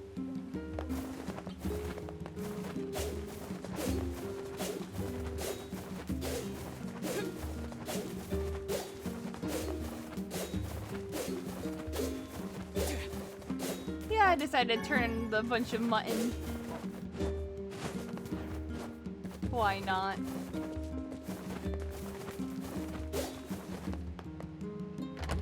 Just so I have a little bit more cash on me.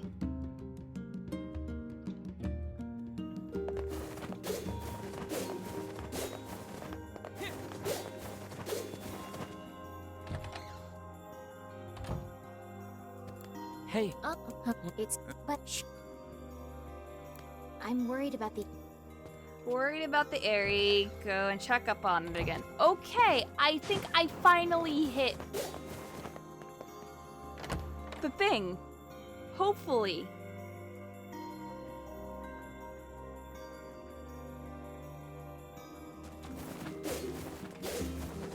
That loading screen had something about Project Gestalt out of nowhere. So,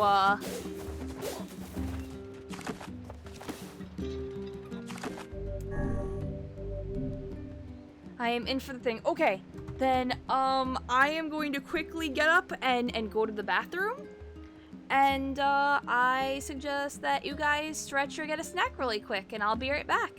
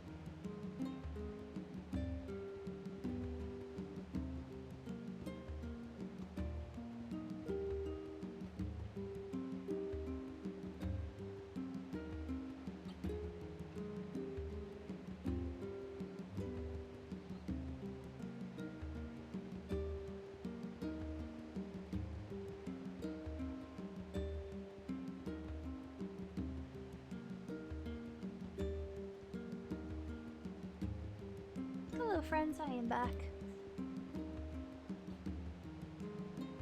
No, I said that I was going to the bathroom and getting up and doing things.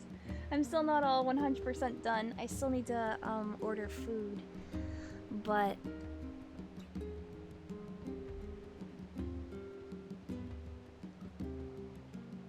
you know, I'm almost done.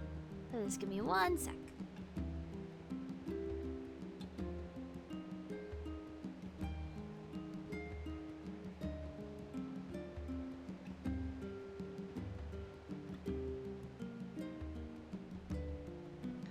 Actually, I have to wait until it's noon. Okay, so let me just start going.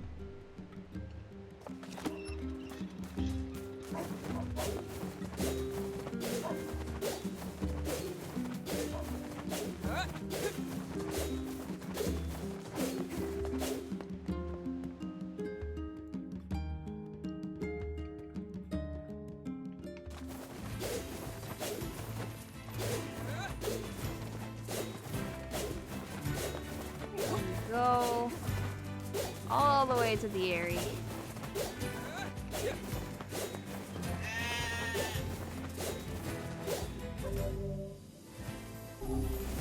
Yeah, let's try to get some EXP here.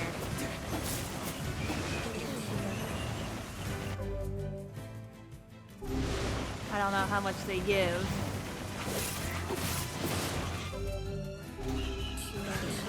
Probably not a lot.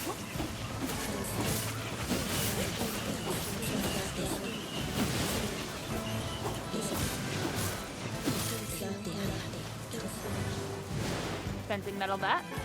Hey.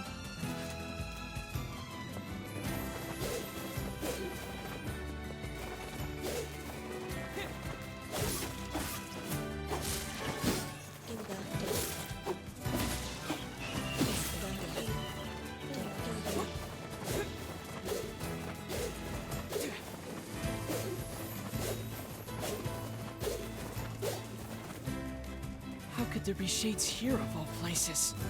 I wager they appear whenever the sun stops shining. Though I would prefer it if they had chosen to remain in whatever dank hole they call home.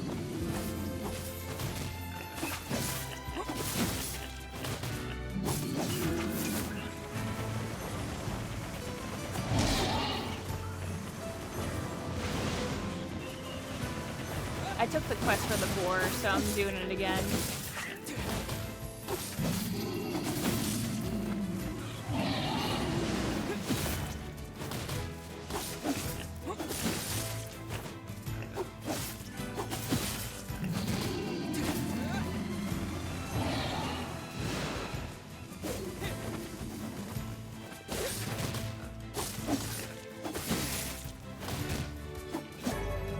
Here we go.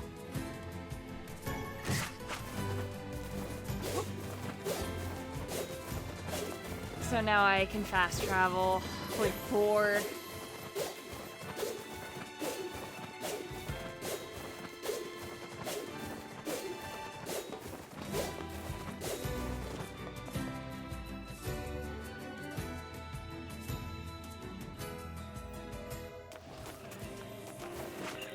Shades! The hell are you doing here? We thought you could use a hand. Yes, and I do believe a heartfelt thank you is in order, Yeah, that's not happening. What could have caused these shades to appear in such force? I don't know, but they're all over the village, too. Then we need to go help. We might be able to find a sealed verse while we're at it.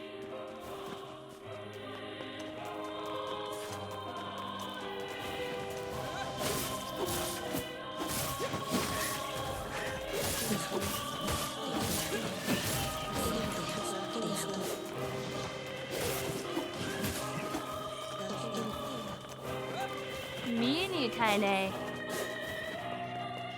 This is...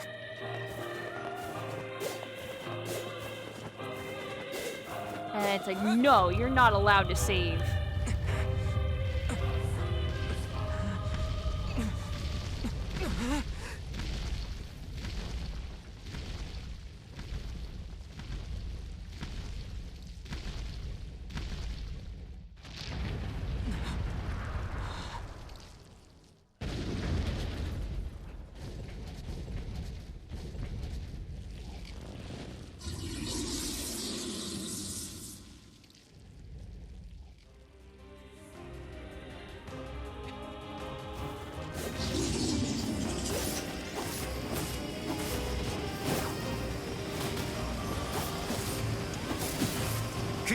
guard raised. As if there were any other choice.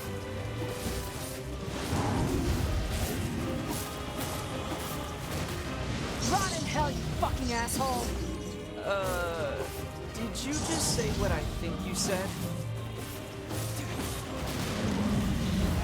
Tear out your goddamn eyes and piss in the sockets!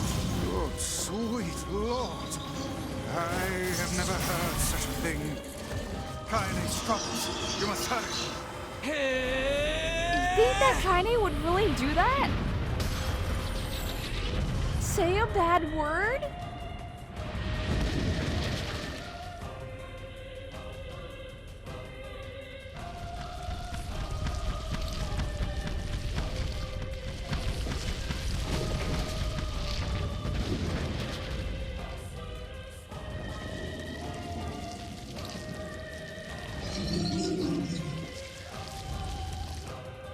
I'll take care of the big one. You worry about the rest.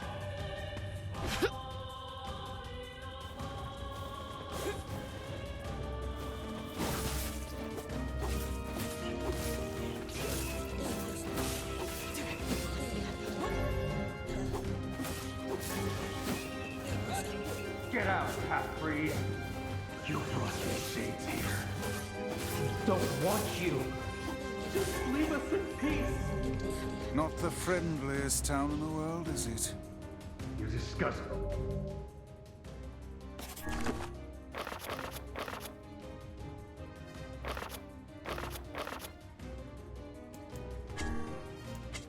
What was that?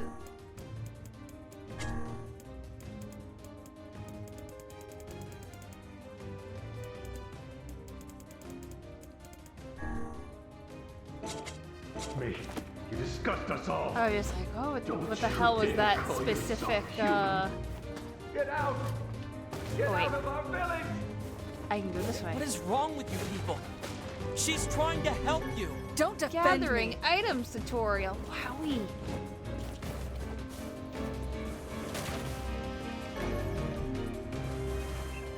I forgot that I get those things.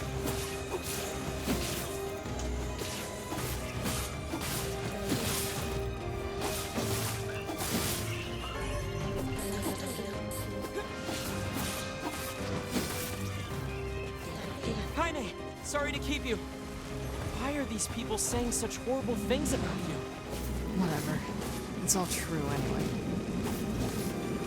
What is that thing it's holding? It appears to be spewing them from within. Well, whatever it is, we need to take it out first. It's spewing babies.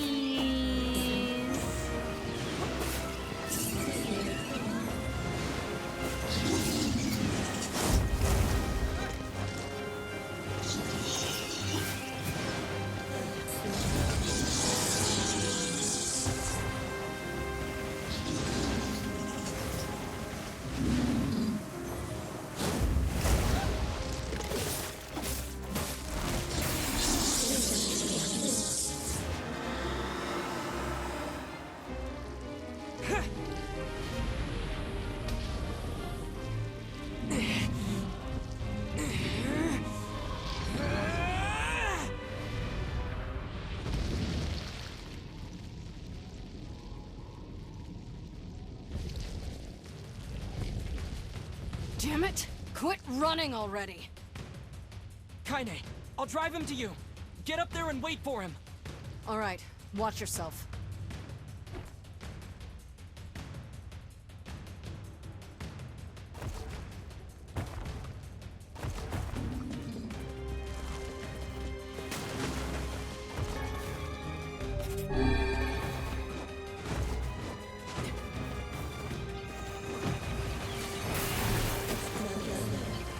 Oh yeah, I remember this section.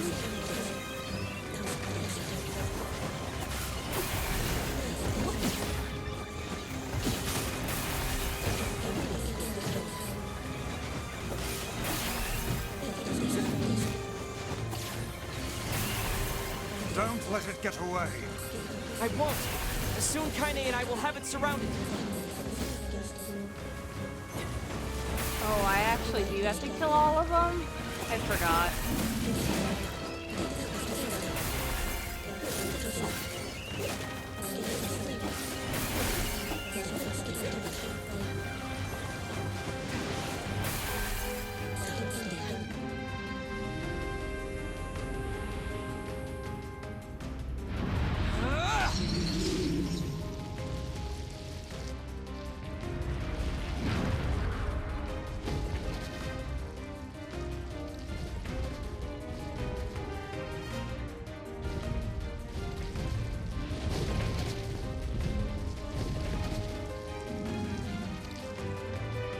This ends now, asshole. I don't know. I don't know how in any video game, if you jump straight up, I don't know how you can jump in midair sort of bullshit.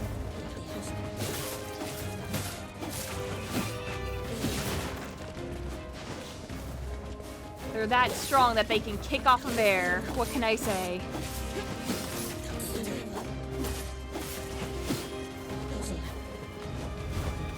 Just jump twice, forehead, and then dash in midair.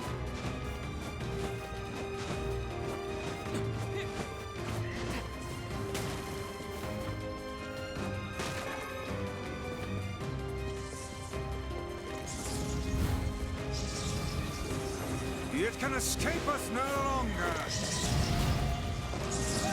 Oh, I fell off. Push me back. It's great to have you on our side, Kaine. Oh my god, shut up.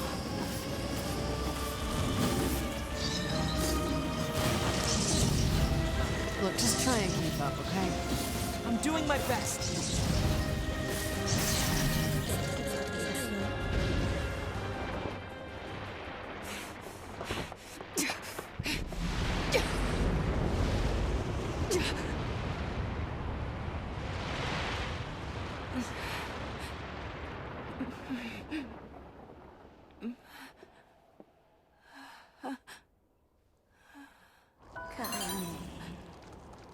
It's me. Grandma. Oh, how you've grown. Kaine, what's wrong? Oh, it gladdens my heart to finally see you again. Grandma? Come, Kaine. Come to your grandma's side. You've been lonely for so long. So much pain, so much despair. Why go on living anymore? Kaine? Grandma wouldn't say that. Are you finished yet? Don't speak to your grandma like... You're going to stop talking now. And then I'm going to slowly walk over to you, cram my hand inside your goddamn bitch-ass chest, and pull out your fucking heart!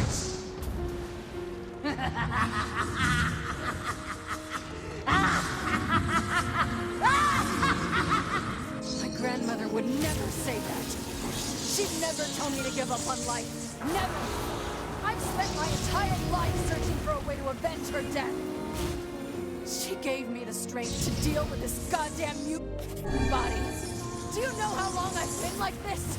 How much I loathe myself?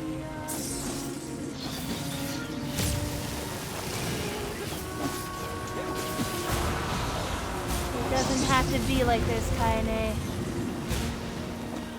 Mounting a last desperate offensive, I see. That attack's bad news.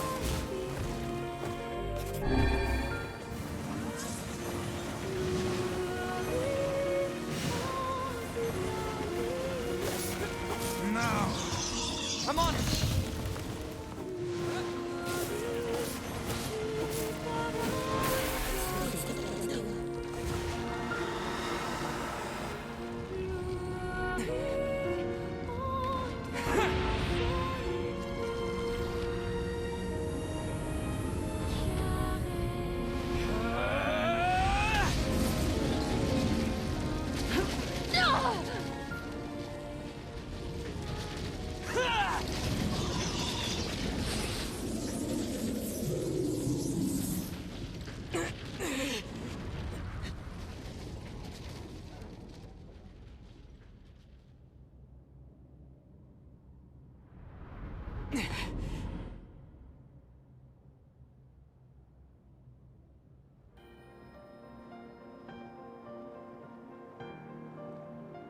Kaine!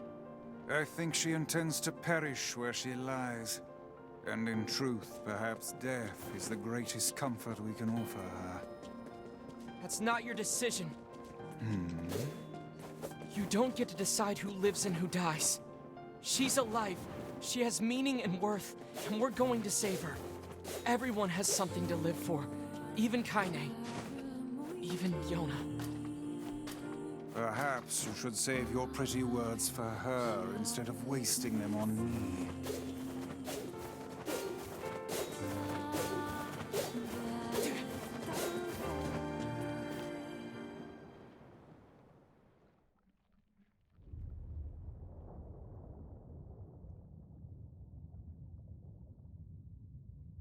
Grandma, can I rest now? I'm so tired.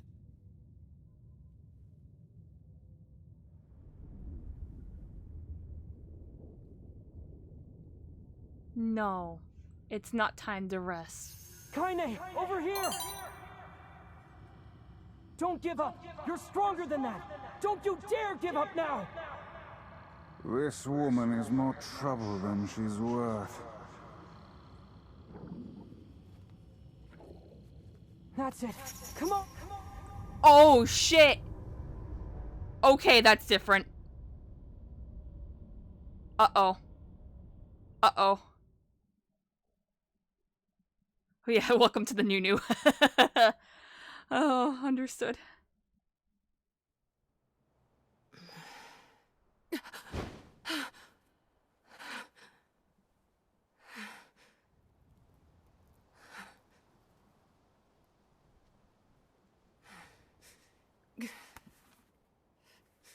Fuck.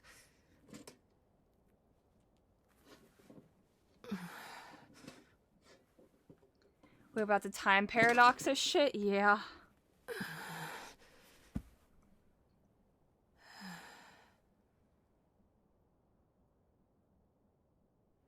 Again. There's that dream again. Every time I wake up from it filled with pain and sadness. With this feeling like I've somehow forgotten something extremely important. When I look at my broken sword, it reminds me of my battle with the Shadow Lord.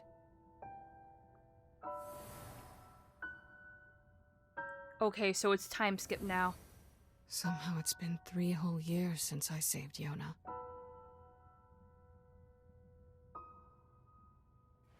That was supposed to be it. Goal achieved. Game over.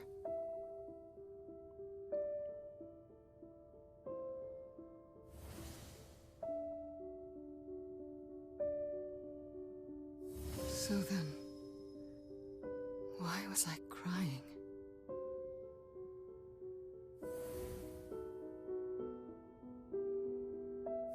Three years have passed, and I still haven't found the answer to that question.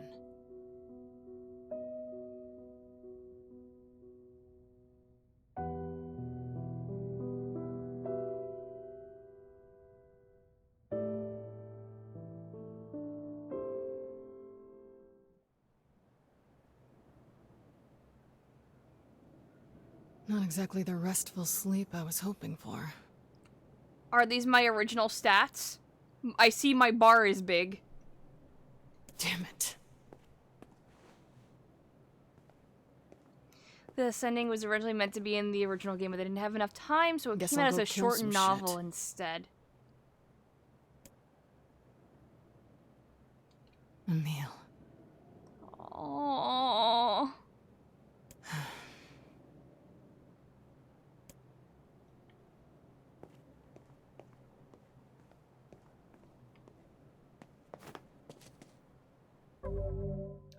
Motherfucker, I'm still level 53.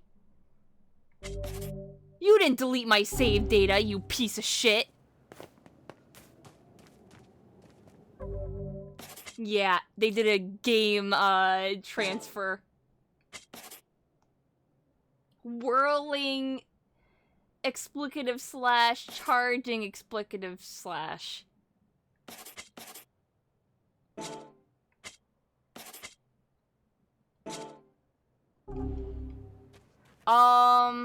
Also, I don't know if I can do it yet, but I heard that there was a very,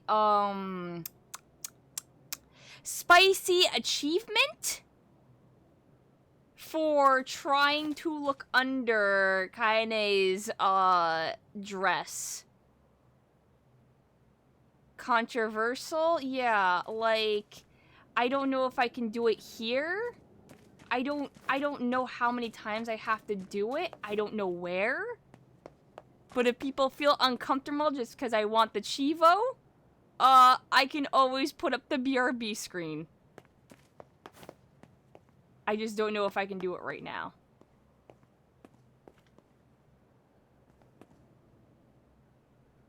Yeah.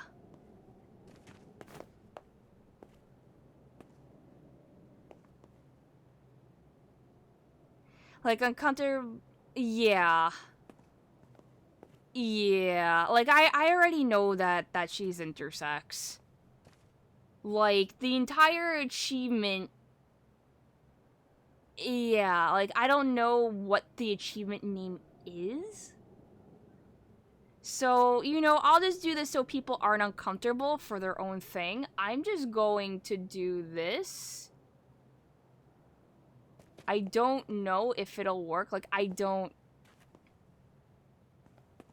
Like, my entire thing is that multiple people have, like, told me about it. And I don't know if I can even get it to work. The dialogue with it's kind of funny. Okay. Well, you can hear the dialogue. It's not like I'm censoring the dialogue. I just don't know if I can get it to work specifically here or not.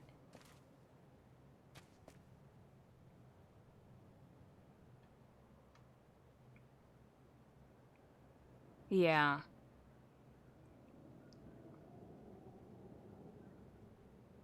Because it has a thing about it. It's just that... The hell are you looking at? Oh, okay. Oh, okay. If you try to do it and you stand still... Okay. I think you have to do it multiple times. Quit it. Yeah. If you want to see, it's just an achievement thing. You literally just have to look at her panties. And, like, literally have the camera on it, and she has to keep kicking it. Yeah. Yeah, it's just like the Automata achievement. That's literally all it is. You think you're hot shit, huh?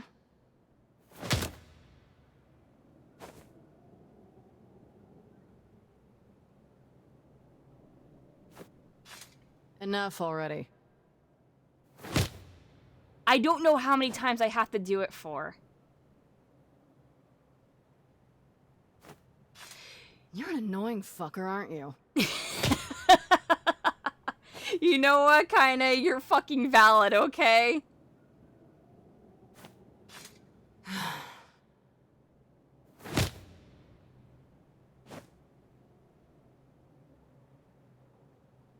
Yeah, okay. The achievement name is called Her Secret.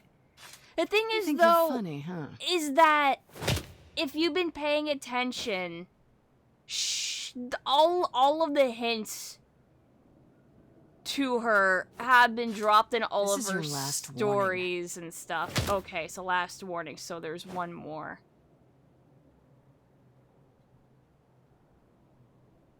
Alright, fuck off and die, you pervy little shit! Damn. Creepy bastard must have a death wish or something. Oh god, bone snapping. I got a game over because of it, by the way. I'll show that. It actually does game over you for doing it. So that's actually really fucking funny.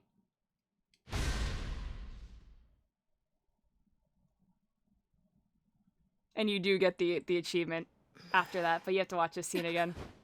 Yeah. Again. Like, literally ass-whooping intensifies. She literally killed the cameraman over it.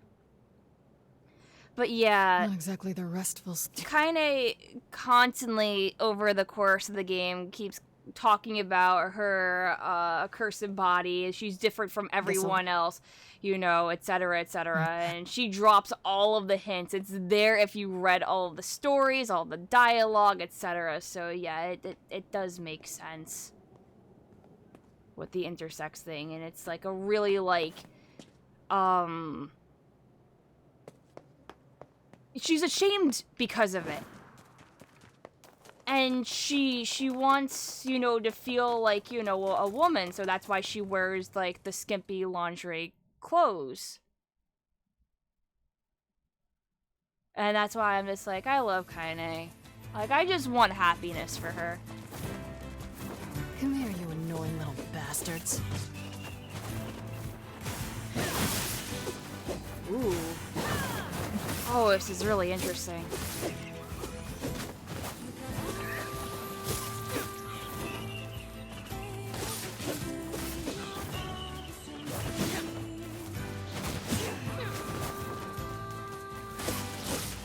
That's so weird, though. Okay, so 3 years have passed, but Shade still exists. Shade still exists, and they're still, like... last one of you. They're still running about. And Kaine knows that they're humans. Sounds like there's a lot of shades around lately. Maybe I should check in on Yona's village. She would never fucking go to the village either. So what the fuck happened in this timeline?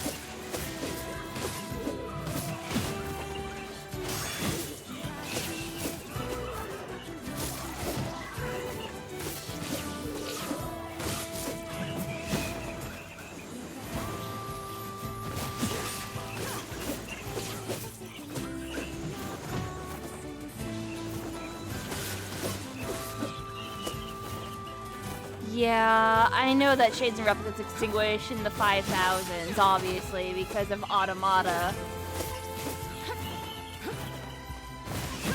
So I have some context, having played Automata to completion first.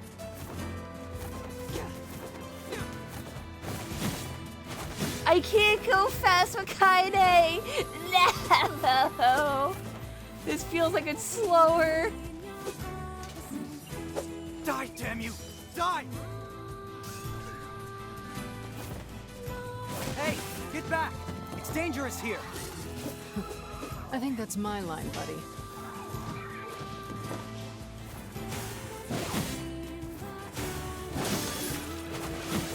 I love her rushdown stuff, though.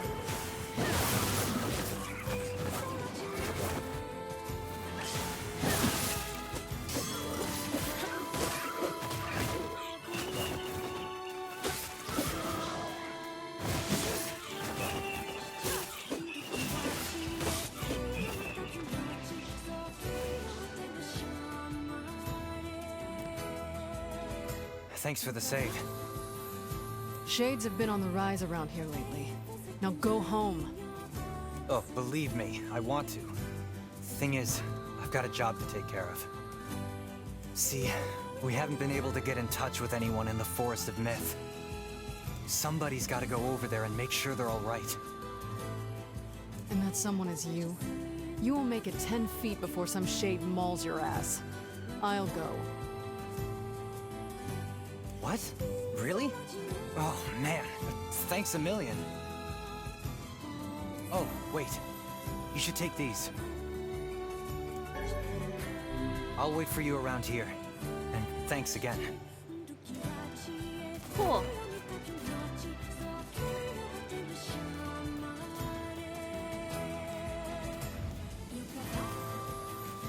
Can we check NieR's village? Yeah, we're gonna go to NieR/Yona's village in a sec, actually.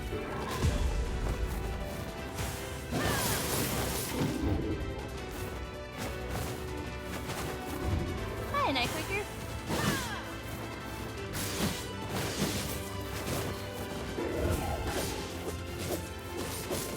I just want to beat up this big guy.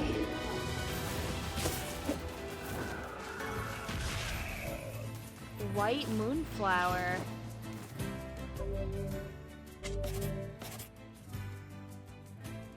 These guys straight up drop lunar tears.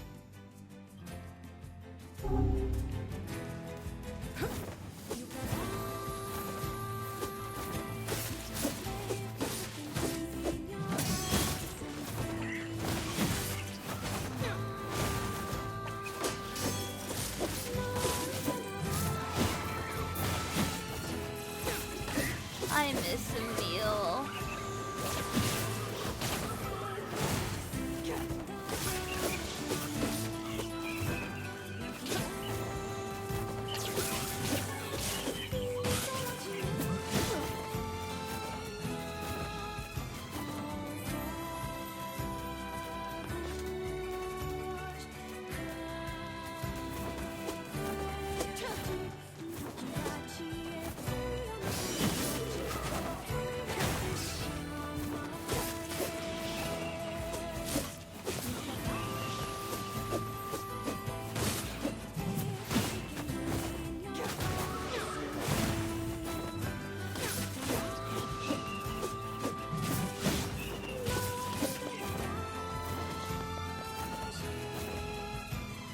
After the death of the Sheller, the gestalt started relapsing.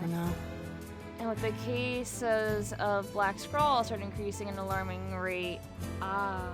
I'll just freak everybody out if I go in there anyway. Oh, kinda. Okay. Apparently we can't go there. Let's just follow the red X.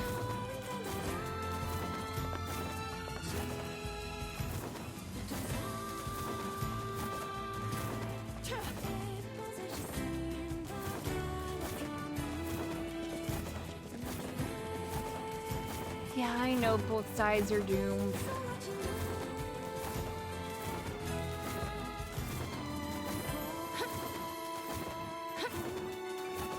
I also still can't get over how they played the Song of the Ancients at the Olympics. Holy shit.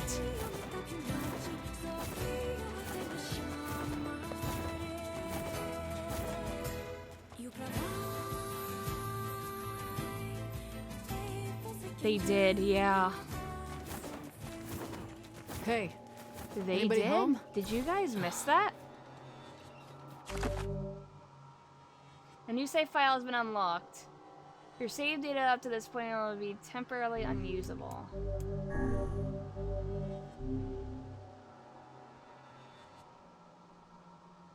Yeah. Go search it up.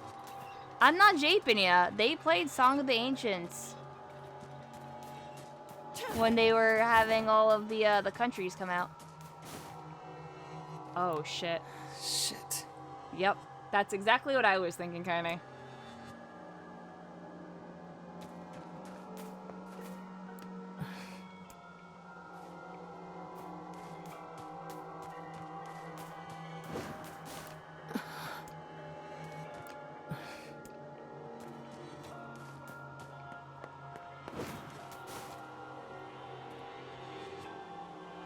What are those things doing here? Wait, did they kill the villagers? Okay, now what the fuck is this? Why are there machines?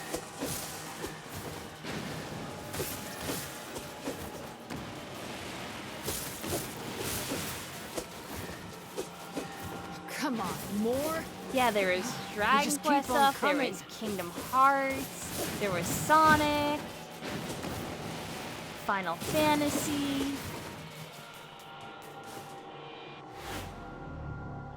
Why would robots be coming out of a place like that?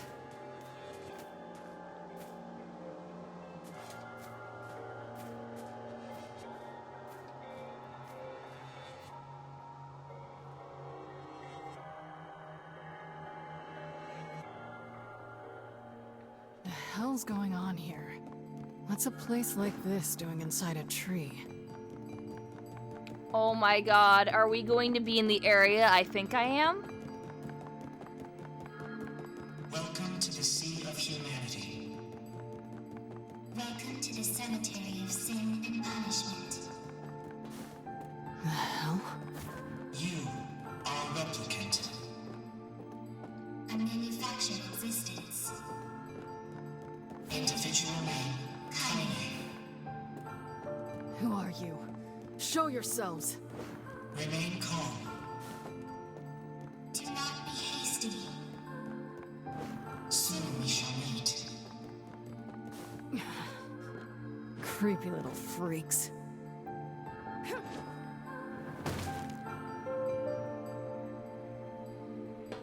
Oh boy.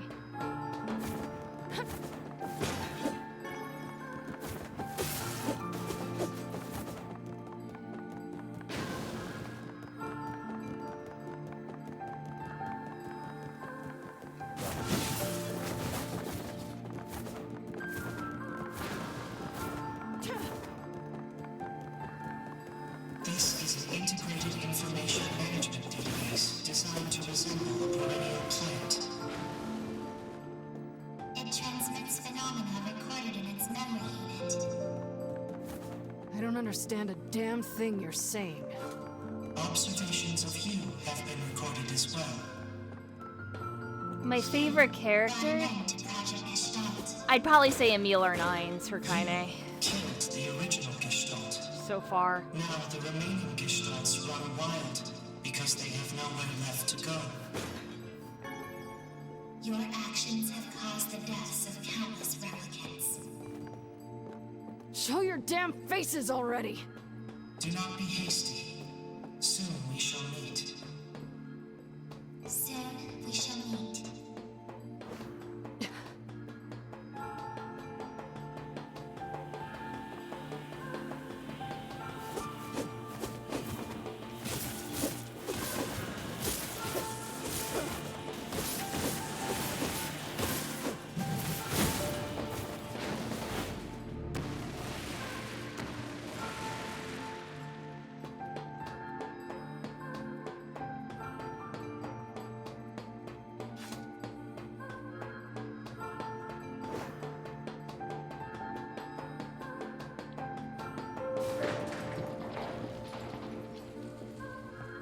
Oh shit, well, I'm gonna break open these boxes real quick.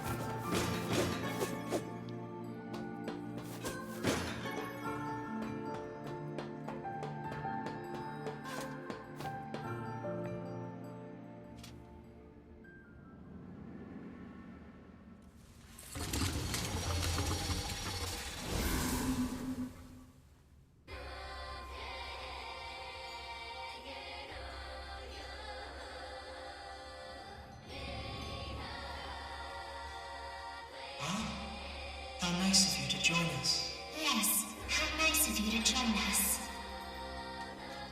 We are the administrators.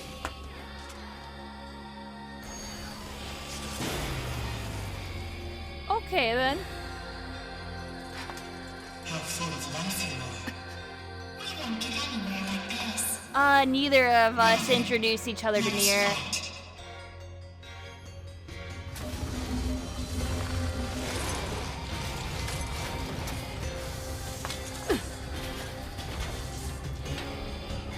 My name is Maestro. What the hell are you saying? We are the administrators. The administrators of this forest. What the sweet crap is up with these freaks? I don't know if I plan on playing Drakengard though. Holy hell. We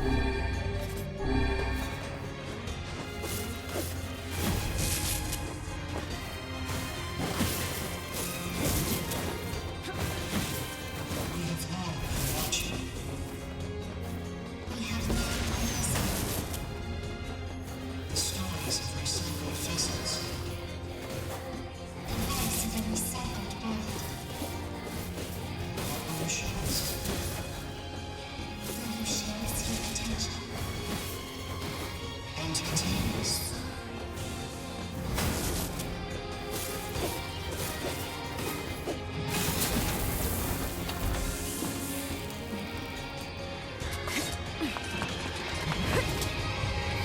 Worthless heap of scrap!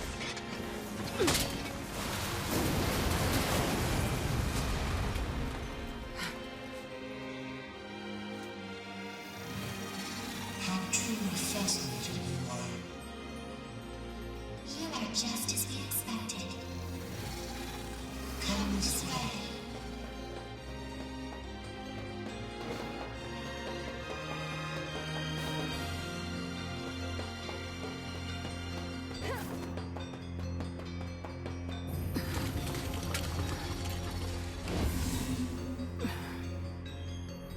You are strong. We have taken the liberty of sampling that strength.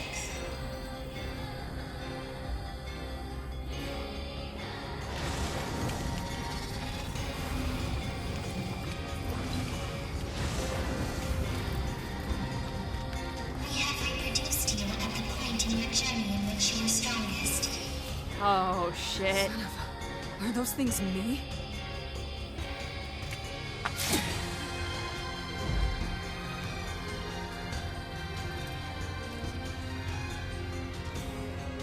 There are copies of you shaped by machinery. A collection of microscopic and fixed propulsion units bound together with massive particles. The same as this very forest. A massive forest of memories coalesced by the triumphs of quantum mechanics and massive research. A forest that records anything and everything about the world. If you wanted me to follow any of this, you're gonna be real fucking disappointed. Your comprehension is unnecessary. After all you care for is killing. Is this not so? It's kind of true.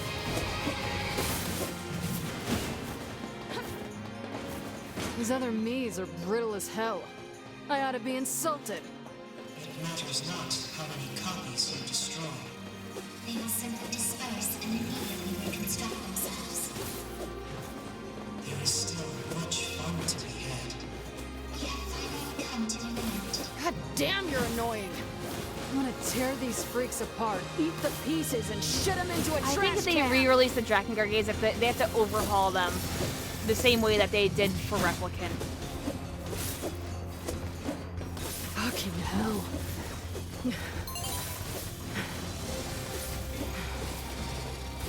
Have we reached the end?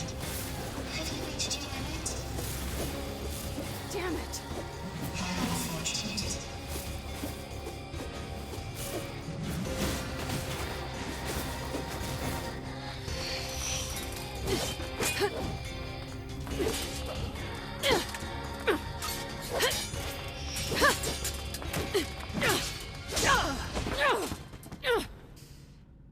You little fuckers.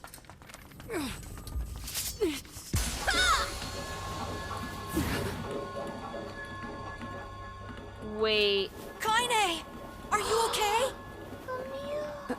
Well, I know that you survived, but still. You betcha! Surprise. I love you, Emil! It's good to see you safe. The bestest, goodest boy! Yeah.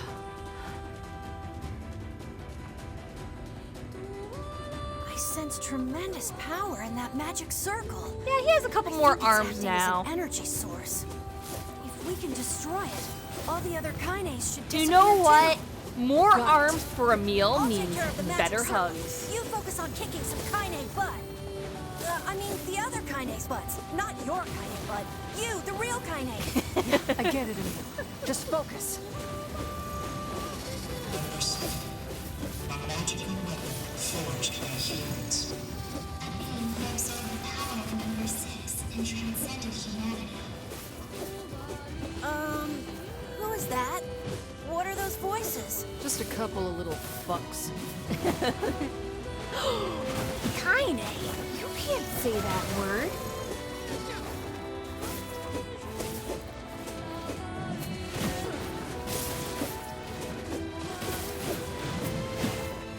Gosh, it feels like it's been forever since we fought together. This seems familiar. I think there was someone else who used to fight with us. My memories. Unusual phenomenal fluctuation observed.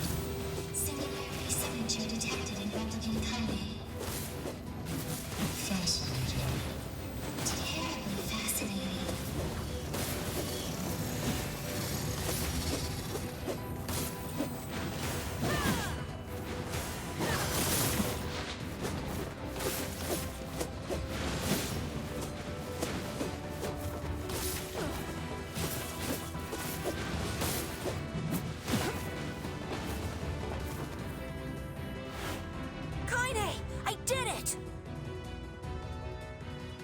love you, Emil. Emil, can I have the Heelys?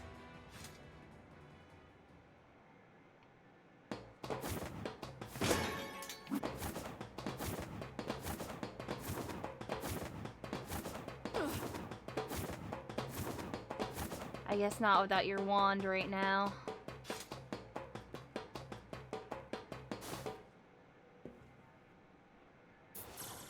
Is that a doorway? Oh shit. Beyond here lies that which was lost. The final hope for you to reclaim.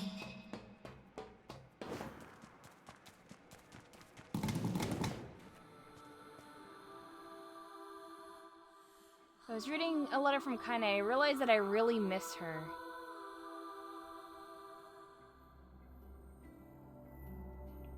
Whoa! What is this place? At least there don't seem to be any bad guys around. Emil, I didn't get a chance to ask yet with all the fighting and shit, but what happened to you back then? You do have the heels. And where have you been? And why the hell do you have 4 arms? Kaine, Look, it's gonna take way too long to get into all that now. Fine. Oh, come on, Emil. I was worried, you know? Aw, Kaine. But look at us now. Team Camille, back together again. Yeah, I guess so.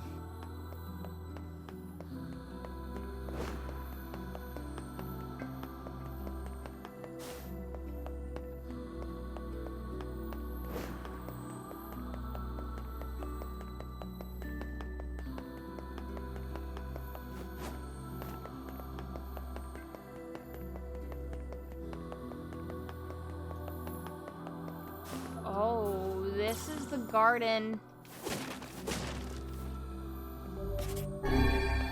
Like this area is the same architecture as the Shadow Lords.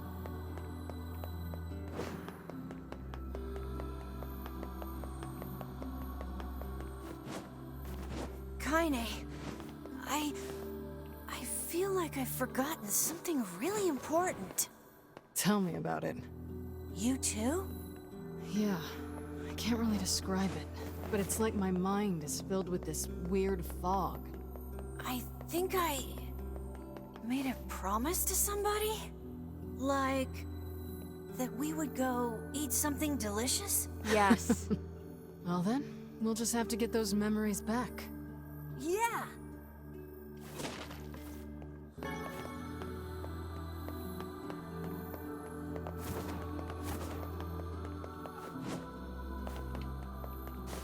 Oh, there's boxes all over.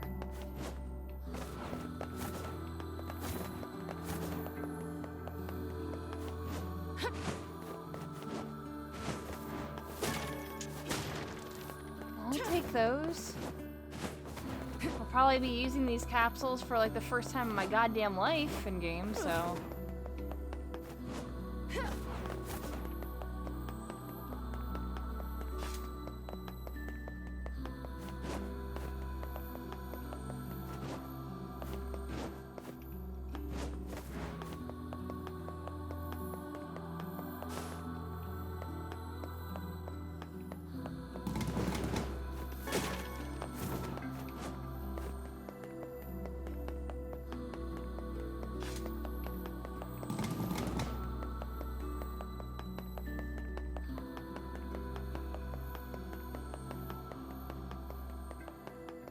I feel an enormous magical power ahead. Just don't do anything rash. Got it? Got it. Same goes for you, Kaine. I don't want to be alone anymore. Yeah.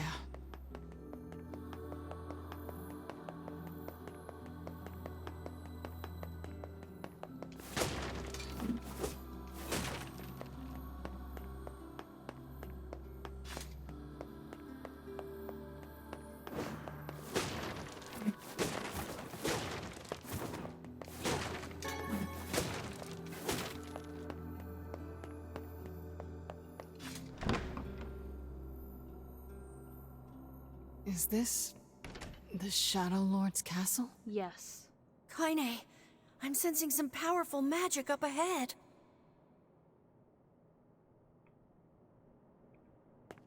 This is a very special place. To you and to the world.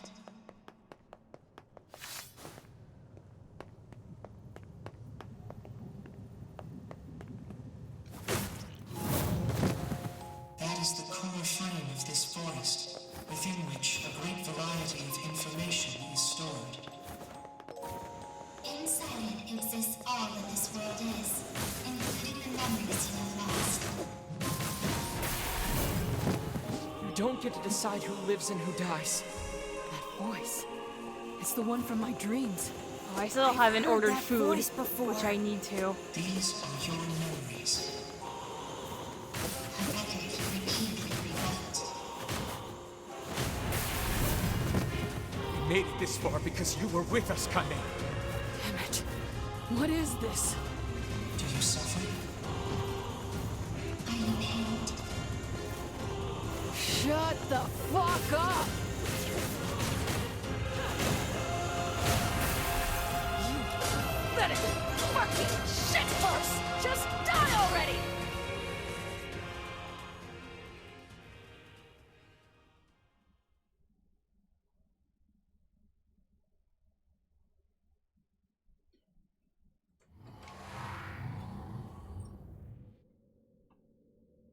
Where am I? Emil? These are your memories. These are your records. This is your world.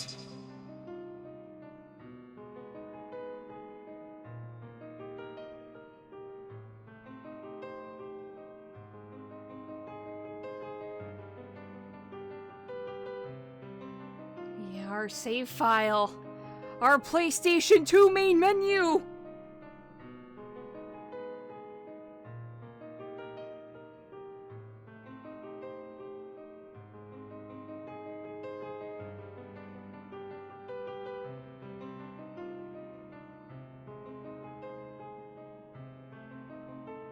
Okay. I think I got what I want.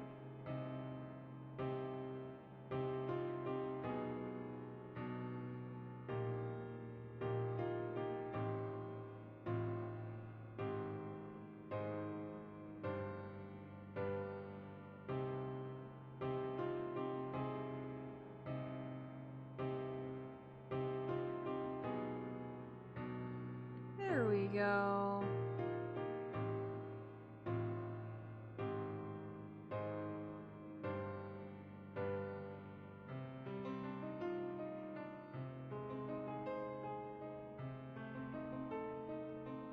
Okay, cool.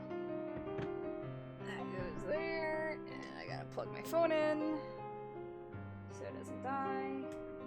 And we good. Yeah, this is the copied city shit right now.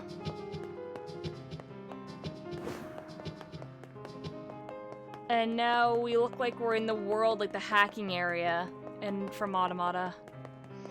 The hell is this? Sweet memories from deep within. Bitter memories that were sealed away.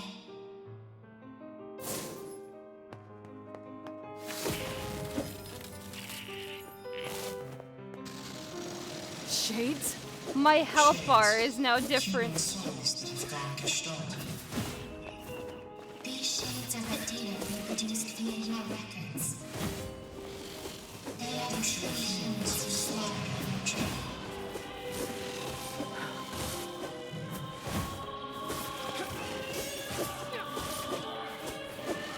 You are a foreign entity in this world. An error created by a discrepancy between memory and record. I have not understood a single fucking thing you shitty little ass grabbers have said since we started this goddamn adventure!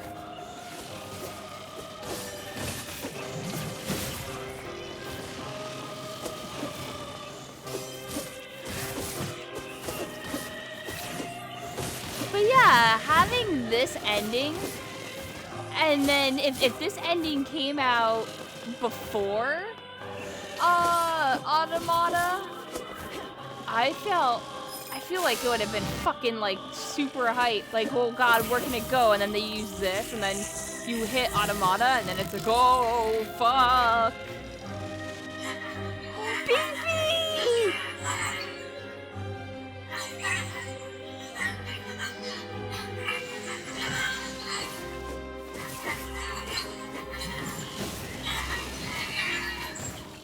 God damn it. Enough with this bullshit already. You have heard many voices. Beefy is a good bot. Very integral to Automata as well. Each of them has meaning.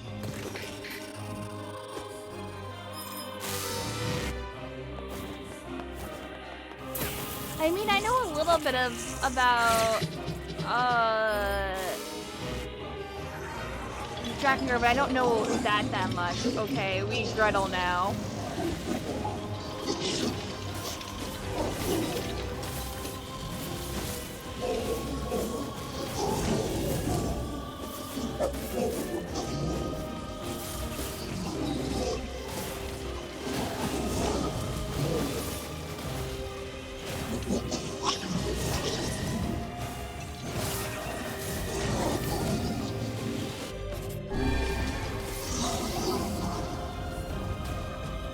Stop it! Stop it! I killed Shades. That's all there is to it.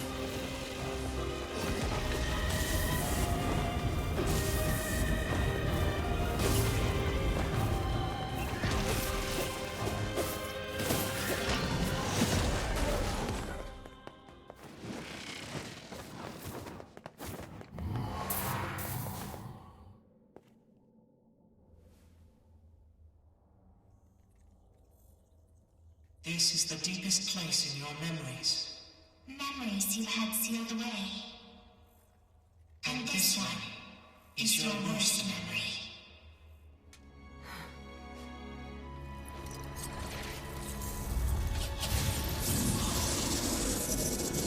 Yeah.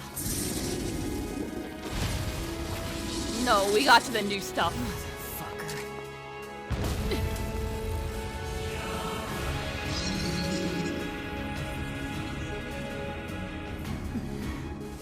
Kill you as many times as it takes. You goddamn shit fucking despicable piece of garbage!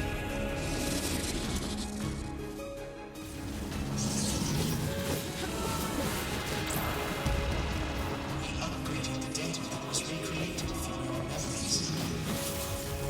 Can we defeat this nightmare? Shut your goddamn traps for one goddamn second and let me kill it already! Efforts are futile. Cannot be stopped. There is no escaping this nightmare. Someone else was there when I first fought this bastard. Fuck. Why can't I remember?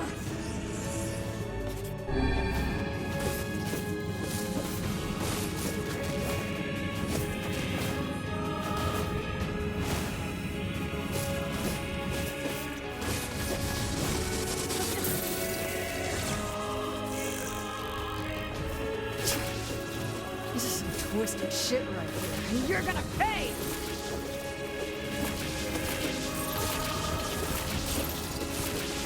Oh, the fact that they're human bodies now. Oh shit.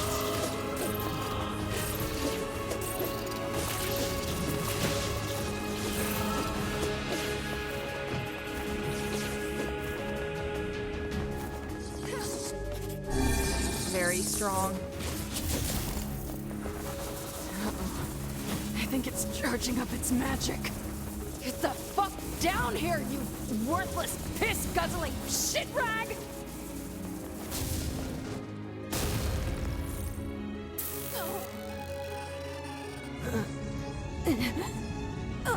Kinda.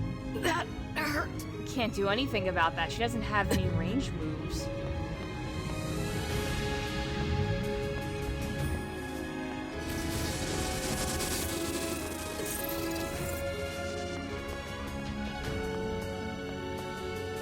Get out, half-breed. I took away the HP bar. You disgust us all. We don't want you. Just leave us in peace. Enough already! Please, just shut up! Oh, they're doing this on purpose. This is bad.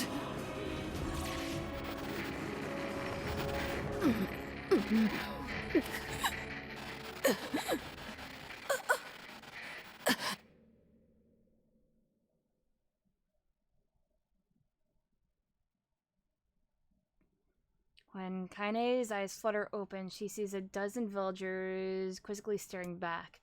After a moment, she realizes she's collapsed on the ground, where sharp stones dig at her flesh like, whatever, that's unimportant right now.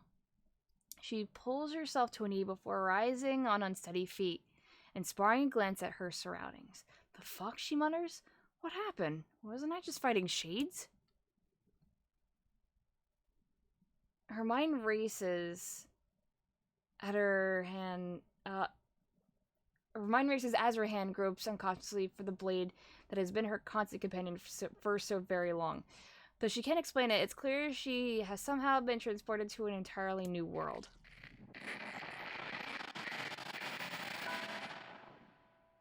Well, not entirely new. She recognizes the hawk-shaped weather vane twisting slowly in the wind above her, as well as the small, round homes with wisps of smoke drifting into the air.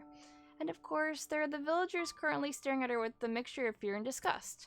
Oh yes, they are a familiar sight indeed. She's in the Eyrie. She is home. Is something the matter, girl? Kaine spins around at the voice and sees a woman ravaged by time. Her narrow hips barely seem strong enough to hold her body upright, while the shawl wrapped around her thin frame appears ready to fall apart at any moment. Grandma, is that really you? Her grandmother's eyes grow almost comically wide before blinking several times in succession. What's wrong with you, fool girl? Is your head lost in dreams? Dreams? Could this be a dream? But it feels so real. But she's dead. Grandma's dead. I watched that goddamn shade kill her. So, if this isn't a dream, how the hell is she here? Unless those shades killed me too. That must be it. I'm dead. I'm dead, and this is... Oh, stop with that nonsense already. Kaine flinches as her grandmother raises a hand in the air, expecting pain to come as correction for her foolishness. But instead of a blow, her grandmother simply places the hand upon her granddaughter's cheek. The warmth of it instantly spreads from her cheek to her face before filling her entire body with a kind, beautiful light. What's wrong, girl? Asks her grandmother. Are you upset? Do you want to go home? Kaine feels tears coming to her eyes and struggles to hold them back. Though she still has no idea what is happening, she knows one thing for certain. This is her grandmother. Sorry, Grandma. Not sure where my head was at there. Well, just make sure you keep it attached, her grandmother chuckles as she pulls her hand away. Maybe this is a dream, or maybe I'm already dead, I don't know. But either way, I'm not alone. As long as Grandma is with me, that's enough. Didn't I just tell you to stop spacing out, girl? Her grandmother says with a cackle. Here now, hold this. She hands Kaine a large sack filled to bursting with all manners of fruits and vegetables. Damn, Grandma, this is a lot. Well, it's important to treat yourself every now and again. Besides, these villagers may hate us, but the bastards are more than willing to take our money. We'll lend support as we can, even if they have to hold their noses while we do it. Her grandmother trails off as if trying to remember something, then slowly turns around. Well, what do you know? In all the excitement, I forgot to buy my medicine. A thin smile wavers on her face for a moment before vanishing into a lifetime's worth of crevices and wrinkles, causing Kaine to take a concerted step forward. No, Grandma, that's fine. You go home and rest. I'll get the medicine. Her grandmother hesitates, clearly trying to weigh her own need for rest against her granddaughter's odd behavior of a moment before. Before she can start to argue, Kaine charges ahead, ignoring the small voice in her head that's telling her what a bad idea all of this is. Really, Grandma, it's fine. Go home. I've got this. She pulls her grandmother's ancient wallet from her fingers, an act that requires a surprising amount of strength. Besides, you know how stubborn I am. Once my mind is set, there's no changing it. I wonder where you get that from. Seeing further argument will be useless. Her grandmother slowly turns and begins a long journey home. Kaine watches the figure recede from her vision, waiting for what seems an eternity to ensure everything is alright. Once the frail shadow finally vanishes over the horizon, she turns on a heel and makes for the apothecary. "Who there," says the elderly apothecary as Kaine enters the store. "Here for Kali's medicine, are you?" Though few villagers had ever bothered to learn her grandmother's name, she and the apothecary were old friends. Perhaps that was the reason he'd always showed her kindness when so many others did not. Yeah, if it's not a bother. The shopkeeper immediately sets about his work, deftly pulling bottles and herbs from the shelves and mixing them with a practiced hand. Soon the peculiar smell begins to drift through the store, one that immediately reminds Kaine of her childhood.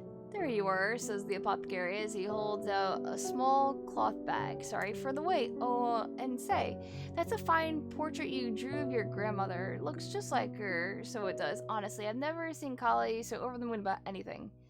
She brags about it every time she stops by." "You saw that?" says Kaine, her eyes narrowing. Said portrait was something she had whipped up one day after getting her hands on some crayons, and to call it rough would be an act of purest generosity. The idea that her grandmother was displaying it around town makes Kaine's stomach want to sink down to her feet before slinking off into a hole somewhere. "You bet I saw it," the pleased apothecary says. "She brought it all the way here just to show me. My, it's been a long time since I've seen something so wonderful." Kaine's mind begins to whirl. The picture was shit. She was sure it was shit. And yet, the man's reaction displayed the exact opposite opinion. Is he just being nice to me? The apothecary, as if sensing her skepticism, doubles down. "I can really tell you put your heart into it. It was simply wonderful." Thanks," offers Kaine, who just wants the entire conversation to be over. She briefly considers how she's going to make her grandmother cease her traveling art show, but then realizes that train has likely left the station. Shaking her head to banish her increasingly shrill thoughts, she grips the bag of medicine tightly and turns to leave. But as she reaches the door, she hears a loud thud from somewhere back in the shop.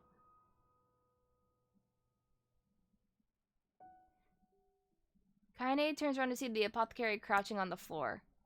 "Oh, hey there, are you okay?" When the man does not reply, Kaine moves towards him. She assumes he just slipped on something, or perhaps hit his head on one of those low-hanging shelves in the crowded shop. But the moment she draws close to him, she hears him begin to scream inside her mind. My leg, my leg, my leg, my leg, oh God, where is my leg?" Panicked, Kaine looks down and discovers that the man's leg is gone. "Help me!" screams a voice in her head. "Help me!" As Kaine looks on in horror, the man's fingers begin to shimmer and vanish. He reaches out for her with his other hand, only to find that it too is no longer there. Soon his arms go, then his legs. Then the side of his face warbles out of existence, causing a stray eyeball to roll out of its socket and onto the floor. "Help," says the voice before it could even be called that anymore. "I can't." A moment later, what remains of the pitiful shopkeeper collapses into a heap of ash, releasing a small puff into the suddenly silent air.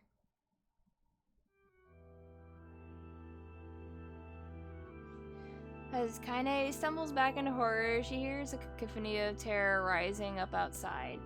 "Oh God, what is happening? My arms, where are my arms? Why can't I see?" Kaine bursts out of the store to find herself in a nightmare. Homes slough off the side of cliffs, taking up pieces of scaffolding as they fall. Screams echo out everywhere, creating an opera fit for hell. Villagers run in mad circles before exploding into dust. Their clothing drifting this way and that as it floats untethered through the air. As she stares at the scene, wide-eyed, a single thought suddenly inserts itself into the forefront of her mind. Grandma. Kaine breaks into a run, the crumbling world around her suddenly forgotten. She leaps from one piece of falling debris to the next, using them as stepping stones to cross a world that is increasingly losing cohesion. As she continues her mad dash, flecks of ash are blown into her face, her mouth, her eyes. Ash, ash, ash, ash. Buildings and people all reduced to so many cinders in the wind. Soon she arrives at her childhood home. It was once a place filled with precious memories, a place she regarded as an oasis in an increasingly mad world, but now it is nothing but a pile of ash. As she gapes unbelievingly at the sight, a faint sound suddenly reaches her ears. Kaine. She's alive. Grandma's alive. With the speed born out of panic, she leaps into the giant pile and begins shoving it aside. It stings her eyes, burns her lungs, but she continues on, heedless of the danger. Finally, she pulls a small, blackened form out of the darkness. "Come on, Grandma," she whispers. "We're getting out of here." Without waiting for a response, Kaine gathers her grandmother in her arms and breaks into a mad run, hoping to escape the chaos. "Hi, Dream. Let me give you a kiss. Kiss. Thank you, friend." But the wave of ash has become a tsunami, and before she can make it more than a few desperate steps, it reaches out with a cruel hand and overwhelms them. Kaine stumbles and falls, sending her and her grandmother tumbling into the ashes. One glance at her feet is enough to reveal the culprit. Her right leg has vanished at a point just below the knee. "Oh, it'll take more than that to stop me," mutters Kaine as she slings her grandmother over her shoulder and begins to crawl away. "We're gonna make it. We're going to live." As she crawls, her grandmother seems to grow lighter, as if trying to magically reduce the weight of her own burden. And as Kaine continues to struggle, she hears a small, soft voice enter her ear. "Thank you, Kaine. And as the voice drifted away, the last pile of ash that used to be her grandmother drifts away on a soft breeze. Kaine screams an impossibly sad and lonely sound and begins trying to pull the ashes back to her. This can't be happening. It can't be happening. The ashes are mingling with all the other detritus from the collapsed village, and soon she can no longer tell which particles belong to who. Come the fuck on already! As she continues her frantic digging, her hand suddenly closes around a soft piece of ragged fabric, her grandmother's shawl.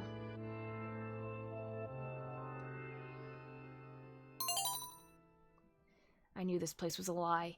I knew it, and I still couldn't do anything. I couldn't save anyone. I couldn't even escape.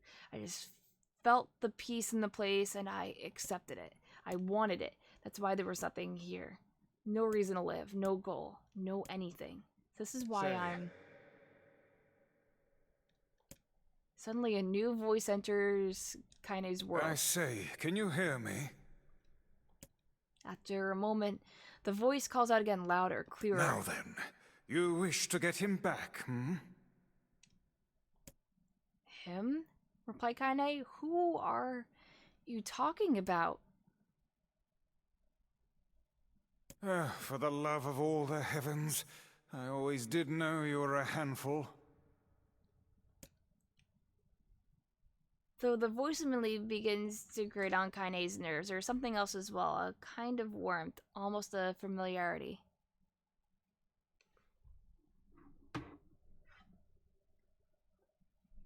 Are you truly so daft that you have already forgotten one of your beloved traveling companions and friends?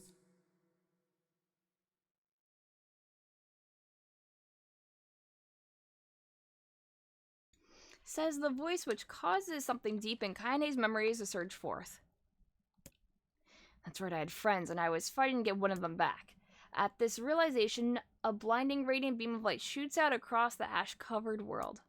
Covering her eyes with one trembling hand, Kaine reaches Do forward. hurry back now, hussy.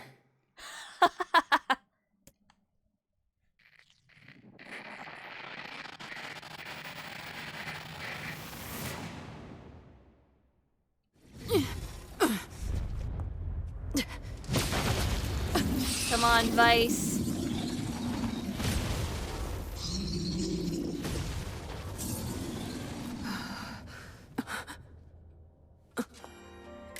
What is the matter? Do you still not remember? I love how he's glitching out. You've not time to become lost in your thoughts. Right. Okay. Let's get him back! Let's do it!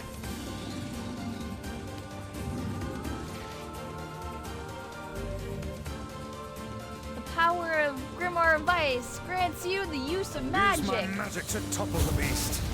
I presume you know how to use magic, yes? Then give us a show, hussy. I don't need your help to take out this goddamn fuckwaffle!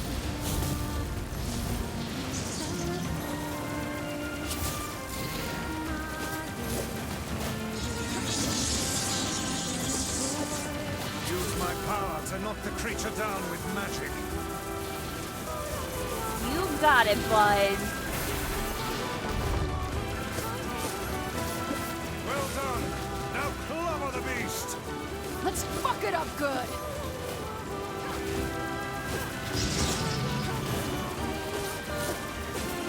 Shit, this thing is tough. Let the next onslaught be our last.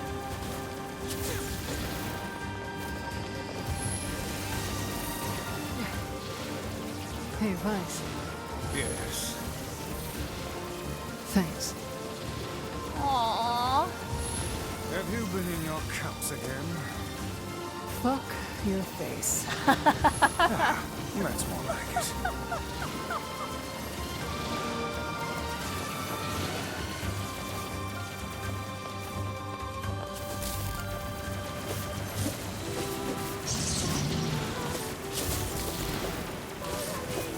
Are you sound of mind, hussy? What you're attempting is extremely... Cram it, book. I'm doing this. I see. There's no guarantee that it'll work and bring him back. But we're gonna try anyway.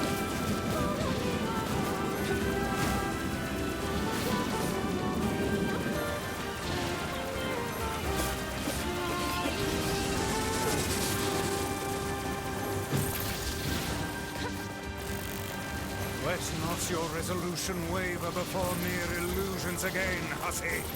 Don't worry. I'll do what needs to be done.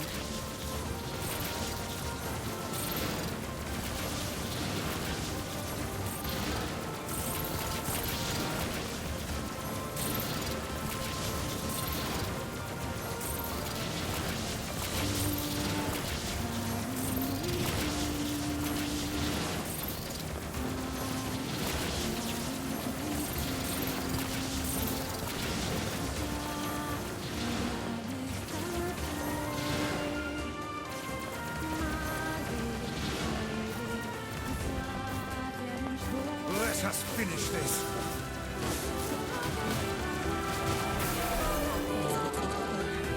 Why does the book keep calling her a hussy? Because she's a hussy.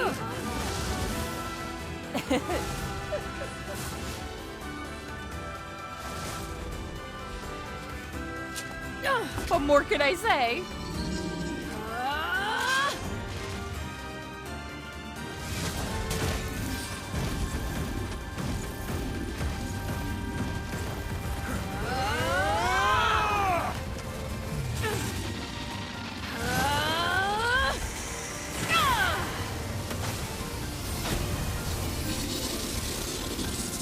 So this is a replicant's potential.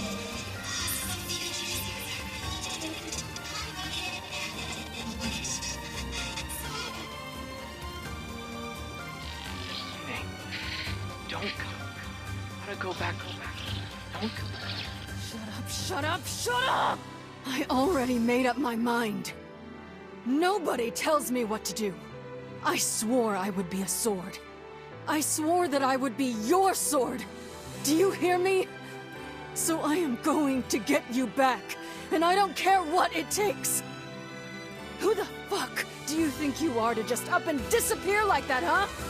I'm the one who gets to decide what my life means to me.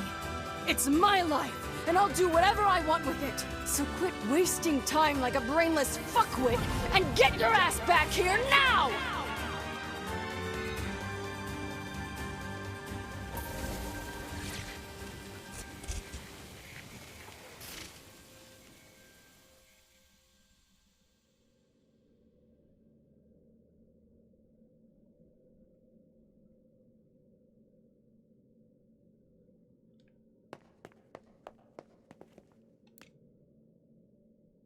Do you want to recover the person you cherish? Yes.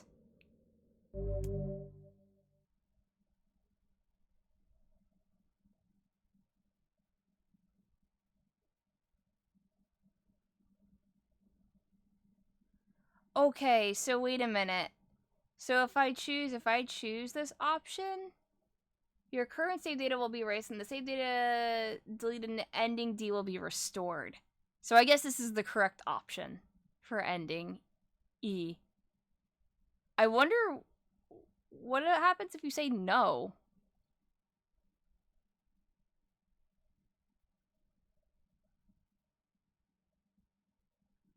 Like, it's all for nothing then.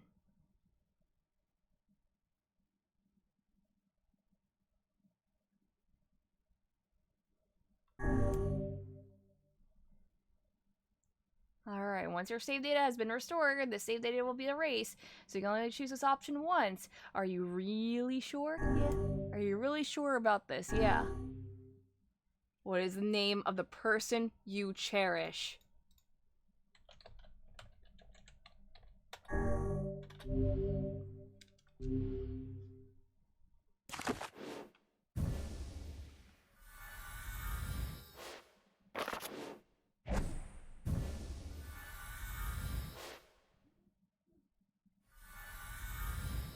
It really fucking saved all of my stuff. What an asshole.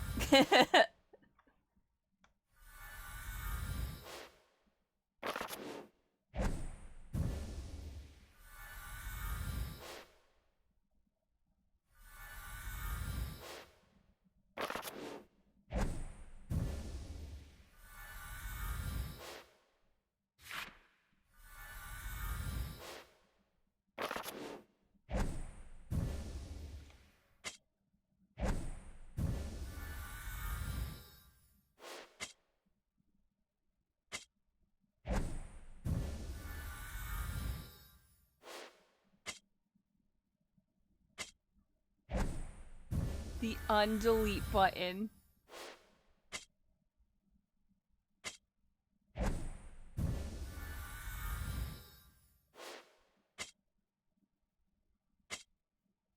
Oh no, I didn't mess up. This is intentional. In the root of ending D, it tells you that you have to give up your save data to continue. So it deletes your save data. You have to start the game from scratch, get 2 hours in.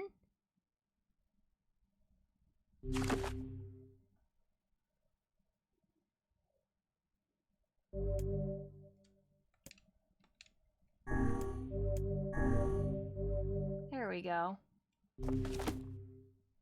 I leave the rest to you. And since it deleted my data, it's like, oh, time to go back now. So I had to play the beginning, like, first, like, 2 hours of the game regularly to find out that playthrough for, you know, ending E, it's a little fucked up.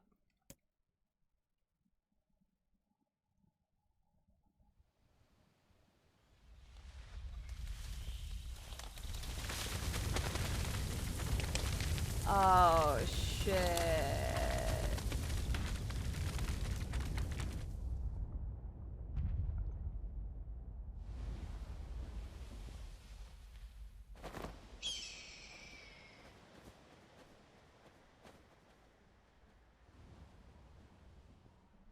That's a big flower.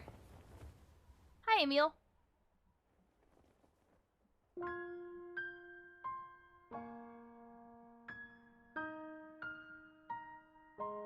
Our journey may have been meaningless. Our past may have been a mistake. But we're not going back. Even if this world comes to an end. Because this is the world with the people we cherish.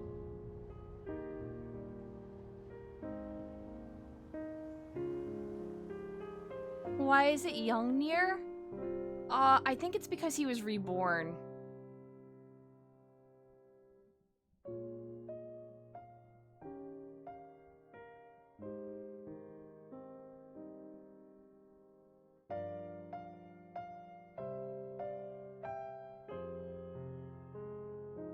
Is that it? Is that literally all of ending E? And so the adventure ends just like that?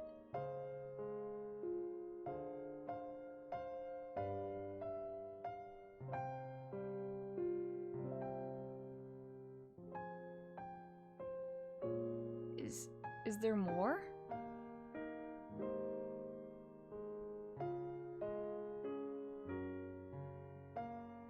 It's an adaptation of a book.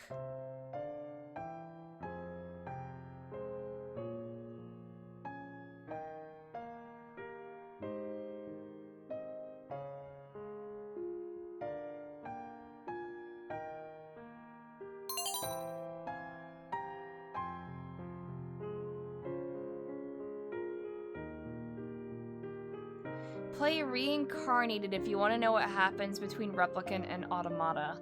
Yeah, I need to pick it up. It's the mobile game, right?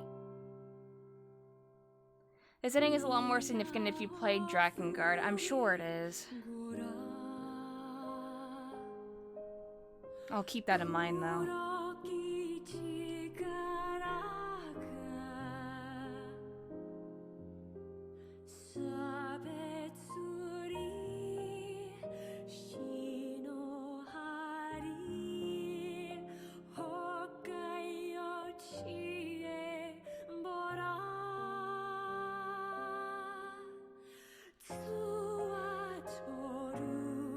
Yeah, it's also true. He's a replicant, so he's brought back as they made him, and they made him as a teenager.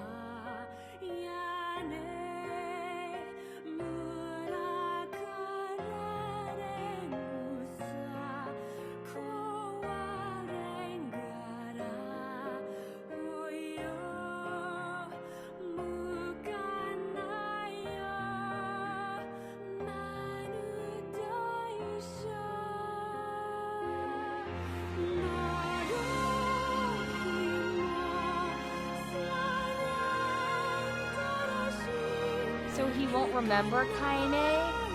Most likely, no.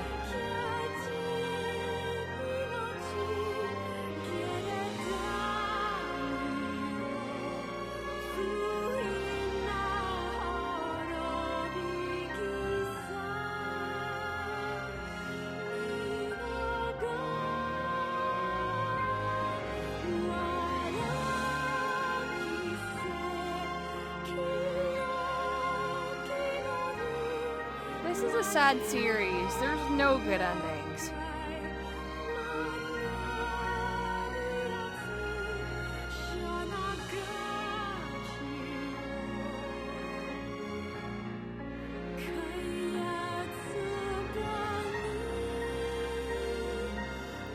Yeah, but they're literally androids that have their memories uploaded. In this case, replicants can't just slap memories into the brain. Yeah, that's what I thought, Anga.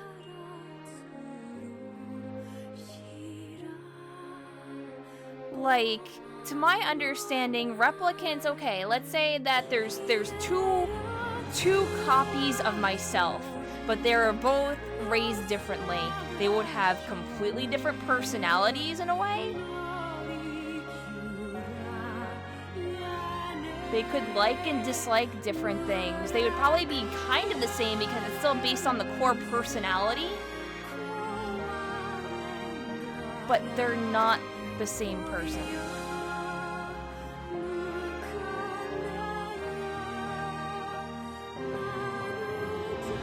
Yeah, it'd be like how clones work in real life. That's how I interpret it as.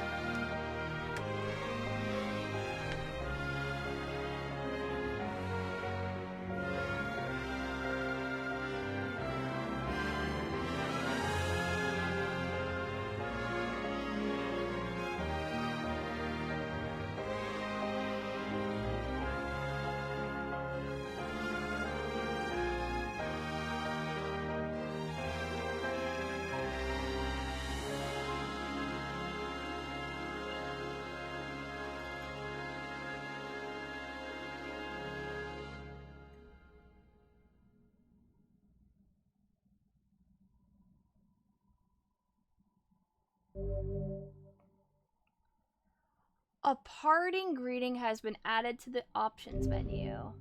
Visit that woman's house to acquire a new weapon.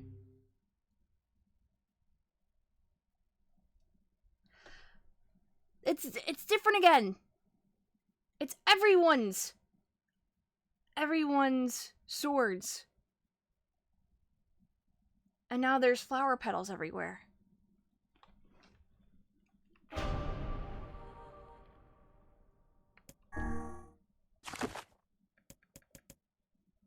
What is this? All right, is everybody here? Present and accounted for. You betcha! Sure. All right then. Dear players, the game is over, and we have a special message for you. Thank you for playing. Oh, fuck's sake. Yona, why aren't you in bed? Oh, hey! It's my big brother. I'm so sorry. I just didn't want to miss this. Try and take it easy on her, okay? Yeah, you wouldn't turn down a request from your adorable little sister, would ya? Popola, Devila, you're here too? Looks like you're having yourself a grand old time, sunshine! Okay, who was that? Shut up, Tyrion. You'll just make things complicated. We haven't all the time in the world, Let us finish what we came here to do. So, it's really gonna be over, huh? Does that make anyone else feel sad? Yeah! We have to say goodbye eventually. But hey, I'm sure we'll meet again. You really think so? I'm getting hungry over here. Want to hurry this up? All right, once again, from the top. Dear players, the game is over, and we have a special message for you. Ready? 1, 2... Thank you for playing! That's cute.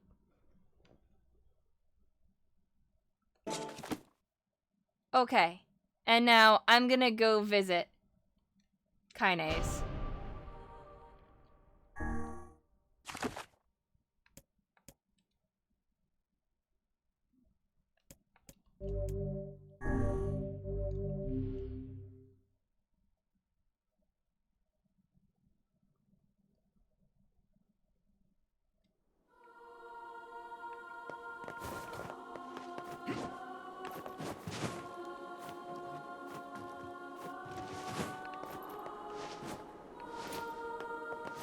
We have to upgrade it and get the last story. The very last thing I need to do.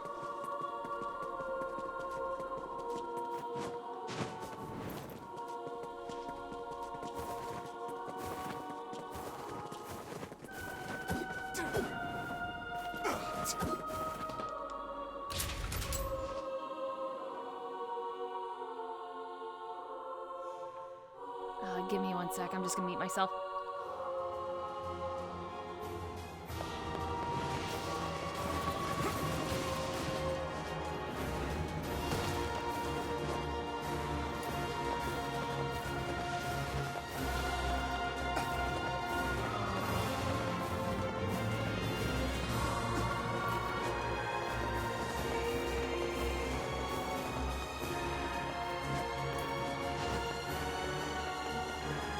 The NieR series is just not a happy franchise. There is no winning. There is no good end. You know, without getting into super spoilers, Automata feels the same way, and honestly, I don't know what they're gonna do with Automata. Like, for a sequel to it, yeah, there's only suffering, and I'm just like,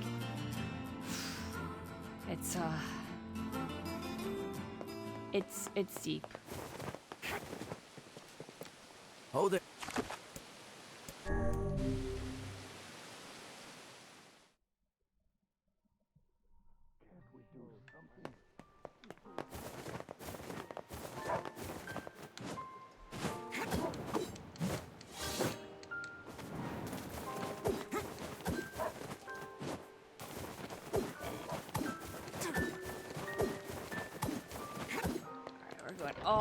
Okay.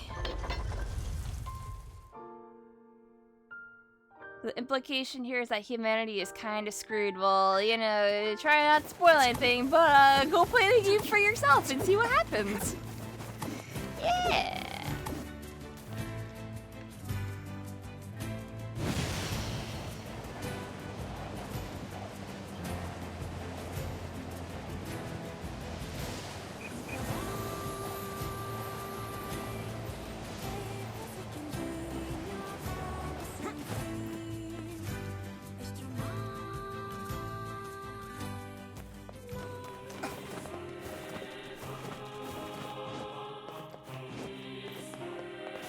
Okay, just give me 1 sec. I need to go pick up my food. That's probably at the door right now.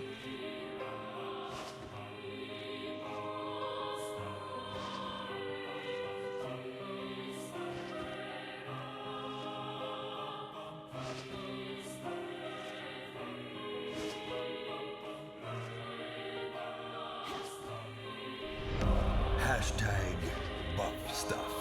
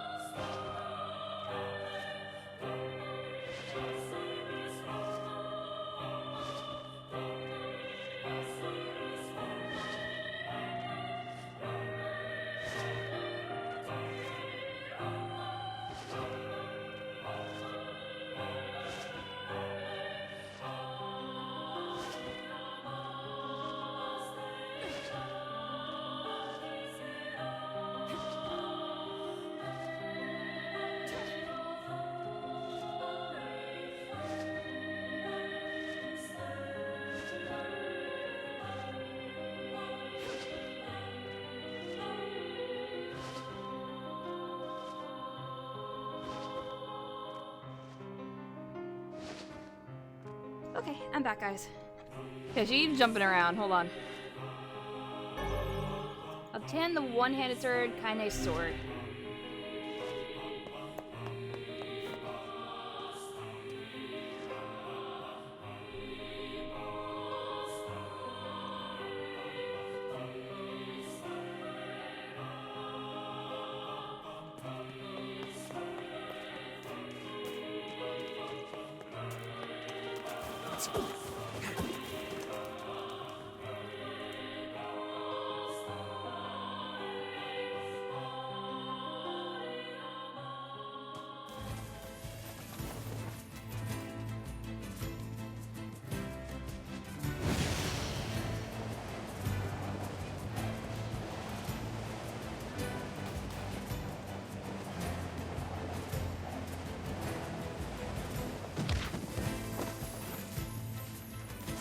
Oh, whoopsie.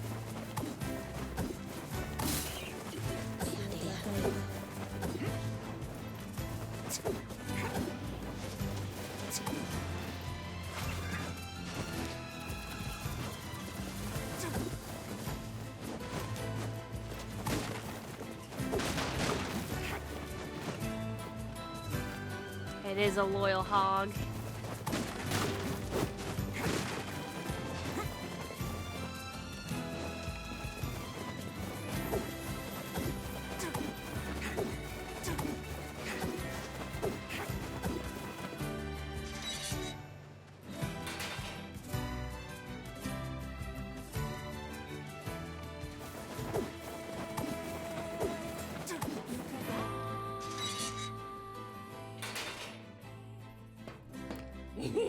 What can I help you with? Strengthen my weapon. Oh, let me just buy a ton of iron ore. What can I help you with?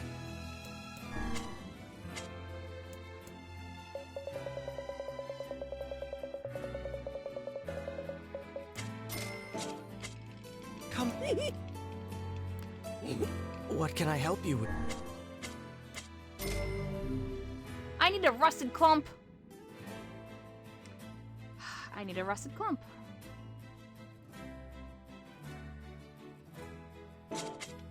Come.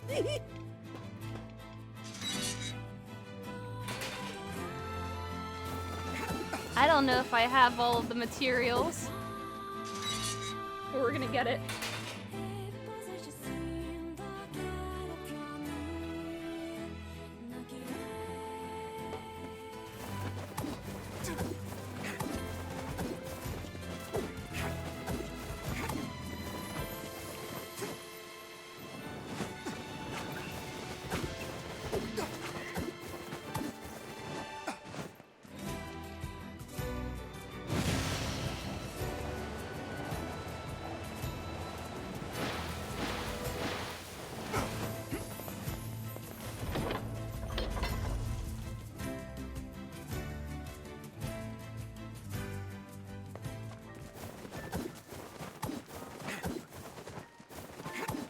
Right, so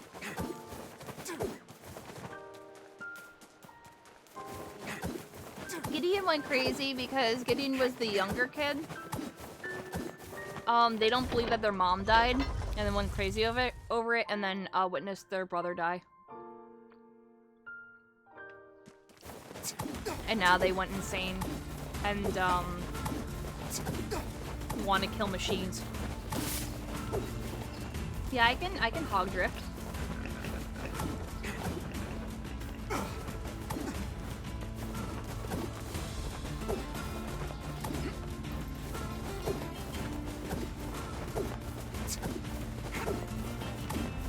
Oh, I've already played through the flashback book.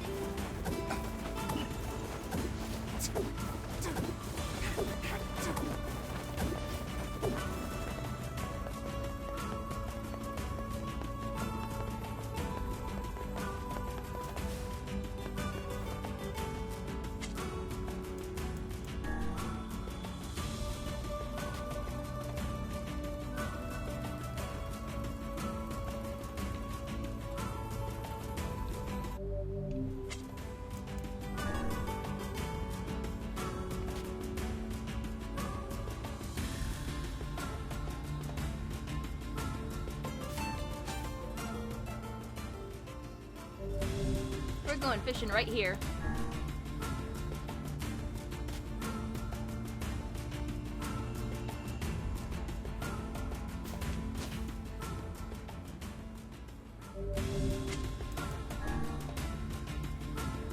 It has the best chance for the rusted clumps.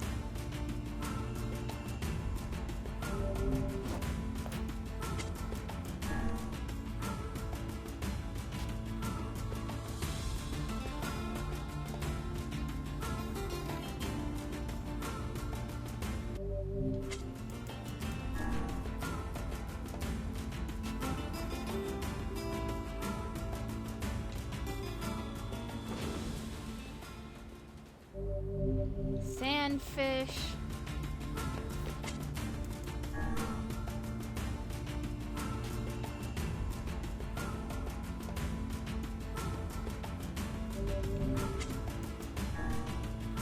It sucks because some of the vibrations and stuff, like, I have to be like, I have to know by how hard it bit, like, when I should pull it up.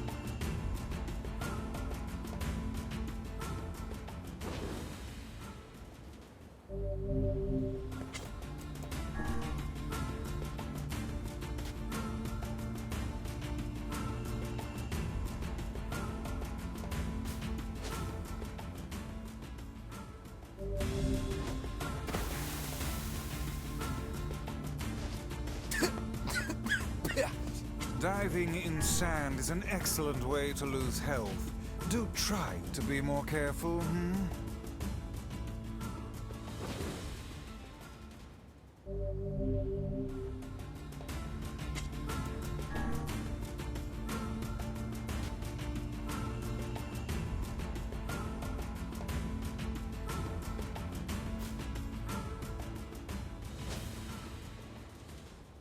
There we go.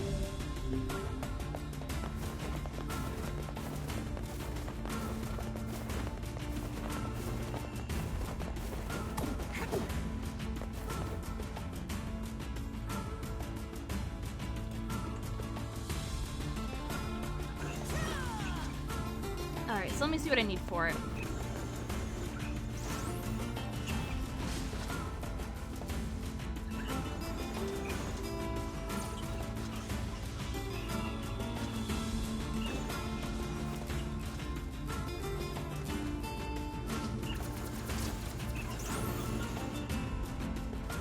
Do I have one broken saw?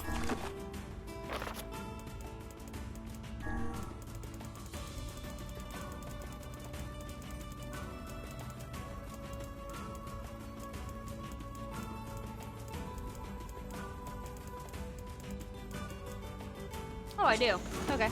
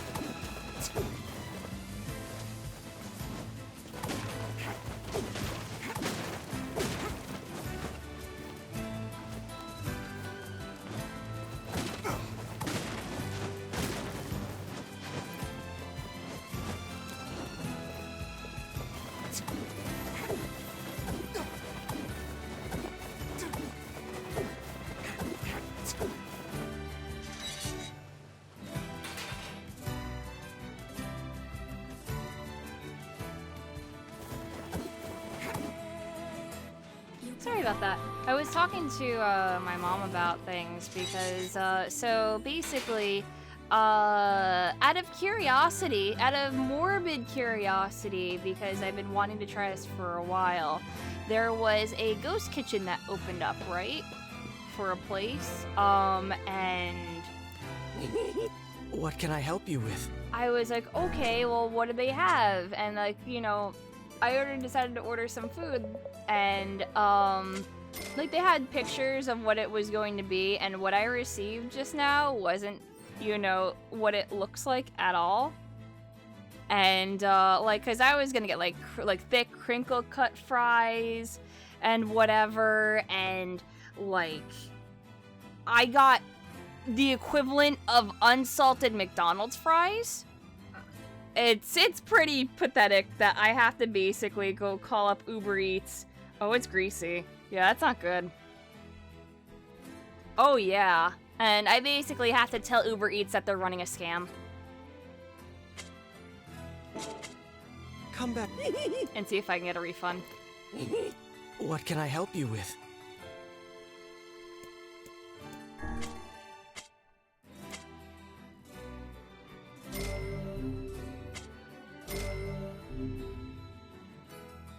I mean, it also could be that they're literally pretending to be another food chain. I will just say it's a food chain that they're pretending to be right now, trying to disguise serving food under that food chain, but the food that I received was nothing like the standard of that food chain. Come back soon. It's not Mr. Beast, I can tell you that.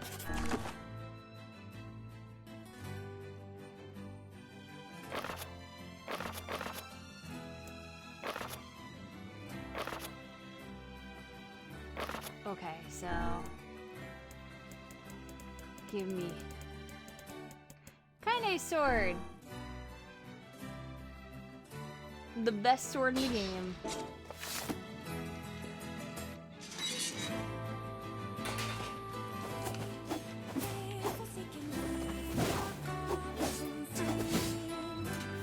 Look at this.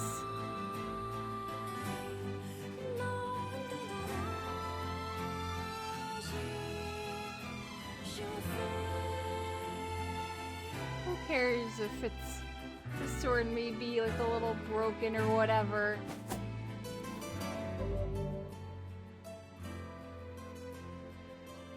There's one place that has like 4 listings on Grubhub, all of them the same address, all of them serving the same crap, none of it like the pictures. Yes, it's that for me, except they had another franchise, and the pictures are nothing like the food I received, so I have to report it. And I'm gonna basically complain and get a refund, because, like I said, it's some of it's pretty inedible. Yeah, I'm gonna do the sword lore in a second.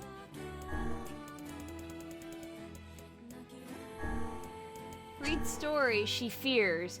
She fears the pain, the suffering, the sadness of losing those she cherishes. However faint, that feeling alone remains with her. She fights.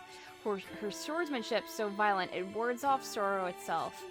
Nothing can stop her vengeful blade from its grim work, not even the fountains of blood that clout her vision. She dreams. The darkness sings to her of solitude and despair, but she resists. Time and again, never breaking, she presses on. Even if the future that awaits has no meaning, she presses on. Because this is the world with Imakuni. Yeah, get food poisoning challenge.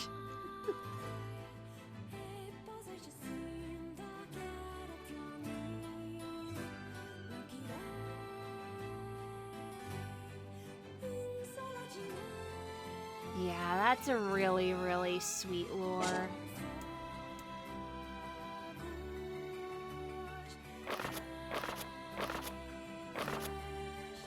And with that, I think that NieR Replicant is now complete.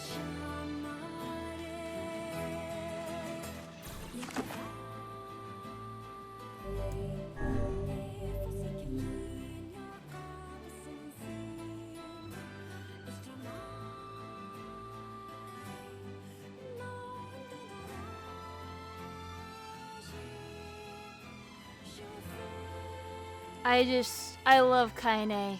I kiss her, I smooch her.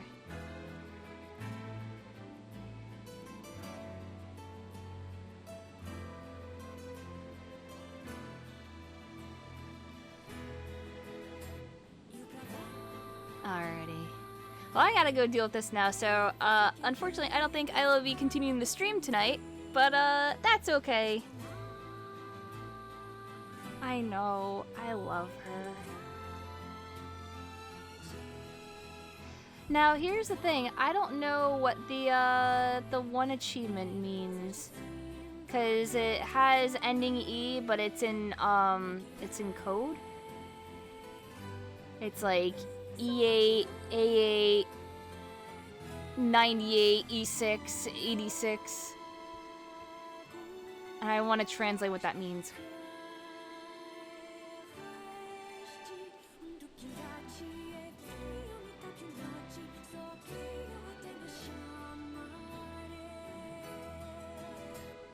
But now I have a question. If I want to play the game again on a new file, will I have that Kaine stuff? Yeah, it's in Hex. I don't know if I'll have the Kaine stuff. It said it'll only happen one time, so maybe it's programmed to never happen again? Unless I delete my save data? I have no idea. Yeah, I know that I have to do the speedrun trophy. That's what I'm asking. I'm like, if I decide to do the speedrun trophy, like, will the Kaine stuff, like, block that?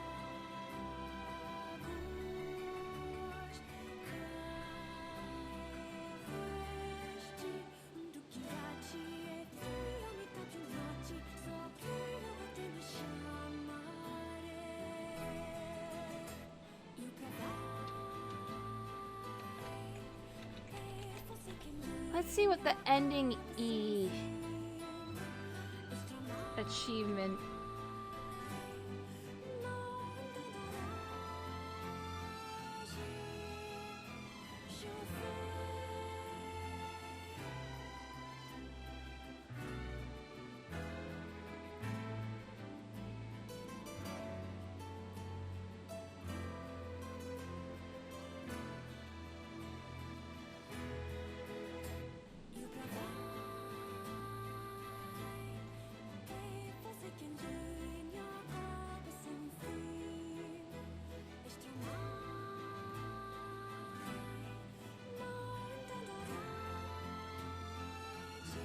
Oh, it can be decoded into the following text, which means memory server firewall.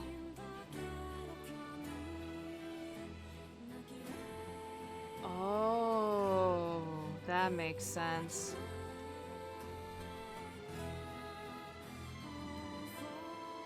Once per ending D file, okay. So if ending D file has been restored, it won't trigger E again. Okay. What did it translate to? Memory server firewall.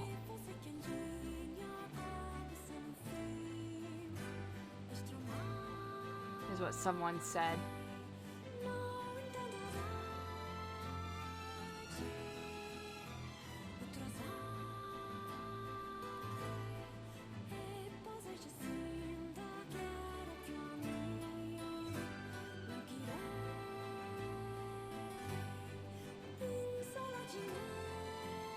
Yeah, text to Japanese.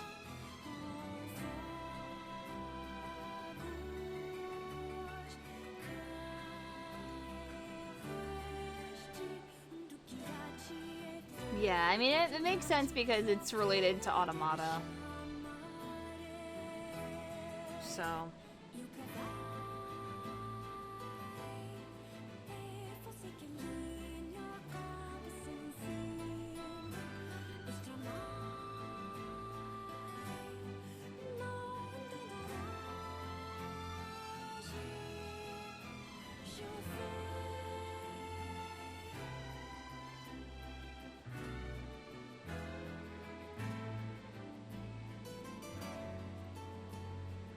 Alrighty, let's see who's on right now.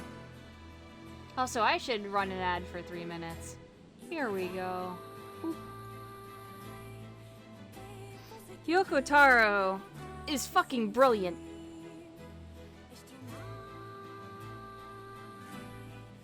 So what do we have here? We've got...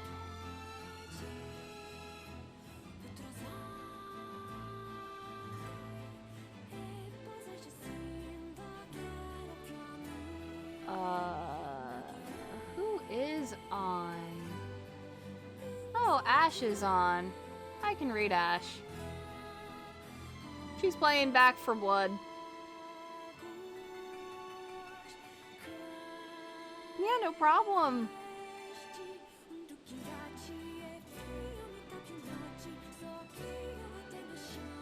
I'm just very, very glad that I got to experience this game.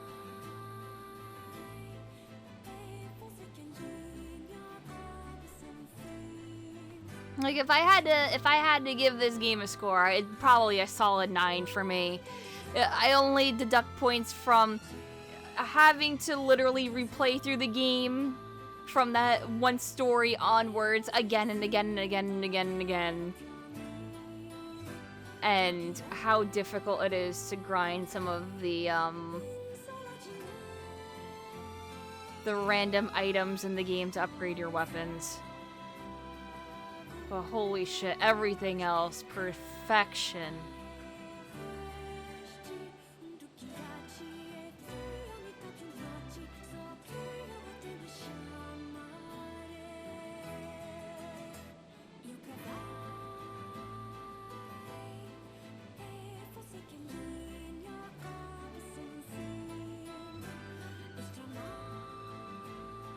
Is it still censored that kinda is intersex?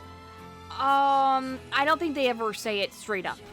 So, yes and no, it's only been hinted at. Yeah, it's implied heavily, but never outright stated that she's intersex. But, you know, with the hidden achievement with her, with, you know, the constant, you know, I'm a freak and nobody likes me and they make fun of me. And, you know, because of my body and this and that, it's only ever stated in the book. Ah, that also makes sense. Yeah. At least they really heavily imply it here.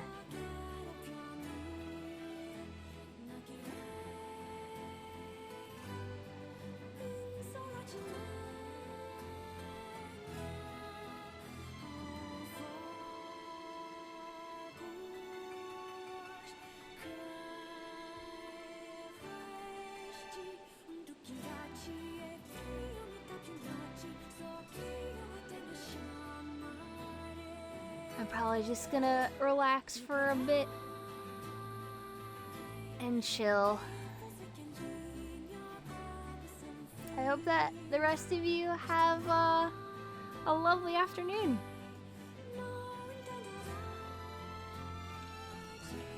Let's read Ash. I have to check out Back for Blood eventually.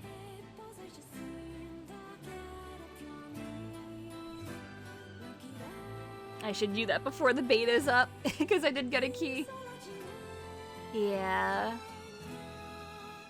Well, good night, but I'm not going to bed, but good night, even though it's the afternoon.